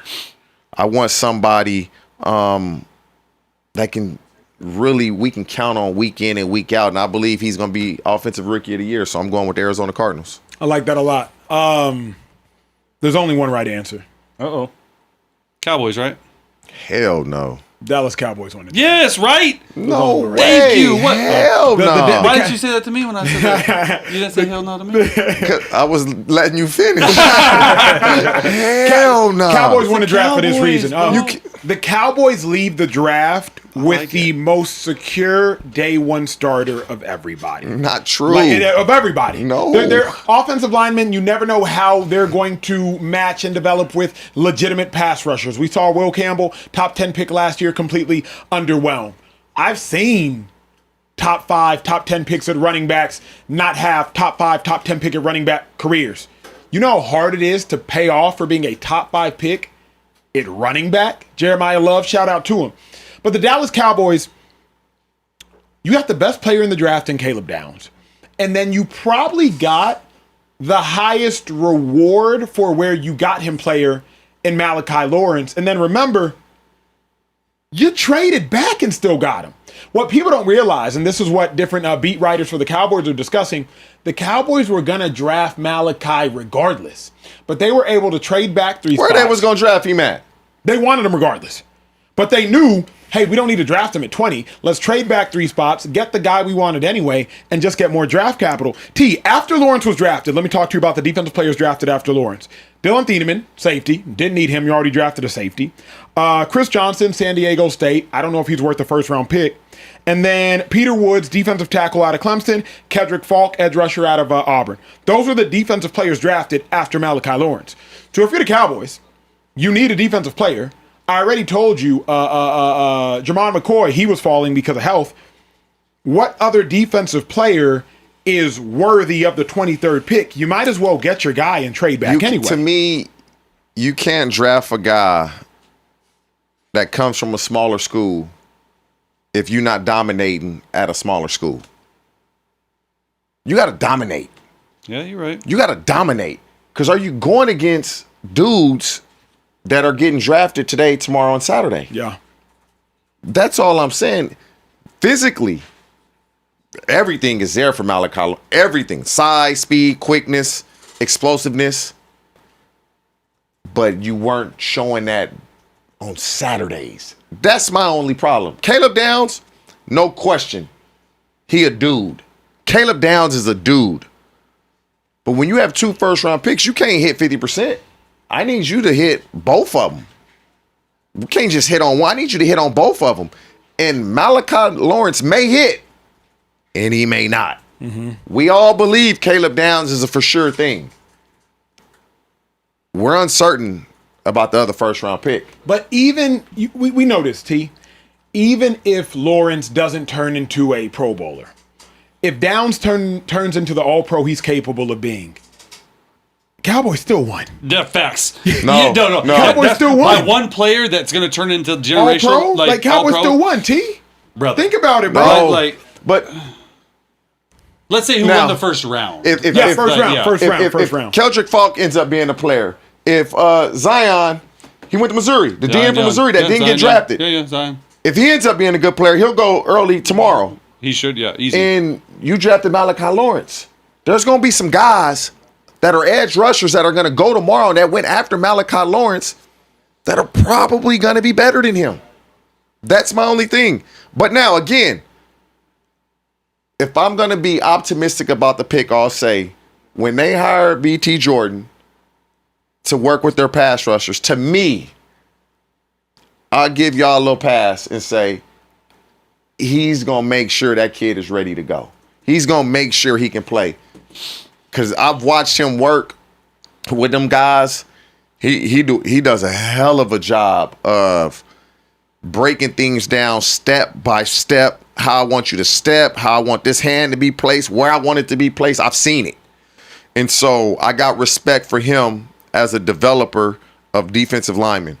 Very quickly, Chase, biggest loser of the first round in the NFL draft. And if you want me to change the verbiage from loser, biggest head scratcher, first round NFL draft. The Dolphins, to me. You draft Caden Proctor, I believe. Do we have the picks? Caden Proctor and then Chris Johnson, I think, the cornerback from San Diego State. Caden Proctor, to me, like biggest human being I've ever seen Huge. in my entire life, but up and down. And it's not a splashy pick whatsoever. And so you draft him, and I'm like, okay, like he just goes a lot higher. Caden Proctor, 12 to Miami, and I believe they 26? took Chris Johnson around 26. Yeah, 27. Okay, so I was right. Yeah, Okay. Chris Johnson. Like Chris Johnson, but like no one was talking about him as a first round pick. And look, I get it. You're probably taking really safe players. I would have just liked to splash. Nothing bad about those guys, but the Caden Proctor one's a little bit, he was up and down, massive human being. Weight became a little bit of an issue, to be completely honest with you. Big issue. And so that's one of those things where you're like, so the Dolphins, even though 2 first-round picks, thought they didn't hit it out of the park. I don't want to go with the team. Can I go with the picks that I didn't like? Please. And there's 2 of them, and it's the same position. I didn't like the Eagles drafting Makai Lemon. You didn't need a receiver. And I didn't like the Jets drafting Omar Cooper Jr. You don't need him. Both slot guys. You don't need him. The Jets especially did need him after you drafted Sadiq. Yeah, you trading AJ. But you got Devontae and Dontavian Wicks. You act like you're throwing the ball around the field like you're the Detroit Lions or McVay or Ben Johnson. Y'all not doing that in Philadelphia. So why are you drafting a receiver in the first round unless you don't really believe Dontavian Wicks is what I think he is? And so I didn't like those 2 picks. But Makai's a good football player. He gonna help the Eagles. But how much can he help them when you got one of the best receivers in the league and he can barely get the ball? Incredibly well said. Social trade, give us 3 to 5 minutes of super chats, $1,000 giveaway to close out the show. We're here for 10 more minutes, giving away $1,000 to close out the show. I want to make sure y'all feel heard, y'all feel loved, y'all feel respected. Remember, consider us your online family. We're just cultivating an online community that y'all can come kick it with every night and just come hang with. Been our longest show, most exciting show, fun, most man. exhilarating It's been a show. great time. For real. It's been a cool show. If y'all want to be heard, gone drop so a super fast. chat literally right Yeah. now. It's the last time you can drop a super chat for today's show. Remember, hit the subscribe button, please. Literally, Chase drove 2.5 hours from San Diego to to be here. TJ drives an hour and a half every day from where he lives to be here. Your boy done lost his voice to be here. Trey got a new young one on the way that Thanks. he's got a wife that's pregnant. We're all sitting here to give y'all our best show of the weekend. I've been standing on my feet for 3.5 hours now. Yeah. Flat-footed and all behind this desk. And knock-kneed. And not me. I heard them knees bumped behind the bar a couple times. Relax. My bad. Relax. He said relax. Couple super chats. Trey, do your thing, G. Quick question for you, Acho. Yes, sir. Because we all know the Lord works in mysterious ways. Hallelujah. And I'm not here to give a sidewalk sermon. Yes, sir. But do we think that it was divine intervention that Care Bear wasn't here to host today? Because we can all agree that there's no way for 4 hours he could have stood behind that bar without sweating through his shirt, That's a good point. knees buckling, And requesting a stool. Yeah, he would have had to file a lawsuit, and I don't have insurance. Yeah, facts. Not- I do know. not have- I know. He said, Because I don't have insurance as an employee of this company. Ooh. Anyway, Come on, Adrian Rome, take 98. that real quick. Rome, take that pick I just sent. I need their help. I need the Speakeasy's help. Rome, let me know when you got it. Adrian 98 said, "Bolt up." Much love to you guys. $50 just to say that and send some love. So we definitely appreciate that. Neon Waffle Maker said, "Been watching a while and a fan, but the disrespect of the Bears and skipping them while they get the second best safety in the draft without trading up while others are begging for an offensive line. Dylan Thieneman and Kobe Bryant are a scary duo." They're not a scary duo, but they're a good one. It's a good one for sure. It's not scary. Scary duos is Earl Thomas, Cam Chancellor. That's a scary duo. But they're a good duo. Like you can win a Super Bowl with this duo, and that's what matters. If you can win with Julian Love and Kobe Bryant, you're going with Thieneman and Kobe Bryant. So good duo. Not a scary one, but a good one. That's a bet. We'll keep it moving. Big Eddie 66 said Darian Mensah will be quarterback #1 in the 2027 draft. Arch not even top 5. Chase. Damn. I will go and give somebody $1,000 if he's not in the top 5 picks. Did Mensa transfer? Yo, hey, Biggie, clip Mensa that. transferred Save to it. Miami, right? Add it to your favorites Please in your do. photo album. Mensa transferred to Miami, didn't he? Yeah, he's good. Yeah, he can play. Came from Duke. Tulane, Duke. Bro, Yeah. Trey, before the next Watch chat, Speakeasy, rarely do I ever ask for this. Like, rarely. I'm embarrassed. Embarrassed? I need help. You need help. Real time, I need help. During the show, been multitasking. I placed a bet. All right, a lineup. I created a lineup on Prize Picks. Rome, take it full. Everybody weigh in. For the Speakeasy, I need y'all to weigh in. Or at least, Rome, take the 3 shots so they can see it behind us.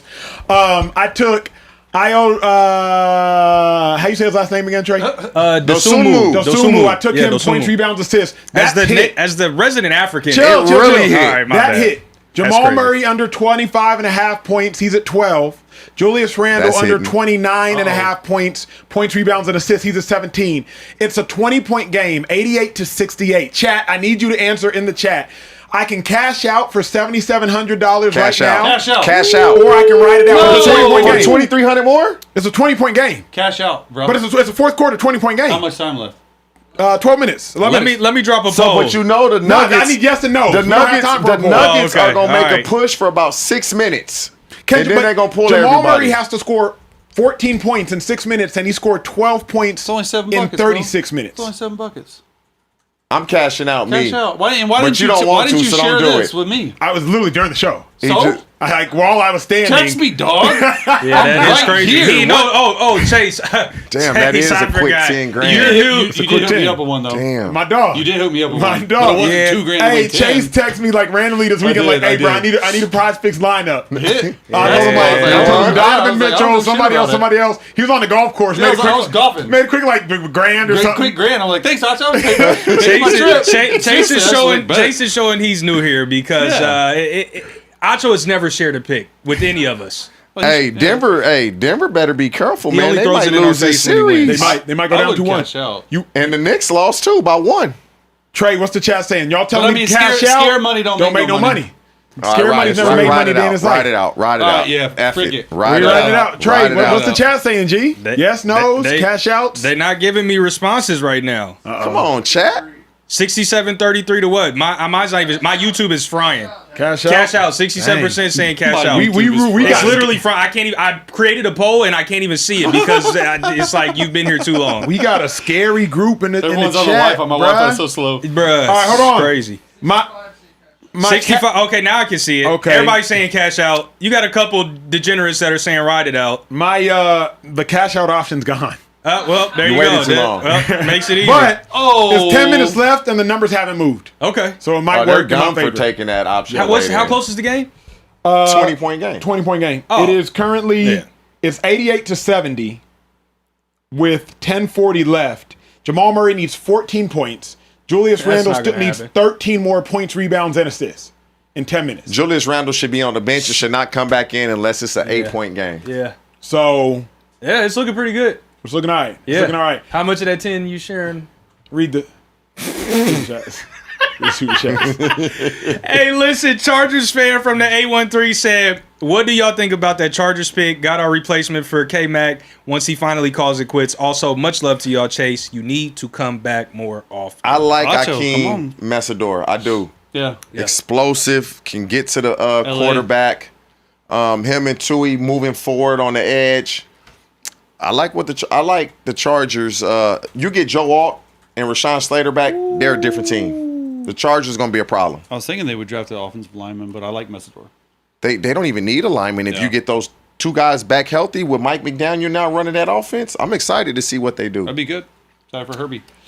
Trey, you ready to give away a band, bro? Yeah, we can go band now, for band. after we give away the 1,000, we done with super chats. So maybe read super chats till 45, Okay. and then give away the 1,000. Let's Okay, get out the bet. Say show. less. Will Bergelli said, question, why did the Giants not take Caleb Downs? I need some analysis, please. Much love to y'all. I'm in New York City, so I catch the next day. Never miss a show. Rocking with Acho since 3 old shows ago. Damn, you've been in the business a long time. But we got to keep it moving for the sake of time.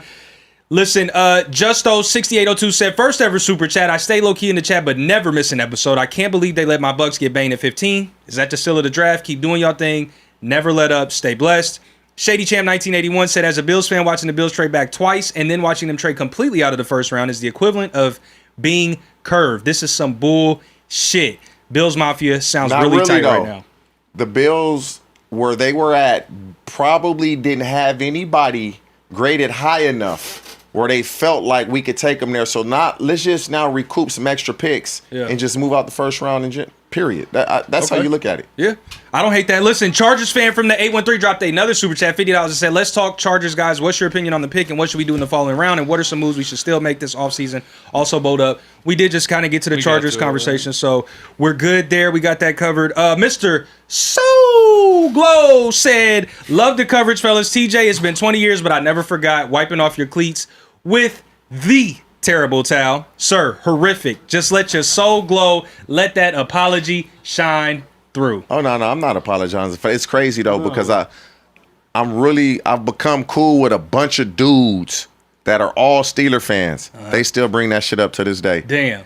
But yeah, no apologizing. I mean, Yeah, come on now. Y'all knew better. TJ, if TJ, anybody in here is going to stand on business, it's going to be TJ. It's gonna be for T. sure. Last super chat. Yeah, I was going to say I got only two more. Two more. Do So your we'll thing. get those. Central Cast said, Acho, on some real shit, I'm 190 pounds. Bro, I'm nowhere near small. I ain't trying to fit in no crop top like you be Central doing. Cast. I don't know what's up with your people in tight clothes. Is that a Nigerian thing? Y'all wear tight clothes? We wear whatever's His gifted. pants be tight. We wear whatever's gifted. I Pants just do pick- be yeah, tight. nah, I throw the skinnies He on. a large. He 190 pounds. He a large for So sure. Chase, Central Cat, Speakeasy has a couple regulars. Okay. So just so you know, Cool. house Yeah, you rules, start to right? recognize the So names. Central Cast is a weird cousin. You don't leave your kids around him. Don't leave like your loved ones around him alone. Yeah, no, he's no. funny, but weird cousin. Yep. Mr. 214 DFW, Dallas area code, but an Eagles fan. Yeah. Interesting character. Yep. Victor Moan Jr., he be lit, he be That's up all late. the same. Our resident comedian is Tall Up 340. Tall Up 340. Yep. He's our resident Yep. comedian. We have Sugar Mama Shannon. She's like a 50-year-old woman in New Orleans. She Yeah, always yeah. comes Oh, in. Knowledge, She baby. likes dark Yeah. chocolate. You don't have to worry, Chase. You're not her type. And then Dark chocolate, huh? who else do we have? light Trey. chocolate? Mo NYC. He Oh, never super chats. never super chats. He's just a menace. He's a bully. They say he's a chat bully. He- This is Mo NYC in You're the not clip. moderating him? I'm not touching you. I'm not touching you. Yeah. I'm not touching you. Just constantly, whatever he can do to annoy you, he's going to do it. Picks his nose, eats boogers. Yes. That's Mo NYC. Oh, and B Todd. We can't forget B And Todd. B Todd. There's nobody with the purer heart maybe Oh, in this world brother.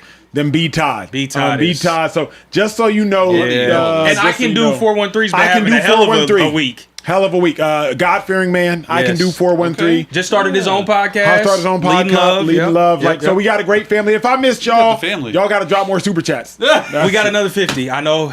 Right. Okay. The $50 super chat is from my frat brother. Shout out to the bro. Said, can't end the night without showing love. This was amazing, fellas. Keep it up. He kept it That's brief, it. kept it easy. $50. Chase, people come in here just to show love. Let's show love. Let's end the show. We've been out With for a 3 hours, Bow wow. 47 minutes. We've been Has it been live. that long? I've been standing. I'm tired and I'm hungry. Trying to go home. Trey, Yeah. let's give away this 1,000, G.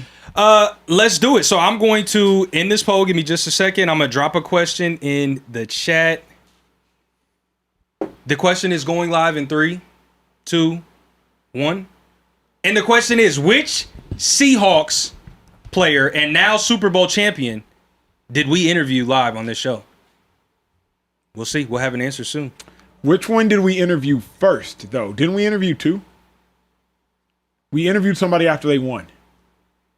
So I guess we'll take either appropriate answer. Yeah, that's right, actually. Forgot about that. I forgot who we interviewed after they won. Well, now they got 2 choices, so somebody 2 should answer choices. that right now. We already have a winner. There you go. Wow. And this guy is always in the chat. You want a grand? Always showing love, uplifting us. Actually gave us some credit earlier today. My guy, Philip A. Carroll, answered Julian Love, and that is correct. That is correct. Just I can't remember who the 1,000 second guy either. It was a like D that. tackle. No. Big dude. First name started with a J. Reed. Jaron Reed. Jaron Reed. Yeah, okay. Yeah. Yep. Julian Love is a correct answer. Handle logistics of that 1,000. I'll yep, close out for the sure. show.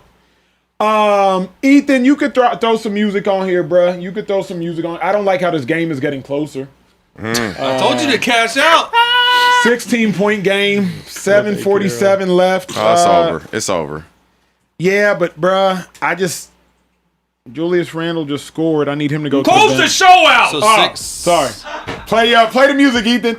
Hey, y'all could have been doing anything. Y'all kicked it with us. We don't take it for granted. First time doing a draft day show. Super appreciate Chase Daniel. Chase, you my dog. It's always love, sir. Appreciate you. You too, bro. TJ, appreciate you. You my dog. Always. It's always love. It's your boy Emmanuel Acho. This was a unique. Y'all get to you. It's your boy Emmanuel Acho. It's a very unique show for us. So appreciate y'all tapping in, tuning in. We had over 4,000 people just rocking with us, man. We try to show love. Spread some money, all the things. Hey, if you haven't subscribed yet, please do us an earnest and genuine solid. Hit the subscribe button. That's how we make a living.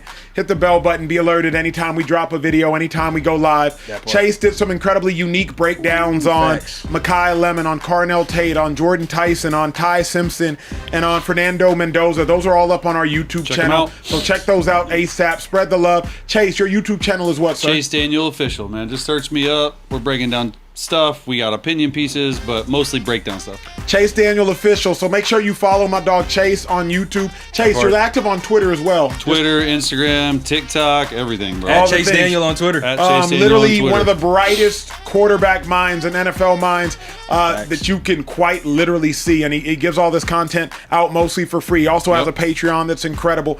Hey, I appreciate y'all. I love y'all watching this show. From your boy Emmanuel Acho, from TJ Hushmanzada, from the one and only Chase Daniel, from literally the superstar that's Social Trey. It's my dog. It's literally my dog. My motherfucking dog. And from everybody in the back, make some noise, please. Shout out to the gang in the back holding it down. We will see y'all next time. It's a draft day extravaganza. It's love. Peace.